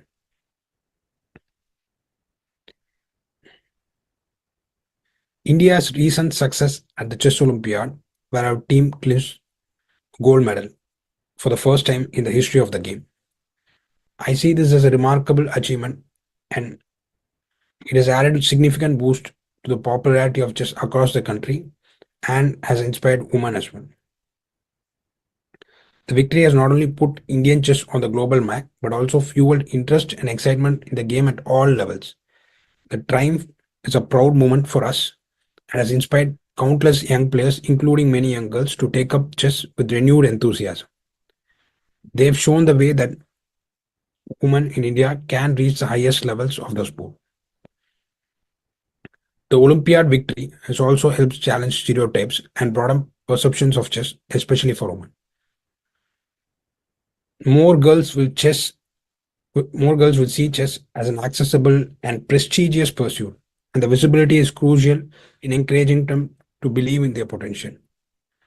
To see chess as an accessible sport and something that could be pursued is very important and should be encouraged at a very young age. As coaches and mentors, we have seen a noticeable uptick in interest from young girls and parents of young girls eager to emulate the success of our female champions. This win symbolizes the strength and depth of talent in Indian chess. It provides a powerful motivator for the next generation of players to aspire for international success. Women-only tournaments and scholarships will play a vital role in promoting women and chess. At Hudson Chess Academy, for example, I have witnessed how corporate sponsorships provide young female players with the necessary tools to go. These tournaments and initiatives are crucial for creating a sense of community and belonging among female players. Although some argue that separate tournaments reinforce stereotypes that women are not able to compete with men, they also provide valuable experience and encourage more women to participate and develop their skills. As we look ahead, there's immense potential for women in chess to continue growing and thriving. Today, there are more opportunities and support than ever before. From my experience, I've seen that with the right encouragement, young girls can achieve great things in chess. By increasing visibility, supporting young players, and most importantly, ensuring equal access to resources, we can create an environment where both men and women can excel. The future of women in chess is bright with young talents like Sharvanika and trailblazers like Konero Hampi, Soumya Swaminathan, Harika and Vaishali leading the way. The journeys highlight the importance of resilience, support, and belief in one's potential. In conclusion, the progress of women in chess in India is a testament to the hard work and determination of many individuals and the slowly growing support from institutions. As coaches, fans, and players, we all have a role to play in supporting women's growth in this game. Let's continue to break down barriers, challenge stereotypes, ensure that women chess remains a welcoming and inclusive space for women. Thank you.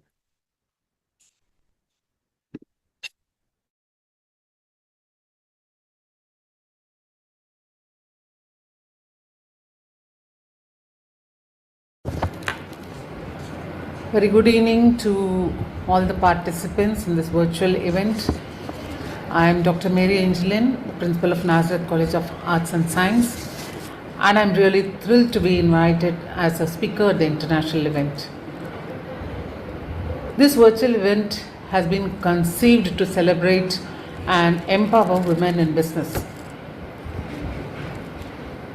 And I'm happy to share that Women Entrepreneurs India have been hand-holding me for the past 3 years in my business. More than the business, Mrs. Maha is a very good friend of mine, and I'm really happy she has put her heart and soul in this virtual event and made things possible for the women out there. As a friend and a beneficiary, Women Entrepreneurs India has not only hand-holded me but also my mom, who is an entrepreneur herself. She is 82 years old. She is having a brand by the name of Isabel Designs. I have a brand by the name of Be Rooted. Although we have taken a break of 1 year because of personal reasons, but we were very happy to be showcased in the website of Women Entrepreneurs India. And I'm really happy to share some of my thoughts on sustainable business ideas. I'm not a full-fledged entrepreneur. I do business on custom-made items when I'm free because my academic work always keeps me busy. A little about me. Currently, I'm the principal of the college. But basically I'm a social worker and an entrepreneur. I have 2 brands, one by the name of Be Rooted, the other one is Isabel Designs. I also have registered for a magazine by the name of Sustainable Spaces. All these 3 in hand. Right now I'm not having that much time to devote to business, but I have a few business ideas that can help the women to focus on sustainability. As I'm teaching in an academic institution, I have been teaching sustainable development goals for my students, how to practice it and how to spread awareness to the students on understanding the world of sustainability. Business has been very dear to me, and I happened to work to become an entrepreneur during the COVID-19 when all of us were closed indoors because we were not in office space, and I have found a lot of time and I was able to showcase my passion for plants in the name of indoor plants. There are many ideas, but I would like to share a few. The first one would be that is currently trending, I would say, is eco-friendly packaging solutions. So when I was looking out for something, a packaging material that does not have plastics and which is very eco-friendly, I thought that women can invest into this sort of a business, which will help them to develop biodegradable, compostable, and reusable packaging with packaging materials. And to think of the potential industries, this can be used in food packaging, it can be used in e-commerce, and it can also be used in retail where packaging waste is a big issue. All of us know, all of us in families, we buy material from outside, we buy food from outside, but the wastage generated from this packaging is enormous, and it is not all the time segregated and into the different types of waste, biodegradable and degradable, by the respective homes. One change, we cannot change other people, but one change that I can make in my business is develop a biodegradable business which will help the food industry. It can help any other industry to reduce the waste. This is very important because waste has become a menace in our country. The second business I would want to talk about is sustainable fashion. This is very dear to me because my mom has a brand by the name of Isabel Designs. By using the recycled and upcycled materials, I think we can do a lot. And clothing repair services to reduce the textile waste can be adopted by women at home. Then you can also focus on fashion with the durable material and designs that can be used.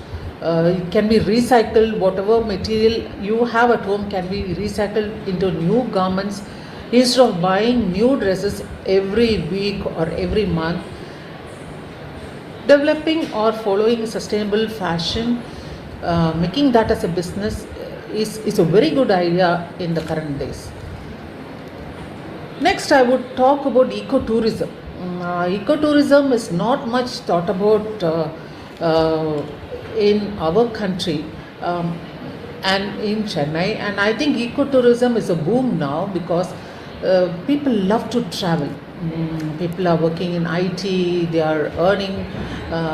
Every family wants to take a week off or a month off after a year. The children want to go sightseeing, and giving this travel experience that is really eco-friendly will help the families. So women can get into this travel experience and give a eco-friendly in the form of building eco resorts so that they minimize the environmental impact.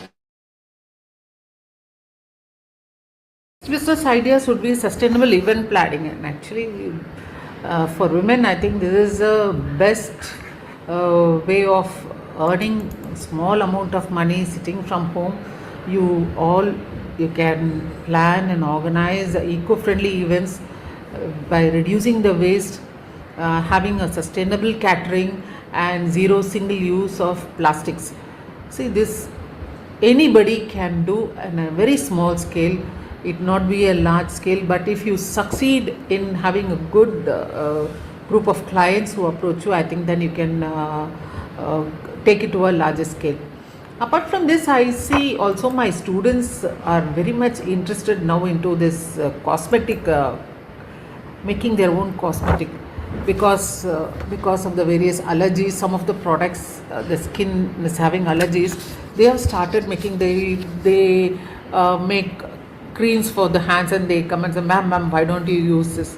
I think this is also a booming business idea wherein you can make sustainable cosmetics at your home. When students can do it, I think women can definitely do it. So it will you can develop a very eco-friendly business and zero waste cosmetics, and also using non-toxic ingredients, and you can make the products from natural items. So these are a few business ideas that I am very interested in. If if given an opportunity, I can get into all these things. And I would also suggest the students and the women to see how this can work and help them to become an entrepreneur. And I'm really happy to have shared these ideas at this forum. And I think that there are many chapters in and around India who are listening to this. Some of these concepts might not be new to you. You might already be having such businesses and you must be earning money. I would only suggest that you help others, handhold others. If you are having such businesses, handhold other students and other women who are really interested to become an entrepreneur and earn something for them and for their family. I thank Women Entrepreneurs India for giving me this opportunity to share a few of my thoughts as an entrepreneur and a principal of an institution. Thank you and have a great day.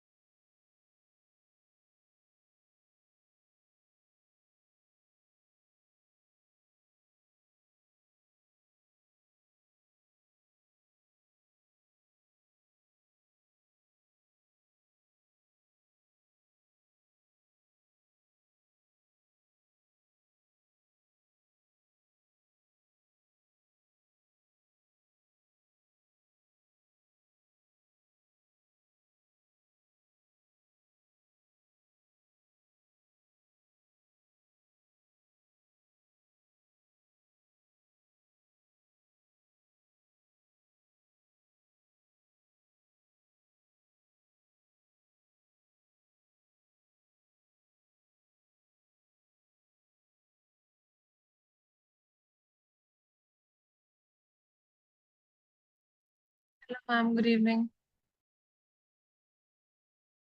Hi, can you hear me? So, Yes, ma'am. we will be live in some time, right? Like, or immediately.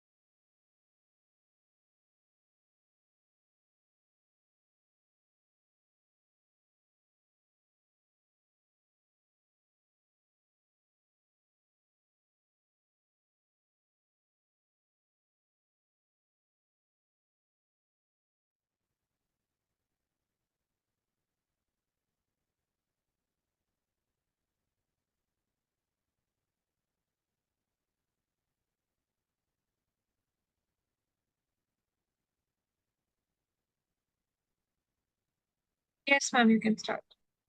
Okay. So, hello everyone.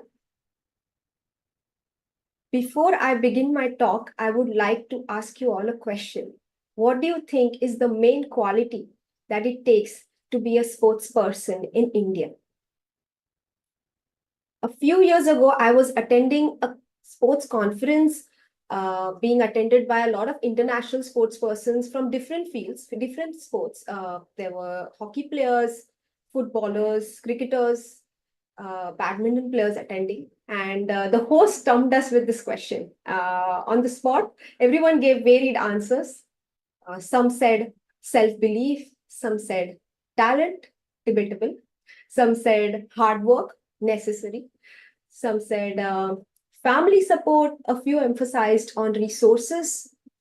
And a few said interest or inspiration. My answer would be courage. Hello, I'm Soumya Swaminathan. I'm a professional chess player. I am playing chess for the last 8 years now. So I basically started playing chess at the age of 7.5. And starting to play chess was absolutely by fluke. I did not have any kind of sporting background in my family. So before I talk about my journey, I would like to talk about the way I started playing chess, because I think this is how a lot of players start playing sport or chess in India. Basically, I used to go to a lot of hobby classes, varied hobby classes, dancing, drawing, singing. And so did my elder brother. But my elder brother also went to a chess class because he had learned chess from my granddad. And my mother thought that it would be a good idea to enroll him in a chess class now. I was, of course, not at all interested, being more interested in outdoor activities and creative pursuits, and I did not understand the board game at all. My curiosity in the game arose when one day I saw my mother and brother play chess at home. My mother was my hero. She was my role model. And to see her being interested in something made me curious about that thing as well. And I too now wanted to learn to play chess. So I insisted that they teach me chess as well. And of course, I was losing every game because they were the experts while I was a novice. But I was not at all used to coming second or being bad at something. And I always thought that, okay, there is something that they know that I don't. And so I asked my mother to enroll me to a chess class instead. My mother said to me, but your whole schedule is now packed. You're going to so many different classes. How will you go to a chess class now? So I did the unthinkable at that time. The dance class that I loved, that I enjoyed going to, I decided that I'm not going to go to the dance class anymore, but to go for the chess class instead. So that's how my journey in chess began. And that is one of the first lessons that I have learned in my career, that when you say yes to something, you say no to something else. That is a trade-off you have to be happy with. So I was happy to go to a chess class. Of course, there was still absolutely no plan in the horizon of pursuing it professionally. But I got lucky that my first coach happened to be a very dedicated person, and additionally, she was also female. So that part played a huge role in me pursuing chess professionally, and I'll tell you how. When I was 1 or 2 months into the class, I played in my first competitive tournament in Sambhajinagar, Chhatrapati Sambhajinagar, Aurangabad, which is where we used to stay at that time. Now, it's basically a small town, and so there were not many chess tournaments at that time. And I played in a mixed age group tournament. There was no segregation at that time. So I played in the under-8 children's tournament. And to my great surprise, I won all my games and won the tournament. Around that time, this is 1997 that we are talking about. Around that time, there was P. Hari Krishna and Koneru Hampi from India, who were around the same age as me, who had already begun playing chess competitively, and they had just won that year and the previous year the under-10 World Championship in chess. Their news was covered by all the newspapers, and we had also read their news in the paper along with my mom. And my mom had showed me their photos. She had told me a little bit about their background. And I realized that these were two kids my age from a similar socioeconomic background as me. Of course, I did not know that term at that time, but I thought I could really relate to them and their life. And I thought to myself that if they can pursue chess, then so could I. A big role in my dream was played by my mother. And let me tell you, I wanted to show you a small image that comes to my mind when I think of her.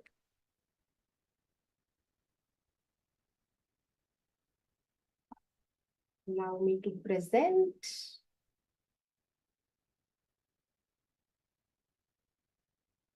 Well,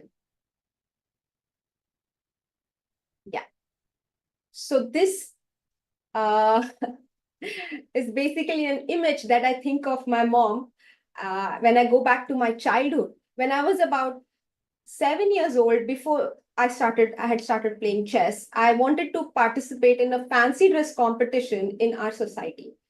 My mother, being a working woman, came home quite late, around 5:36 p.m. The competition was going to start at 6:15 or 6:30. So we had about 15-20 minutes to prepare, and then 15-20 minute gap because other girls would present themselves earlier.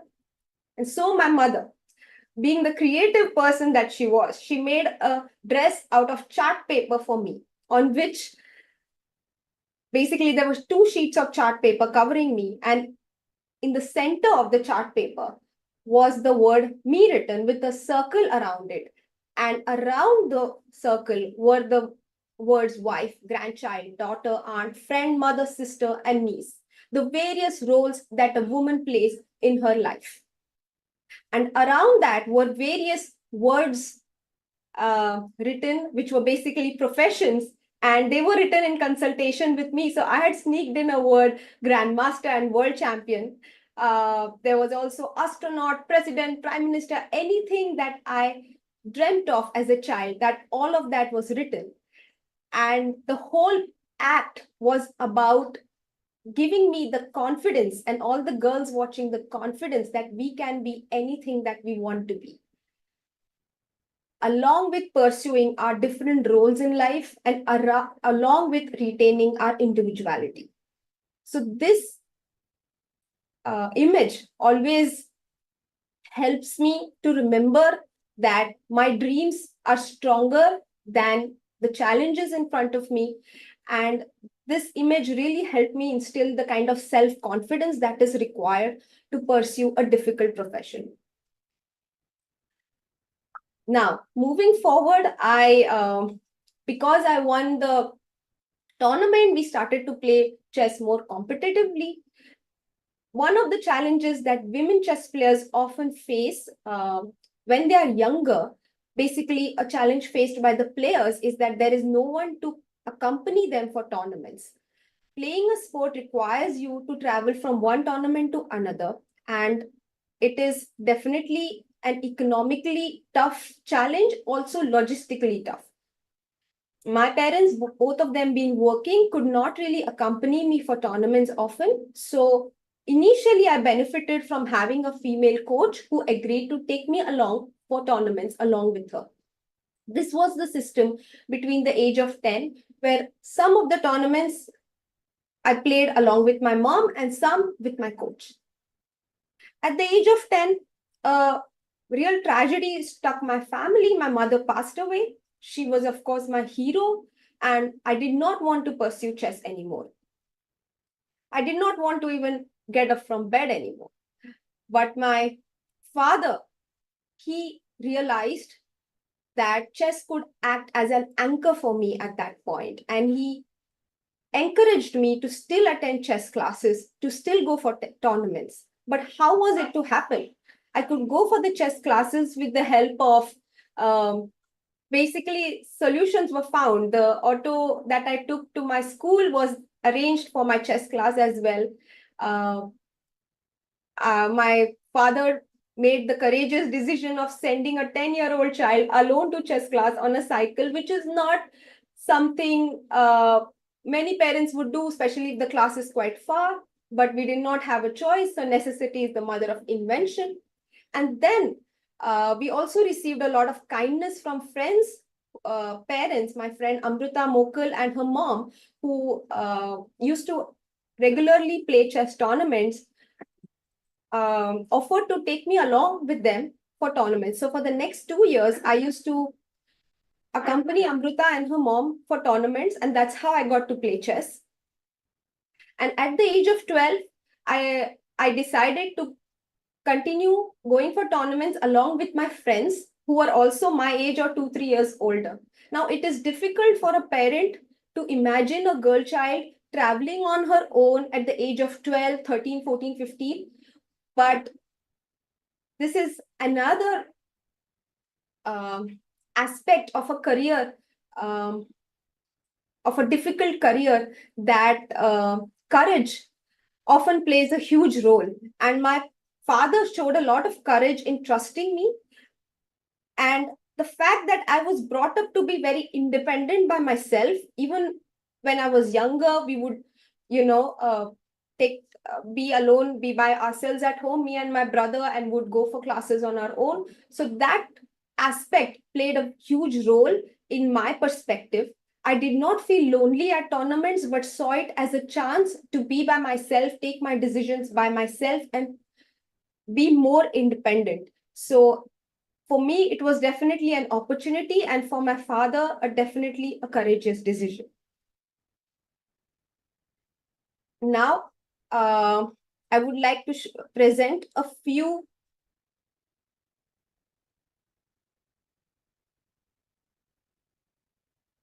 more aspects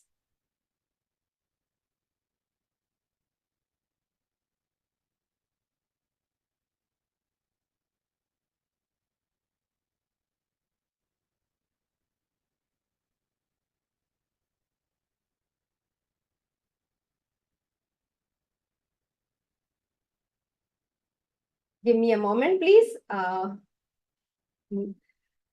Even though chess players are great with computers, I'm a bit technologically challenged. Here we go. So I would like to point out a few qualities that helped me in my career. One, of course, I've spoken about is courage. The second is role models. As I mentioned, my mother was a huge role model for me. She was financially independent. She was very strong as a person. I saw her being very energetic, determined, and to have such a person around you, played a huge role in my perspective towards the kind of person I wanted to be. And also the fact that I had heard about Hari and Humpy, who were around my age and had achieved something in the field of chess, helped me to think of getting a career in this profession. The third thing that really helped me was a sense of restlessness. Throughout my teens, I was very restless and insecure about how I would manage my finances, whether I would achieve anything in chess or not, because the field is very competitive. For example, in a national championship, there are at least 200 players participating, and it gets tougher as you go to the world championships. The first time I played the World Juniors, which was in 2006, I scored half out of 5 and I got a bye, which is I did not get an opponent. I had to rest that day on the 6th day of the tournament because of my low score. So you have to go through a lot of difficult moments in order to finally reap the rewards of your effort.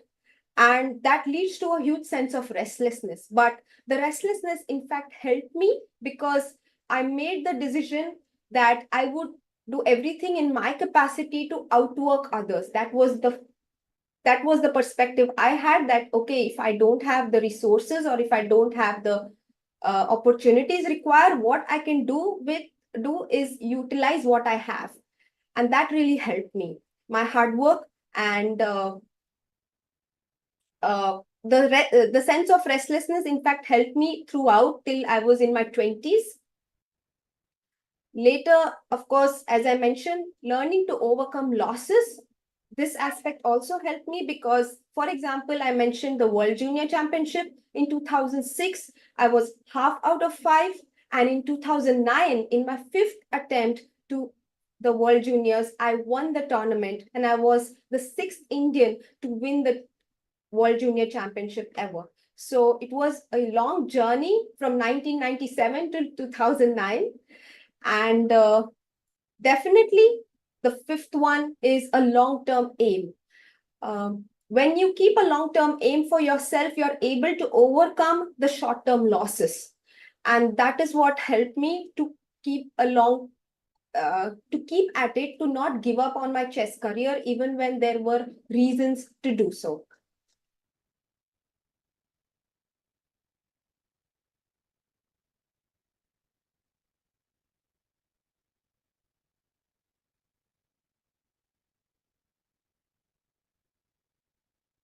Now I would like to speak about the kind of preparation that is involved in being a chess player.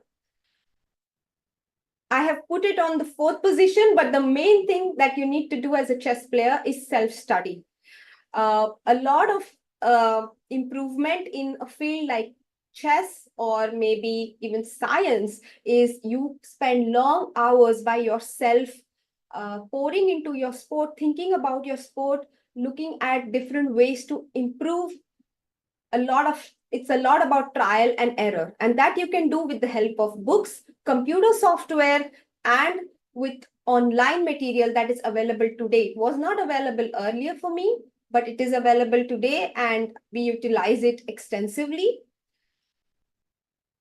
The third one is, of course, playing practice, and it is very useful to have somebody to play chess with regularly or to compete in local events so that you can get a lot of experience from those games, analyze those games, and then apply what you have learned in your main tournaments. The second one is to form a team of practice partners with whom you can discuss all your shortcomings, your challenges, your thoughts, and ideas. The more you share, the more you grow, for sure. So it is very important to have a good team of practice partners. Maybe 4 or 5 people is good enough, but even one person is fine as long as you can trust each other. The main factor, of course, is trust and a sense of wanting to improve together. And the first one is guidance from coaches. So in this regard, I benefited a lot from the fact that I received a good coach to start with in my initial years. And in between, I did not have a coach, but at the age of 15, I received a huge amount of mentorship and coaching from my coach, Grandmaster Abhijit Kunte, who at that time was a part of the Indian senior team and is now the coach of the Indian women's team. So for the next 10 years, he guided me to not only work on chess, but to also showed me different ways in how you can approach chess professionally, and that helped me immensely. Number one thing while choosing a coach is to have a sense of trust with the coach and to believe that he wants to help you.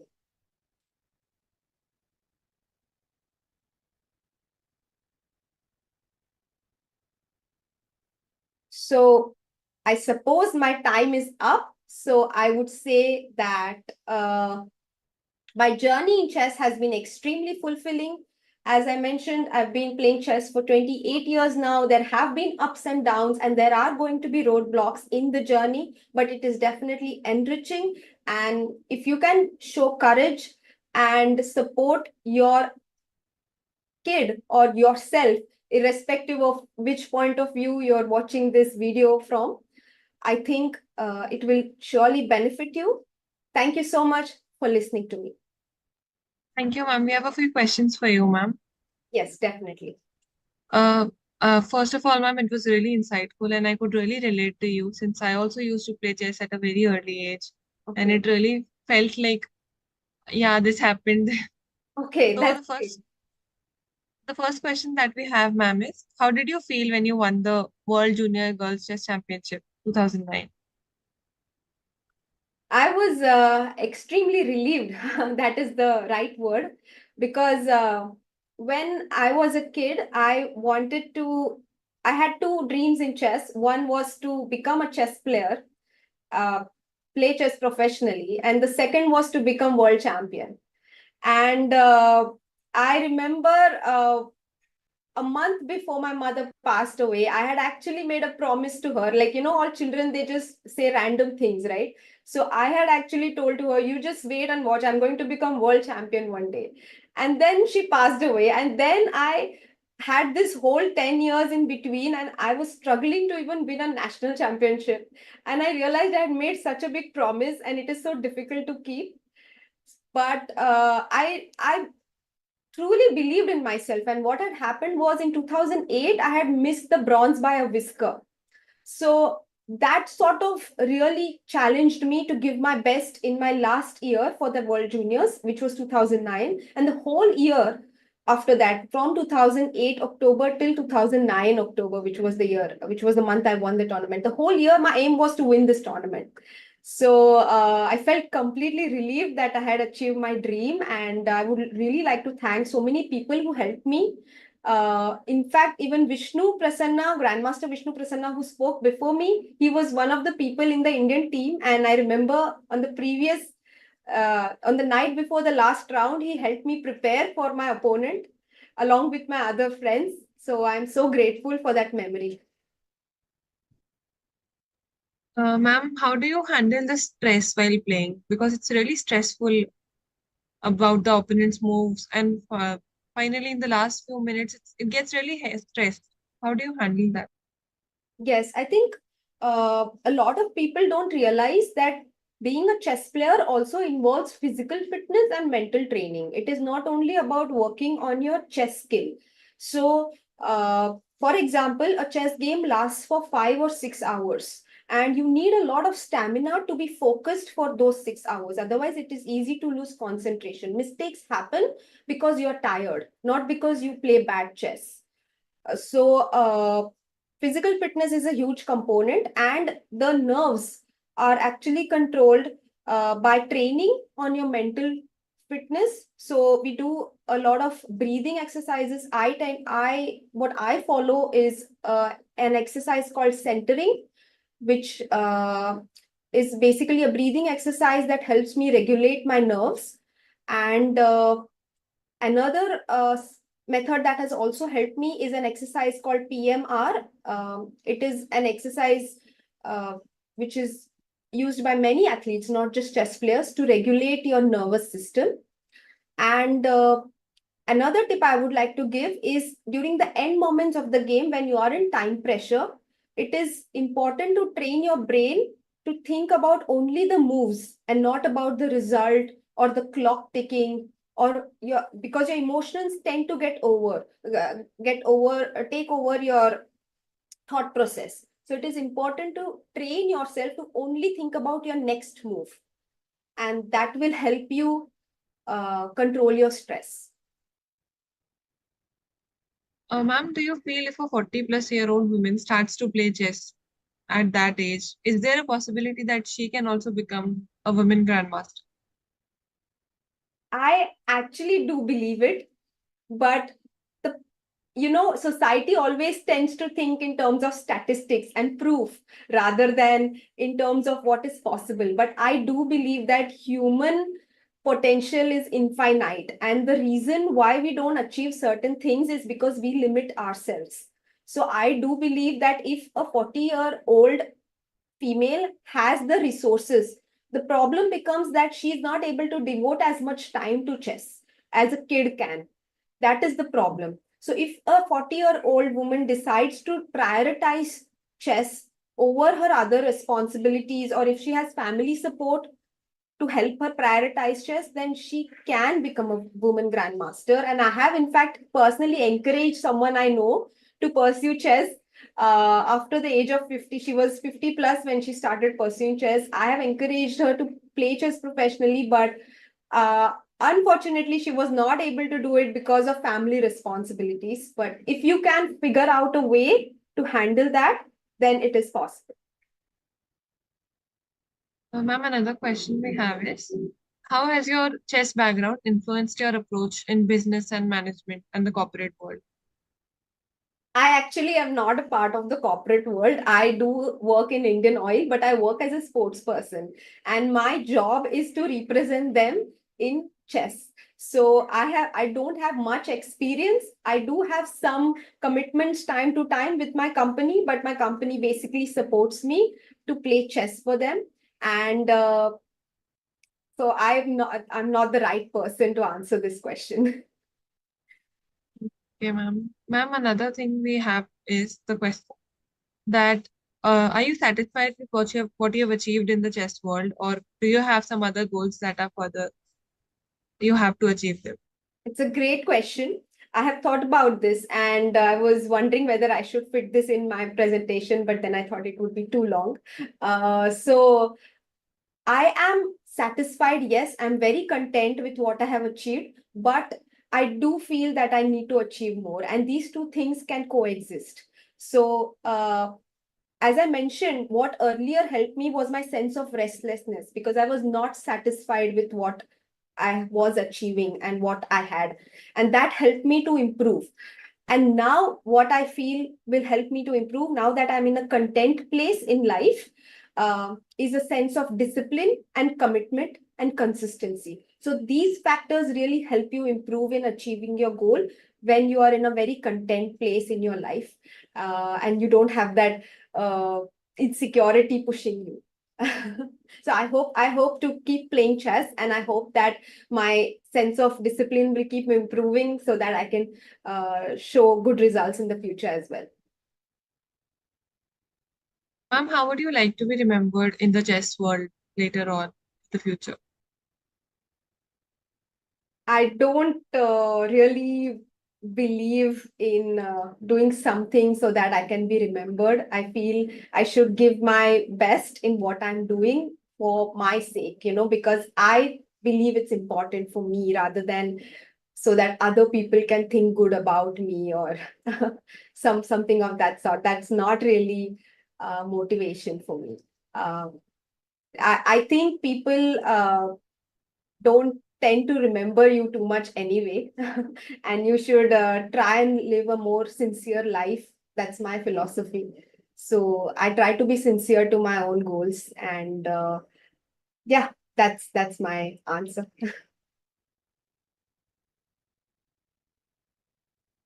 Ma'am, you also are a chess commentator and a columnist.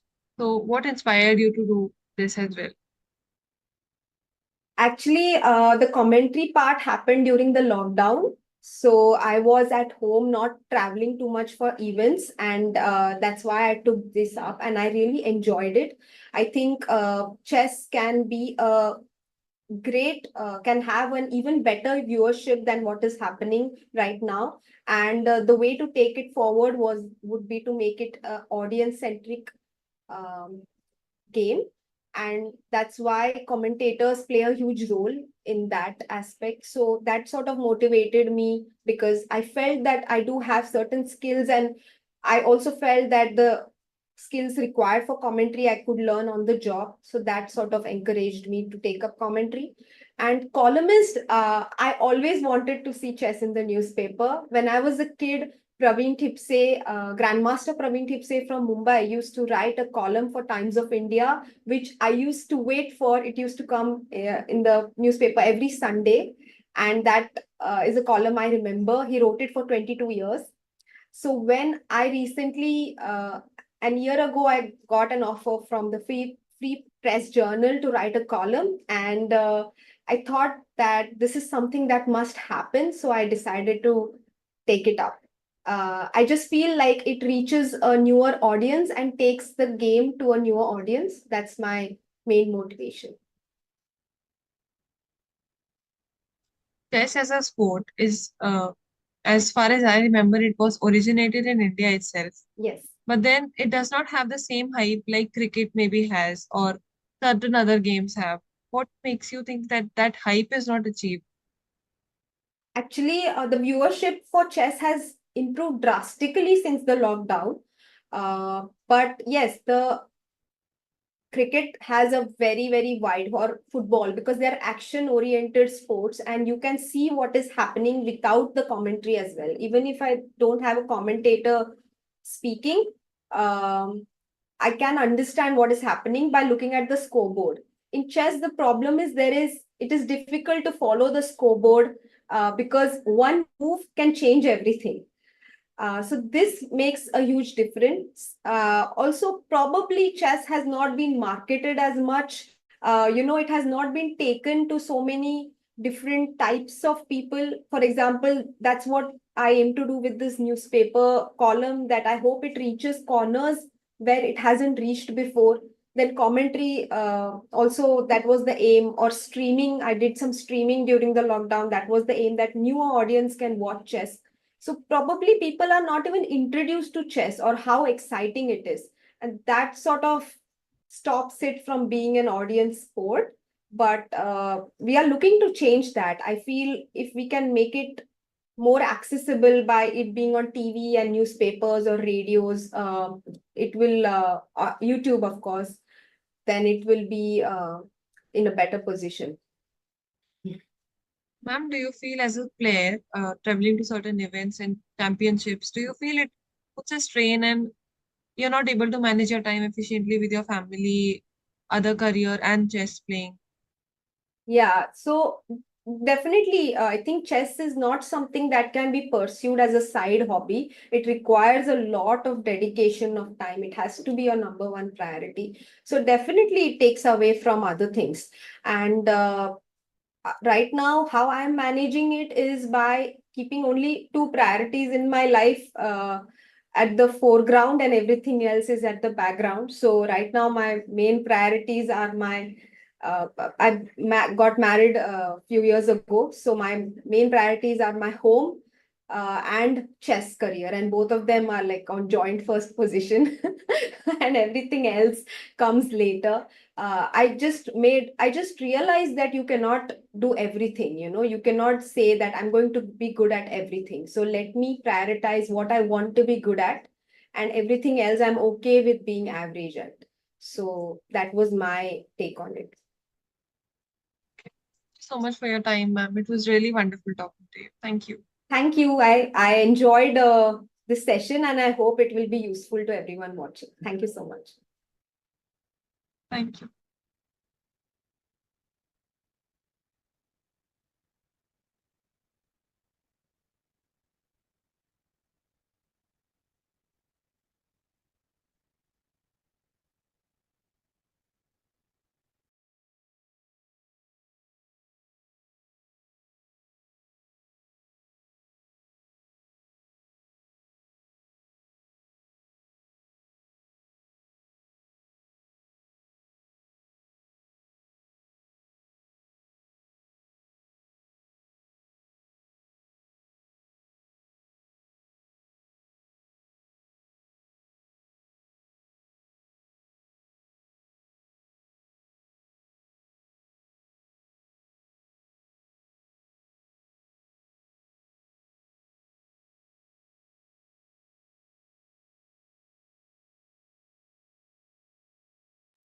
Good evening, Kanmani ma'am. Can we start?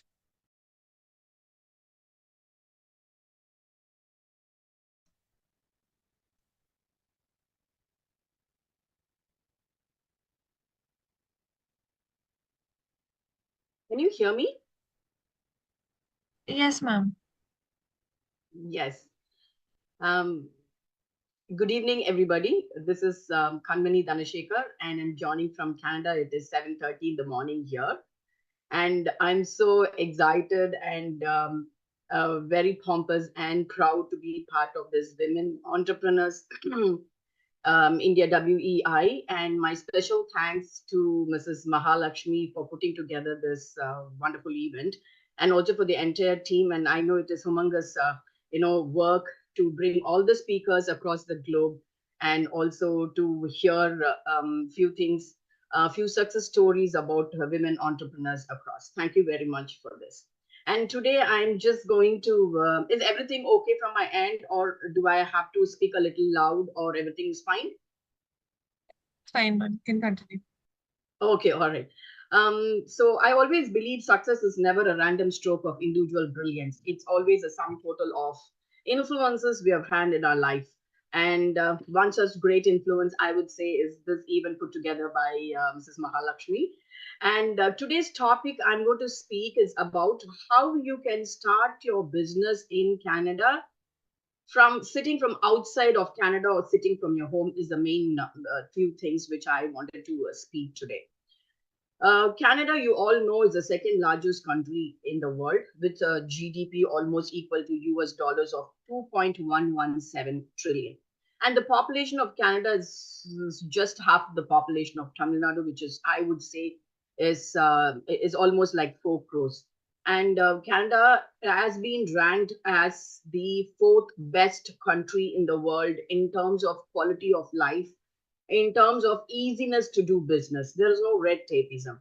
And safest country for women, and of course, the happiest country. You know, whatever we do, everything ends in happiness. I might live in a more powerful country, but how I keep myself is more important. So I think this country has given ample of those elements for us. So coming to the main topic, I know we have an amalgamation of women entrepreneurs here.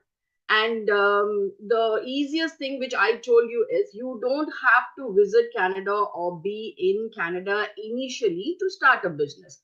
How do you start a business in Canada sitting in home? There are a lot of budding women entrepreneurs who will be still thinking like, okay, let me take the next step to do a business. And how do we do it? Okay, first thing is you have to get associated or, be a part of a permanent resident or a citizen in Canada. That's the first step. And probably even in those, I might guide you in how to get associated. And the second step is have a name of the company formed. Any X, Y, Z company you have in your mind, okay, we will do the incorporation for you. And then you can start a bank account. And we also help you, to set up the business, to have the address, the phone number, the contact person. So the virtual office will be set up for you in Canada. And all the legal and compliances also will be taken care completely by me and my team. So why do we do business in Canada? When I do a business in Canada, when I have a address in Canada, my business is going to be very powerful. Yes, with due respects to other countries, I might do business in Dubai or Malaysia or Singapore. But when you feel like you wanted to have a very a powerful setup, you definitely need at least your business to be set up in US or Canada. It gives you not only lots in terms of economy and also but in terms of your business reaching globally. And as I said, Canada is one country which is full of immigrants. We have people from 195 countries living in Canada. So when you do a business in Canada, your business reaches to the world. You don't have to travel to the world to set up your business. We have always glorious example where people have been successful. Even the people from Tamil Nadu have set up restaurants here.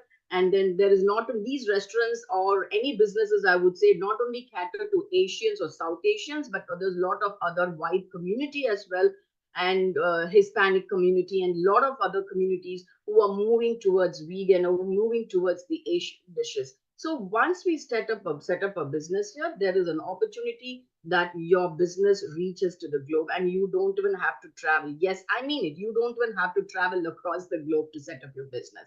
So that is the power of how you establish a business in Canada. So what's next I do? The first thing which I also, though you're sitting in your house outside of Canada and you're setting up a business in Canada, you have to also be very you have to set the next step. Okay, let me go visit Canada. So how do I do it? Me, Kanmani Dhanashekar, I am a Canadian government licensed immigration practitioner, and I'm also a member of the Canadian Association of Professional Immigration Consultancy, and I am the notary and commissioner of oath for all the affidavits under the Ministry of Attorney Ontario. I will help you to set up your business, and I also help you to do a visit visa for you to visit Canada and explore the opportunities. I also help you to connect with businesses here. As the president of the Chamber of Commerce Canada, I definitely help you to connect with other business community here. We have a lot of business community here, and as I already said, Canada is the most powerful country for you to do the business. It's very easy to do a business in Canada. There's no red tapeism. You just have to register, incorporate, open a bank account, and there, bingo, you start a business. So I would, and also there is one important thing which I wanted to mention about here is how there is one policy called NAFTA. NAFTA means North American Free Trade Policy. Now it is called CUSMA, Canada, US, Mexico Agreement. Under the policy, in case you set up a business or incorporate a business in Canada, sitting from your home, you can do business with United States and Mexico under the policy. It's called the North American Free Trade Policy. We have free trade. So it's called Canada, US, Mexico Agreement. So when you set up a business in Canada, you can also do a free trade. You don't have to incorporate a business in US or in Mexico. So that is the power of having an incorporation in Canada. So Canada, there are a lot of the things which Canada offers for you. In terms of what are the business opportunities I have in Canada is I can give you a list, or probably I can share it as well. There's a lot of opportunity for people who manufacture. Food industry is doing extremely well in Canada. Anybody who's doing flower business, floral business is really good in Canada. There's a lot of reception and a lot of people will be interested in our flowers. So florist is one great opportunity. Or there may be small business women entrepreneurs. Like, I know the topic is to setting up, or they have plans. Probably the family is already doing the business, and the women in the family wanted to start a business. Okay, let me start Herbalife products. It is called those udubati and all that stuff. It is really very like it goes very well in Canada because there's a lot of community which definitely wants those products. And of course, the season has started. It already started with Vinayaga Chaturthi, and now we have Navaratri, and it's Diwali and New Year, and all these products definitely have a good potential for you to explore all these businesses here. And of course, there's a lot of organic products which people are moving into, and also there's a lot of women who do soaps and oils. So this have greater opportunity in Canada, I would say.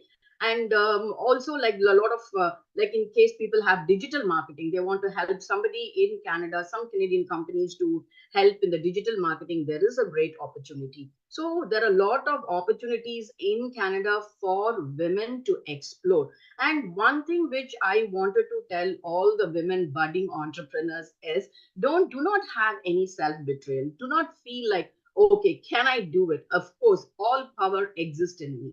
If I have a vision and a goal, I take the first step. I'm sure we can do. Nothing is impossible in this world. Impossible is only in the dictionary of foods. We all read about it. So I just started my business, my vision in the year 2018 and 2019. And of course, it was COVID, but then I was very determined. And, I never bothered about any impediments which was coming my way. I read a lot of success stories, but very important thing is I don't read about success stories, how people are very successful. I also read about some companies who are successful in certain areas, and sometimes they're not successful. So what attributed to the failing of the business? That's also important for us to know and learn. So these are the other aspects you have to look into it. Just carve your own journey and also work towards that goal and objective.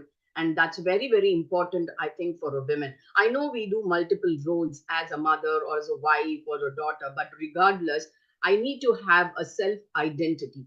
I'm not talking about the self respect. Of course, that's very, very important. One important aspect which I always think is the self respect we need for ourselves, because we know we can do multiple things.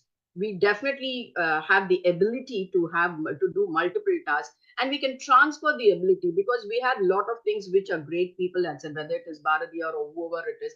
They spoke a lot about women power, how a women can definitely bring a change not only in the home but also to the society and also to the country. But we have to take that step. We should never fail to do the step. Of course, I have domestic things to do at home, take care of my kids, my mom, my spouse. But what I've done for myself, when I am like maybe in my 50s or 60s or 70s, I will definitely regret that I've not done anything, but that's too late. So let's get this. And I wanted to thank Mahalakshmi for this wonderful opportunity, because something somebody says and some women entrepreneur wanted to really fly her wings. This will be the right step.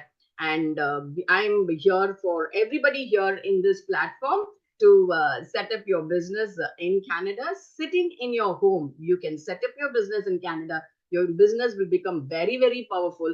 And yes, and once again, I wanted to thank Mahalakshmi. I don't want to take much of your tea. There are a lot of eminent women speakers waiting here. And good luck and best wishes from Kandani from Canada. Thank you so much, ma'am. It was really inspiring. We have a few questions for you, ma'am. Yes, please. First, the one that we have is, what resources or networks helped you navigate Canada's business ecosystem? Sources is, yes, of course. There was somebody in my home, like my in-laws were here, and I really had to move. There was no choice. But I was doing extremely well in India. I was the only woman in India to head an automobile, and then also went to Turkey to get there. I was doing extremely well, and I had to move because of my circumstances. And it was very, very tough. Even when we were a chief general manager of a company in India, like when I came to Canada, I wanted to share this. I started in a coffee house, like started because, I moved to Canada. Canada never wanted me. When I moved to Canada, it was not that easy. It was never easy at all. I started in a house. You would have heard about Tim Hortons and Starbucks, but Tim Hortons is much a smaller scale. I started in a coffee house, giving coffees to people, and I was cleaning the tables and I was cleaning the washrooms. I'm not ashamed to tell you this. This is how I started from a chief general manager in India, migrated to Canada, and this is how I started.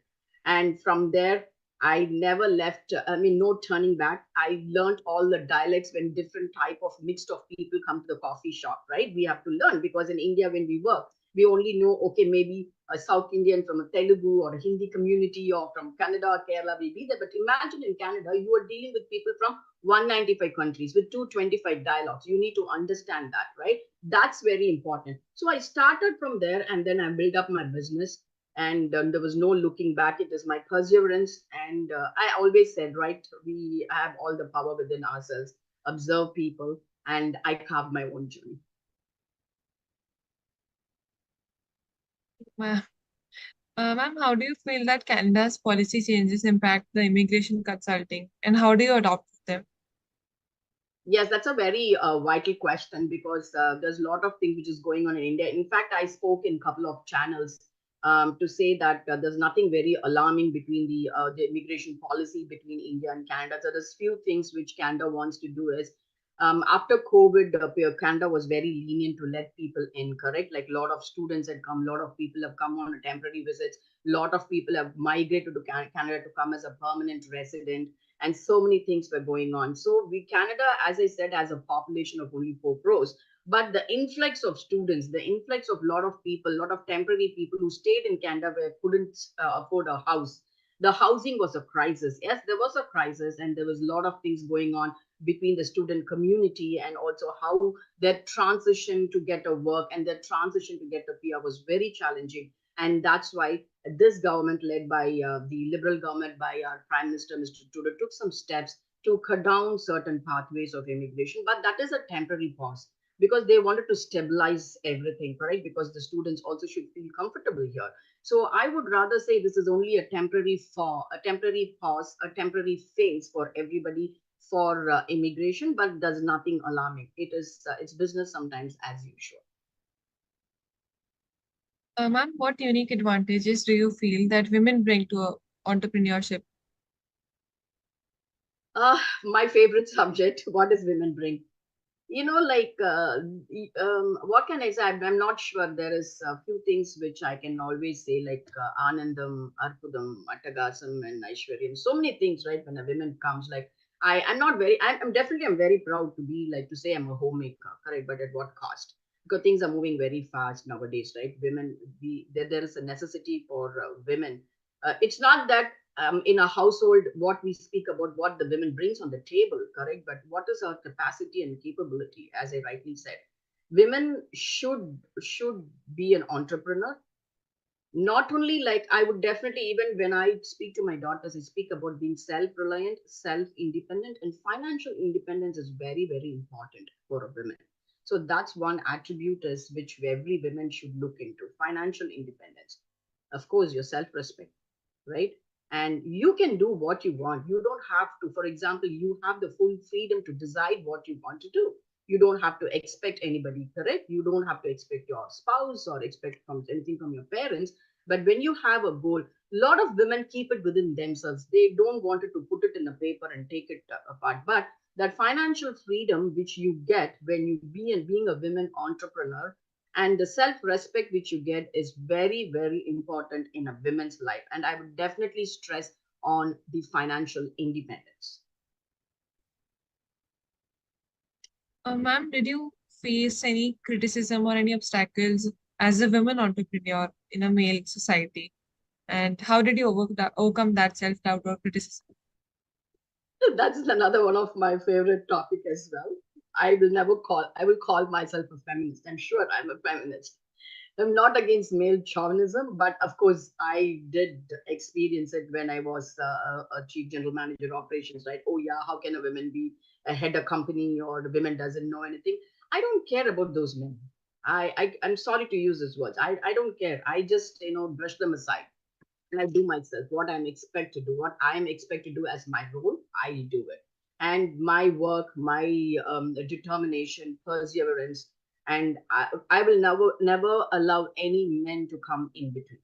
And first of all, I should develop that audacity, the boldness to face it, right? Because we are second to none, because we are more equal to men, right? In fact, I will never say every successful man has a woman, blah blah blah. That's all old adage. Behind every successful woman there is a woman, correct? And there is a woman who really appreciate what we do. I did, of course, have challenges, but I always outperformed them. And I didn't care about any men who are trying to be obstacle, because I know what their thought process are. And I kept going, and as I said, I'm an achiever. I never give any thoughts or care about any form of struggles or obstacles when any men bring into my business or when I was working earlier, and I had my way out. So I think men should better watch about this, not showing too much of male chauvinism, right? Which I would say, but I think that has become a thing of the past. Like we should never think about all this. We have education. Education is one important tool. Gaining knowledge, not only on what we're supposed to have, gaining knowledge and education, and what to say? As I said, financial independence will give you the power, which is matchless and which is infinite. You can deal with any male chauvinism with all this. Ma'am, what initiatives or organization support that you provide the women entrepreneurs or women who aspire to start a business? Yes, I would definitely help them navigate some tools which they wanted to, like which I'm doing it also right now. Whenever I speak to them, I tell them like, yes, what are the areas they should gain knowledge, and then I help them getting them their links, or also doing some few webinars with them, some Zooms we do, and then I also have some FNA, I mean frequent question and answers with the women if they need any help from my end, which I volunteer to do with them. I also do sessions with universities, with colleges, with women entrepreneurs, students. There's tons of things which I do. And I always help them navigate the process very easily. And yes, and I share with them whatever knowledge I have gained and what are the struggles I had, how to overcome those struggles. And I'm being a very successful entrepreneur. I have three business verticals, which includes my immigration, my ready to eat food was very challenging. But like I did. So you should be ready to travel. You should be ready to move yourself out from the comfort zone. That's very important. And whenever you want to start a business in Canada, whenever you want to start a business in US, you need to go there, right? So that gives you the more financial freedom, not only the freedom, the power for you when you go meet people, establish your business, correct? So my second vertical gave me a lot of challenges, but I traveled across the globe to find out about the credibility, which gave me the lot of knowledge, which I share with the women which they wanted some help here and there, right? Some guidance and support. I definitely help them, and these are the other things I definitely do, to share a few things with women. Ma'am, the last question that we have is, how can we create a more supportive ecosystem for women entrepreneurs? Yes, so there are a lot of things which I come across, right? There's I on in terms of personal hygiene as well, right? How do we bring the ecosystem right? It starts from home, correct? So we know, like when we have a lot of garbages from the kitchen, so how do you segregate first, correct? Like whether you do this meticulously. But in the Western world, of course, we have different types of bins where we have our garbages done, right? Whether it's the cardboard or whether the things which gives you the edible ones in one side, right? It comes from home. So how do you follow that? It comes. I could remember my grandmother is very meticulous in in arranging all those stuff to save the ecosystem, to save the greenery, right, of the of whatever we are planning, and how do we contribute to the society. That's very, very important. And then, and also like few things where we wanted to be very independent, but at the same time we also can think about how we can do, how we can travel correct together, and then help in reducing the pollution and everything, so many things which we have. And it starts from an individual person, from individual home, how we contribute to the ecosystem. And that's also very, very important, because I would definitely see in the future, even for water, I think we have to struggle a lot. So how do we save it? It comes from oneness, it comes from home, each and every individual to contribute to it. All right, ma'am. I feel if I had the quote that I had seen she believed she could, so she did, had come true when I met you today. And talking to you was really wonderful, ma'am. Thank you so much for your time. Thank you so much. Really, thanks a lot. Thank you, Mahalakshmi, and thanks the Women Entrepreneur India team for this excellent opportunity, Mama, for sharing my thoughts with the entire women entrepreneur across the globe. Wonderful. Very happy. Good luck and best wishes from Canada. Thank you. Thank you. Natasha, can we have all the IAM students here? Sure, ma'am. Yeah.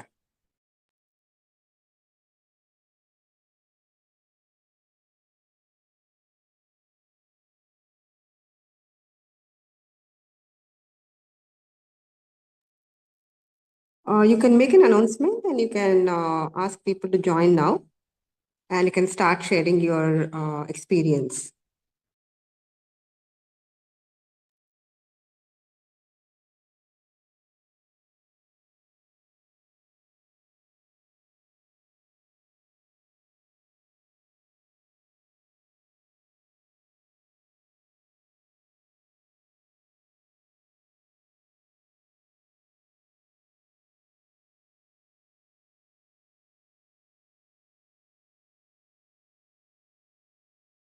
Ma'am, I have notified all of them to join. They'll be joining within the next 5 minutes. Yeah, sure. Meanwhile, can you share your experience with this, internship opportunity and this event? Sure, ma'am. Or you can turn on the video. So, ma'am, first of all, here as an organizer and hosting such wonderful personalities, it was really inspiring. It was truly motivating. And me being a woman, I really felt like I related to them. You know, the social criticism that at times women have to face to achieve something that is very common amongst the other opposite gender. So I feel there I related a lot. And me being in an IIM, and I'm also pursuing and I'm going to start a business which I have in mind. So I felt with that, I really learned a lot and I gained a lot of valuable insights. Great, Satasha. So what do you see as a challenge in Jammu and Kashmir in terms of businesses? So are you planning to start in Jammu and Kashmir or somewhere else? Ma'am, this is just a future. Okay, got it. I have, So you have the right resources, like as in all the speakers whom you have interacted with today are all experts, and anytime you can contact them through WEI. I think it's such a great opportunity. And you can quickly check if people are joining immediately so that I can have a quick word with all of you and then I can propose my vote of thanks. yes, ma'am. Kashvi has joined, ma'am. Other people Yeah, are joining. Kashmir. I think we have been traveling for about 3 months. We always wanted to launch Jammu and Kashmir since I think July we were planning, but finally it happened today on this iconic Women Entrepreneurs India's WEI-ICON 2024. So, Kashmir, what is your take on your internship experience with us? And you let us know your experience with this event as well. Yes, ma'am, sure. So, my overall experience was really good. I mean, the throughout this time, I was working on and off, and all of it came bearing fruits today. I think the event was a success, and I learned a lot in this journey. I mean, I contacted a lot of people. I did cold calls. I went out of my way to find people to have this event to join, and it was very helpful for me as a person, personally, because I would not have done that if I would not have done this internship. Also, I'm very grateful to you, ma'am, for being so supportive throughout our internships. Like, you weren't hard on deadlines, and you were really there for us every time we had a doubt. We had multiple calls, and you explained to us everything very sweetly. So, my overall journey has been very exciting. And a few days back, all four of us who have been since 2 months, we were like, we're going to miss this now that we are going to leave this after this event. So, yeah. That's amazing, Kashvi. I think even we will miss you all. Your team has been amazing, and I could see a lot of enterprising personalities in each one of you. Each one of you is unique, and we also have our other staff who has joined right now. Sharanya ma'am, are you there? So Kashvi and Satasha, please wait, and we will have other students sharing their journey. Then I'll propose the vote of thanks. Sharanya ma'am, can you hear me?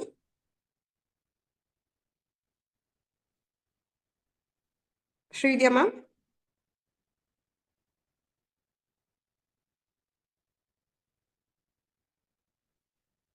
I think they're yet to join. Meanwhile, anyone from your group is in?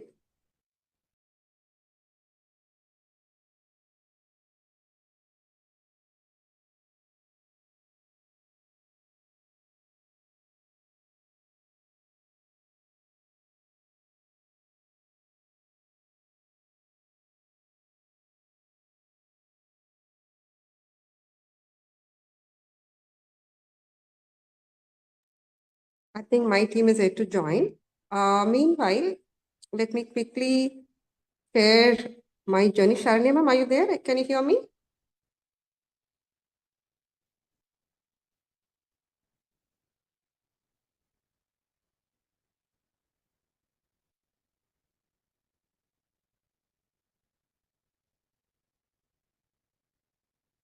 Amastha has joined.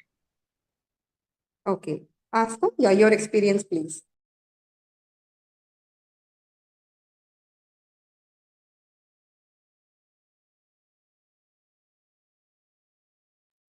Asta, can you hear me?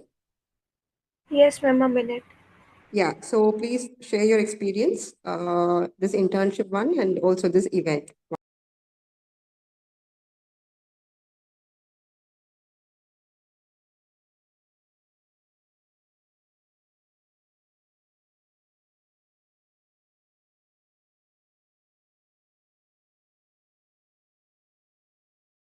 Asta, we can't hear you. Give me a moment, ma'am. I'm just Yeah. connecting my audio. Sure. Sure. Kashvi, has anyone else joined? No, ma'am. No one from our team yet. Alicia won't be able to join. She is outside. Okay, so you can So convey my wishes to her. And if anyone else is joining other than Asta, we will continue with the experience. Otherwise, I can propose the word of time.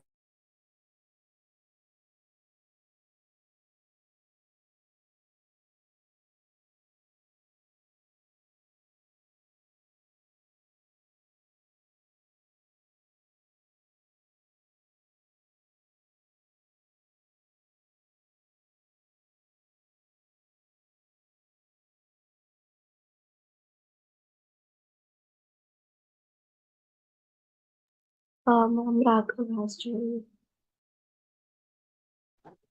Yes, Yeah, ma'am. Raghav, please Yeah, share ma'am. your experience, your Are internship you able to hear experience. me? Yeah, we can hear you. Okay, sure, ma'am. So, ma'am, first of all, I wanted to take a moment to share this incredible experience as working as an intern at Women Entrepreneurs India.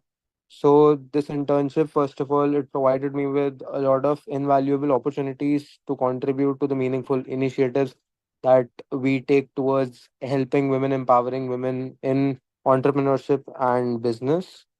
And also, like throughout my time at Women Entrepreneurs India, like I was involved in multiple projects, and these tasks not only enhanced my skills but also deepened the understanding of how, first of all, entrepreneurship works, and second, how it's important and its importance in supporting the women-led businesses.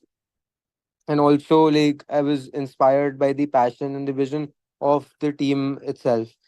That's about it, ma'am. Thank you so much, Raghav.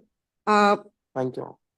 can someone, Makanji, yeah, can you ask Puneet ji to direct Shivanand sir to room one? And Raghav, were you supposed to interact with Shivanand sir? Sorry, ma'am, I was not able to hear you. Yeah, who will be interviewing Shivanand sir or who will be introducing Shivanand sir? Ma'am, Shivanand sir, I think it's me. Yeah, so we will ask Shivanand sir to join here in a minute. Okay. No problem, ma'am. Sure.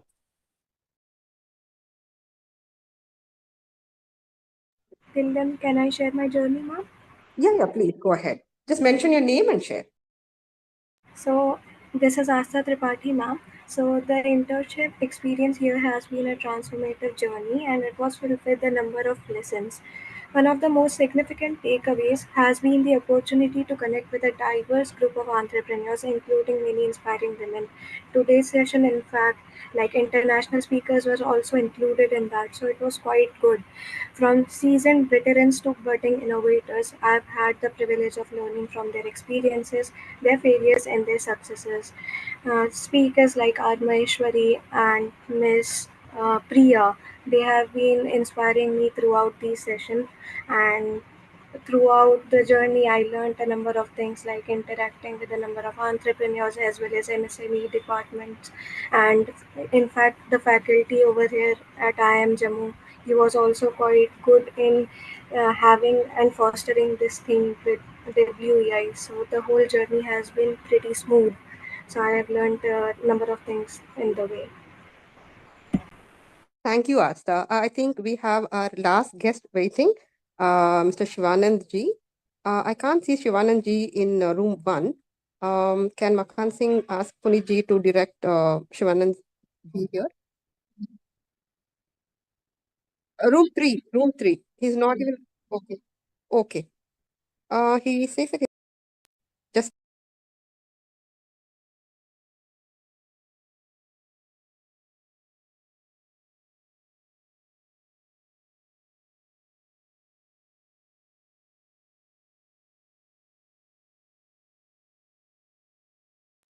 I think it was a challenging time for speakers also. The first time they are trying to understand, the rooms, the Zoom links, and the YouTube links. What do you think of it? Did anyone observe it? Yes, ma'am, definitely. It was new to us because we had always done just one Zoom link, but here there were multiple rooms and multiple speakers, so it was a new thing for us to learn also. Right. So my team, they have some difficulties joining. I don't know if it is a network issue or not. Makan Singh, could you please check if other two, Sharanya and Srividya, have joined here? I can't see them, but they are telling me that they can hear me. I don't know if they're watching on the stream or over here. I don't know.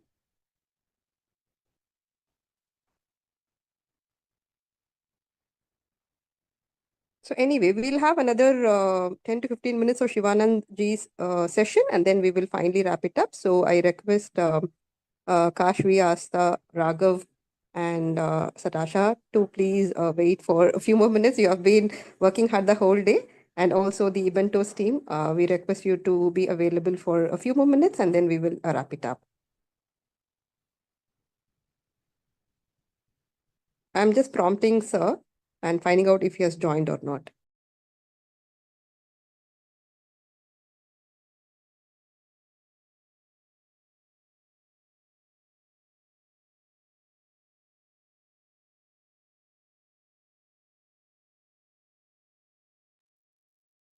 Makan Singh ji, Sir is joining in a second. I think he's moving from room other room to room one.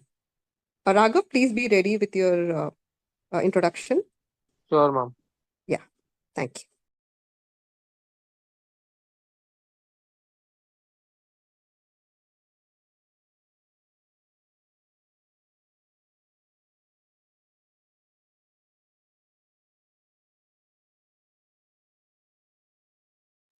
Kashvi, is anyone else going to be in the Zoom or, anyone from your team?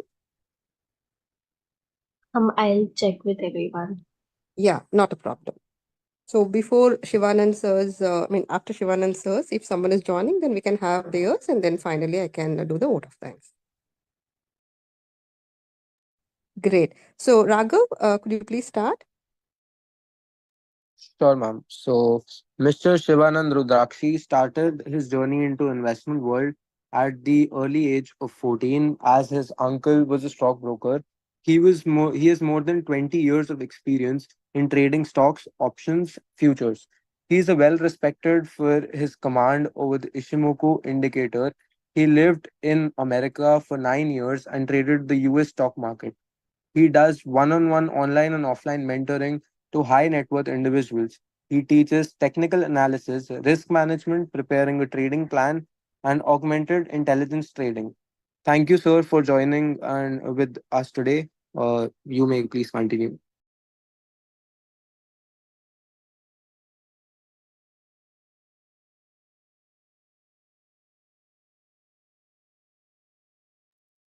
So, are you able to hear me?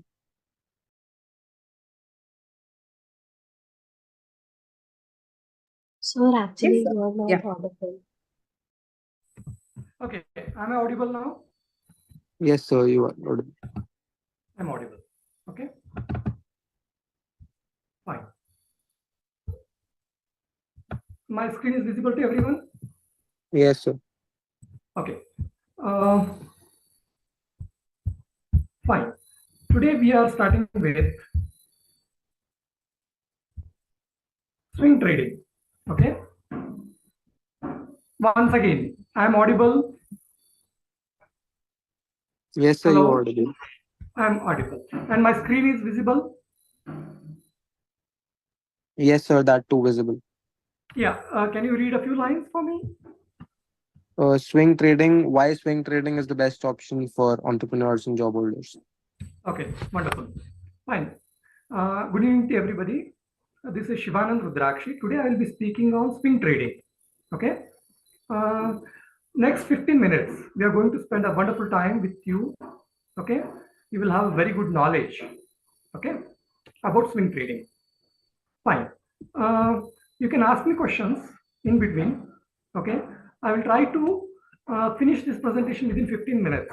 Okay. The time slot allotted to me is only 15 minutes. Okay. Fine.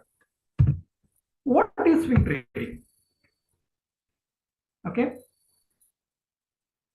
Swing trading, where you take a position, buy position from one swing, that is swing low, to swing high. Okay.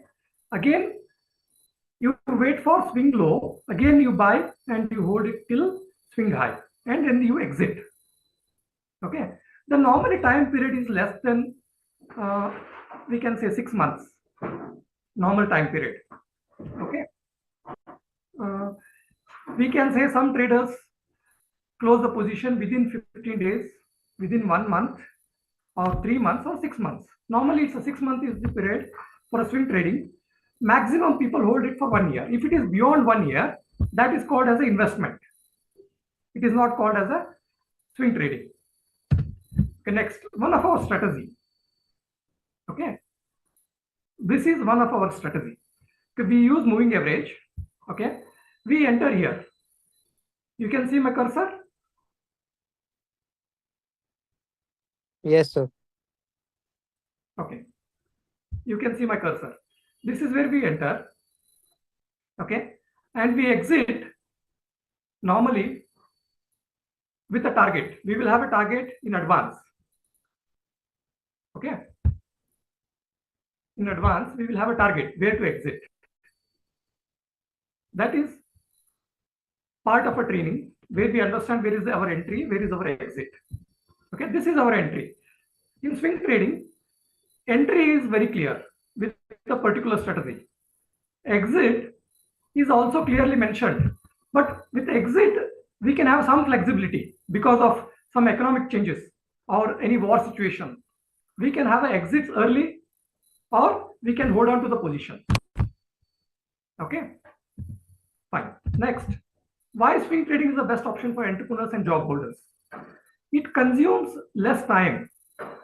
Okay, you can spend only 2 hours in a week, and you can be a very successful swing trader.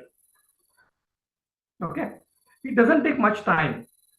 That's the reason swing trading is very good for entrepreneurs as well as the job holders. Okay. Second point, focus on short-term to medium-term trends. As I mentioned before, this is for from 15 days till 6 months. Normally, this is the period for the swing trading. You can extend it maximum till 1 year. Okay, and you can have very good return on investment. Okay, that's the third point. That is the potential for higher returns. Okay, then with higher returns means you can easily earn between 10% to 30%. Okay, sometime more than that within 15 days, sometime. Okay, there are companies which moved more than 30% within 15 days. Okay, sometime 100% within 6 months. Okay, only thing is you need to have a proper analysis, proper strategy. Preparation is required. The whole thing is it's a preparation. These days we have a lot of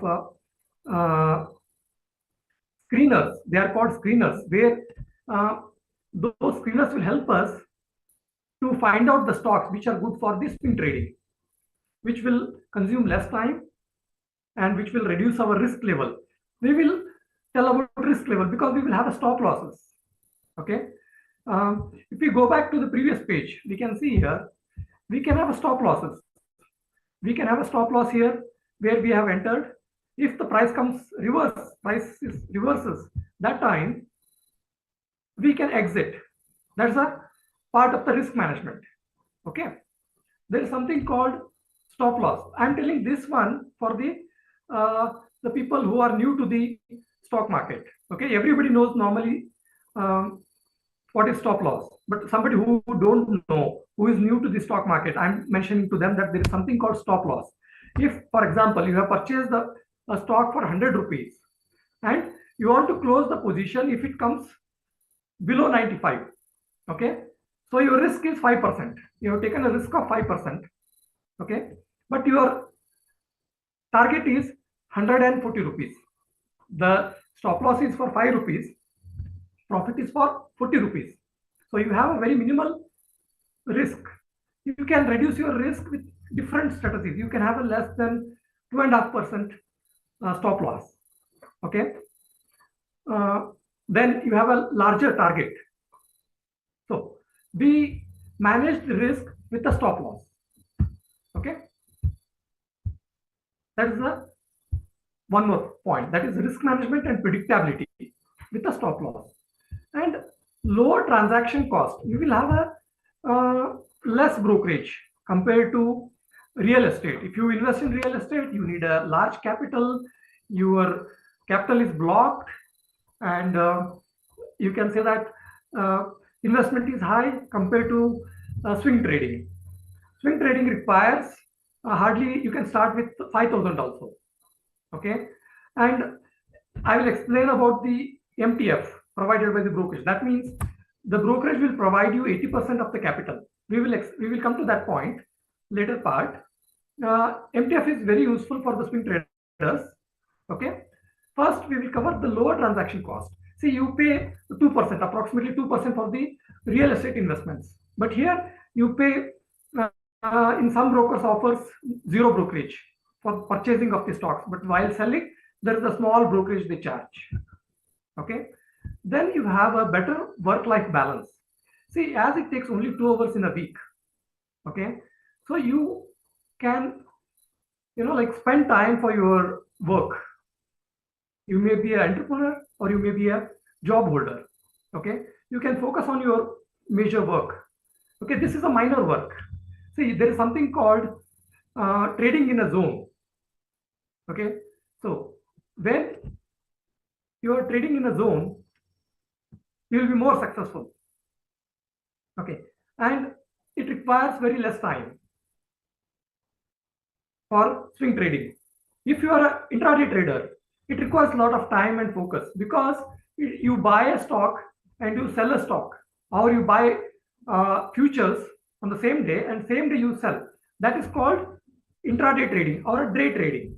But this is not a day trading. This is a swing trading where you hold it for more than a week's time, more than 15 days, 3 months, 6 months. Okay. So you will have a better work-life balance because your focus is more on your work, less on stock market. And you can spend time with your family after your work hours, and you can give your, like, more time to your family and your friends. With day trading, you have to focus on the market from morning 9:15 till 3:30. At least 3 to 4 hours you need to spend time analyzing the market, and you need to watch the screen, watch the charts, watch the prices, and you need to manage the risk. You need to change the stop losses, and you need to close the position if it is going against your direction. So it takes a lot of time. But with the swing trading, you can only spend 2 hours and you can make very good money here. Okay. Then diversification of the income streams. See, this can be a very good income stream along with your entrepreneurship as well as the job. You can earn a very good money out of swing trading. The returns are quite high because you enter a stock and you exit a stock depends on the market conditions. Okay. You have income stream along with your job, along with your like business. You have another income stream, and taxation is very simple here. If you go with the real estate, see, you don't know, the broker come to you and he says that he wants to sell it on a particular price. Okay. And whatever profit he keeps, you don't know. Okay. He only asks what price you want for this property, and he sells it for higher price, but you don't get that profit for you, right? He makes the profit. That is one possibility in the real estate. But here you know what price you want to sell, what price you want to buy. Okay. And it's very transparent in terms of taxation. It's everything online. Okay. But with the real estate, there is a blockage of your capital. That is very much possible. Okay. Here, that is not the scenario. You can exit the market whenever you want. Whenever you want some money, you can exit some positions. Okay. And you can close those positions and you can get 25% of your capital investment. Okay. Or 30% or 50%. Okay. So flexibility is very much available with the swing trading. Then it's a less emotional pressure. Okay. Compared to intraday trading. If you're an intraday trader, you'll have a lot of pressure. If you have experience of trading options, particularly, you know that what sort of pressure you have. Okay. So if you're trading intraday, you have a lot of emotional pressure. With swing trading, it's much better compared to intraday trading. And returns are also much better and it consumes less time. Fine. May I know how much time I'm left with? Another 5 to 6 minutes, sir. Okay, another 5 to 6 minutes. Okay. Yeah. Fine. Knowledge synergy. Okay. For example, you are working in a FMCG company. Okay. Or you are a doctor, or you have a particular business. For example, you are working in automobile industry, or you are working in a fashion industry, or you are working in a clothing industry. You have a knowledge in a particular industry. Okay. So what you can do is you can buy stocks in that industry because you know which are the good brands in that industry. For example, if you are working in a FMCG, you are a manufacturer of a FMCG product. You know Hindustan Lever is a good company in FMCG. You know Procter and Gamble. You know Nestle.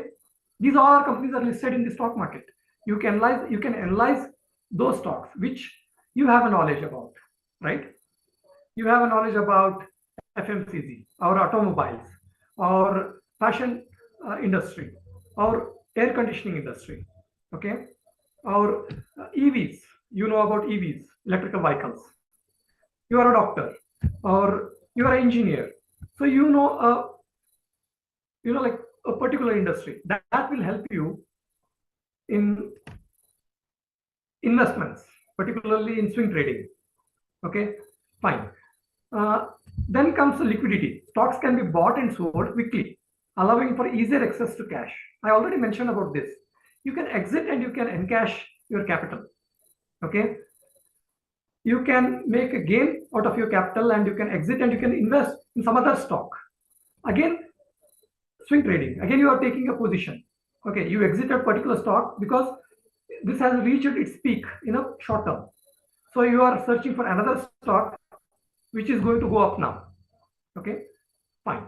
Then it requires a low capital requirement is there. You can start with a small amount, as I said, about 5,000. Okay. And one more benefit is there is something called leverage. It's called margin trading facility provided by the broker. Up to 80% of the stock price at the interest rate of 10 to 12%. Okay, consider you have a 20,000 rupees. Okay, the broker will provide you 80,000 rupees. Okay, now your capital is 1 lakh rupees. You have started with only 20,000 rupees, but now your capital is 1 lakh rupees. You have a purchasing power of 1 lakh rupees stocks, and you can hold it. There are some brokers who provide for unlimited days of holding. There is no limited days. There are many brokers. Okay, uh, there is a broker called Dhan. Okay, there is a broker called M Stock. Okay, there is a broker called Sher Khan. Okay, there are many brokers who provide margin trading facility. You bring in 20%, we will provide you 80% of the capital, and they will charge you interest, that is 10 to 20%. Okay, sorry, 10 to 12%. Okay, for example, M Stock is charging approximately 12% for the margin trading facility, and they cover around 800 stock. Some brokers provide for 1,000 stocks. So there is a wide spectrum of stocks you have. There is no limitation. Okay, 1,000 is very good number. Okay, if it is only 100, only 200, then there is a limitation, because you have a limited number of stocks. Here, if they provide 800 to 1,000 stocks, that's enough for us to trade with those stocks. Okay, fine. Now, any questions before I conclude? Any questions? Ashvi Shastra, any questions? Satasha? Raghav? No, ma'am, not from me. I think so. The topic is really informative, and I think this is totally new to so many of us. You have shared a lot of new insights, and we'll definitely come back to you with questions. We will go through the slides that you shared once again, and we will process everything, and we'll come back to you, sir, because something new to me as well, and I think also my attendees here. Fine, I appreciate. I conclude. The swing trading offers entrepreneurs, job holders the ability to grow their wealth without demanding excessive time or attention. Okay, it aligns with the entrepreneurial mindset of balancing risk and reward while focusing on the medium-term goals. This approach provides flexibility, additional income streams, and capital growth, all while enabling entrepreneurs, job holders to prioritize their business operations and job.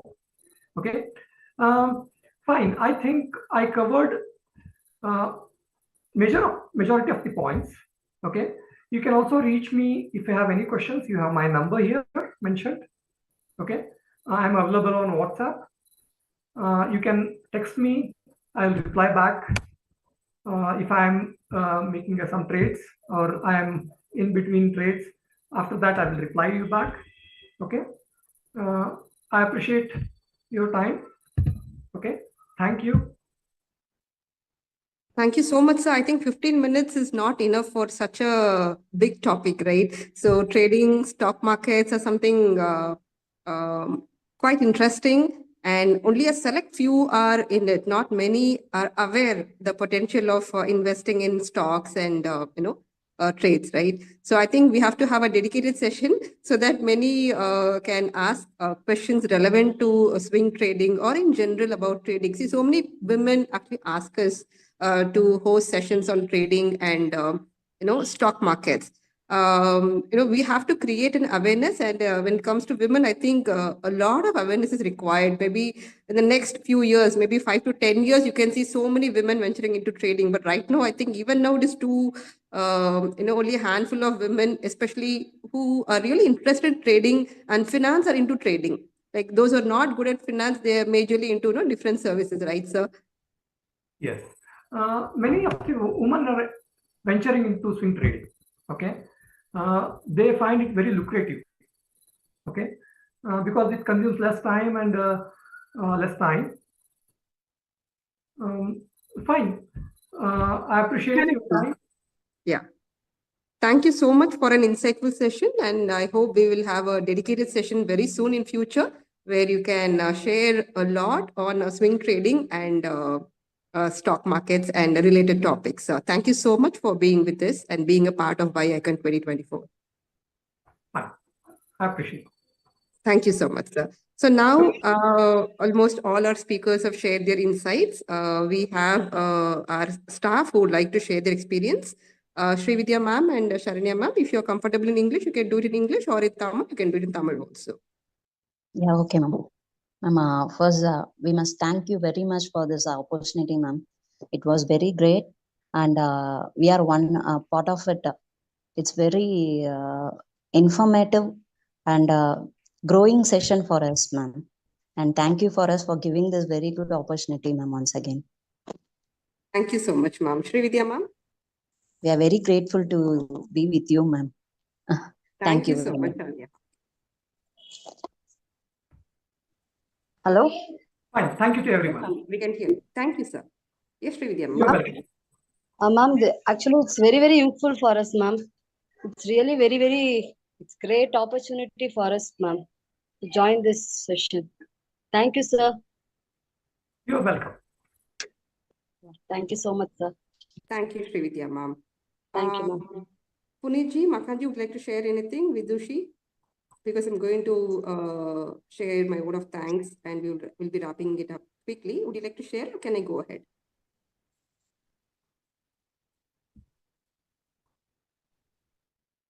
All right then. Yeah, I think we have come to the end of WEI-ICON 2024. I don't know if I am the only one, feeling that WEI-ICON 2024 is so amazing, or I don't know whether you are also having the same feeling.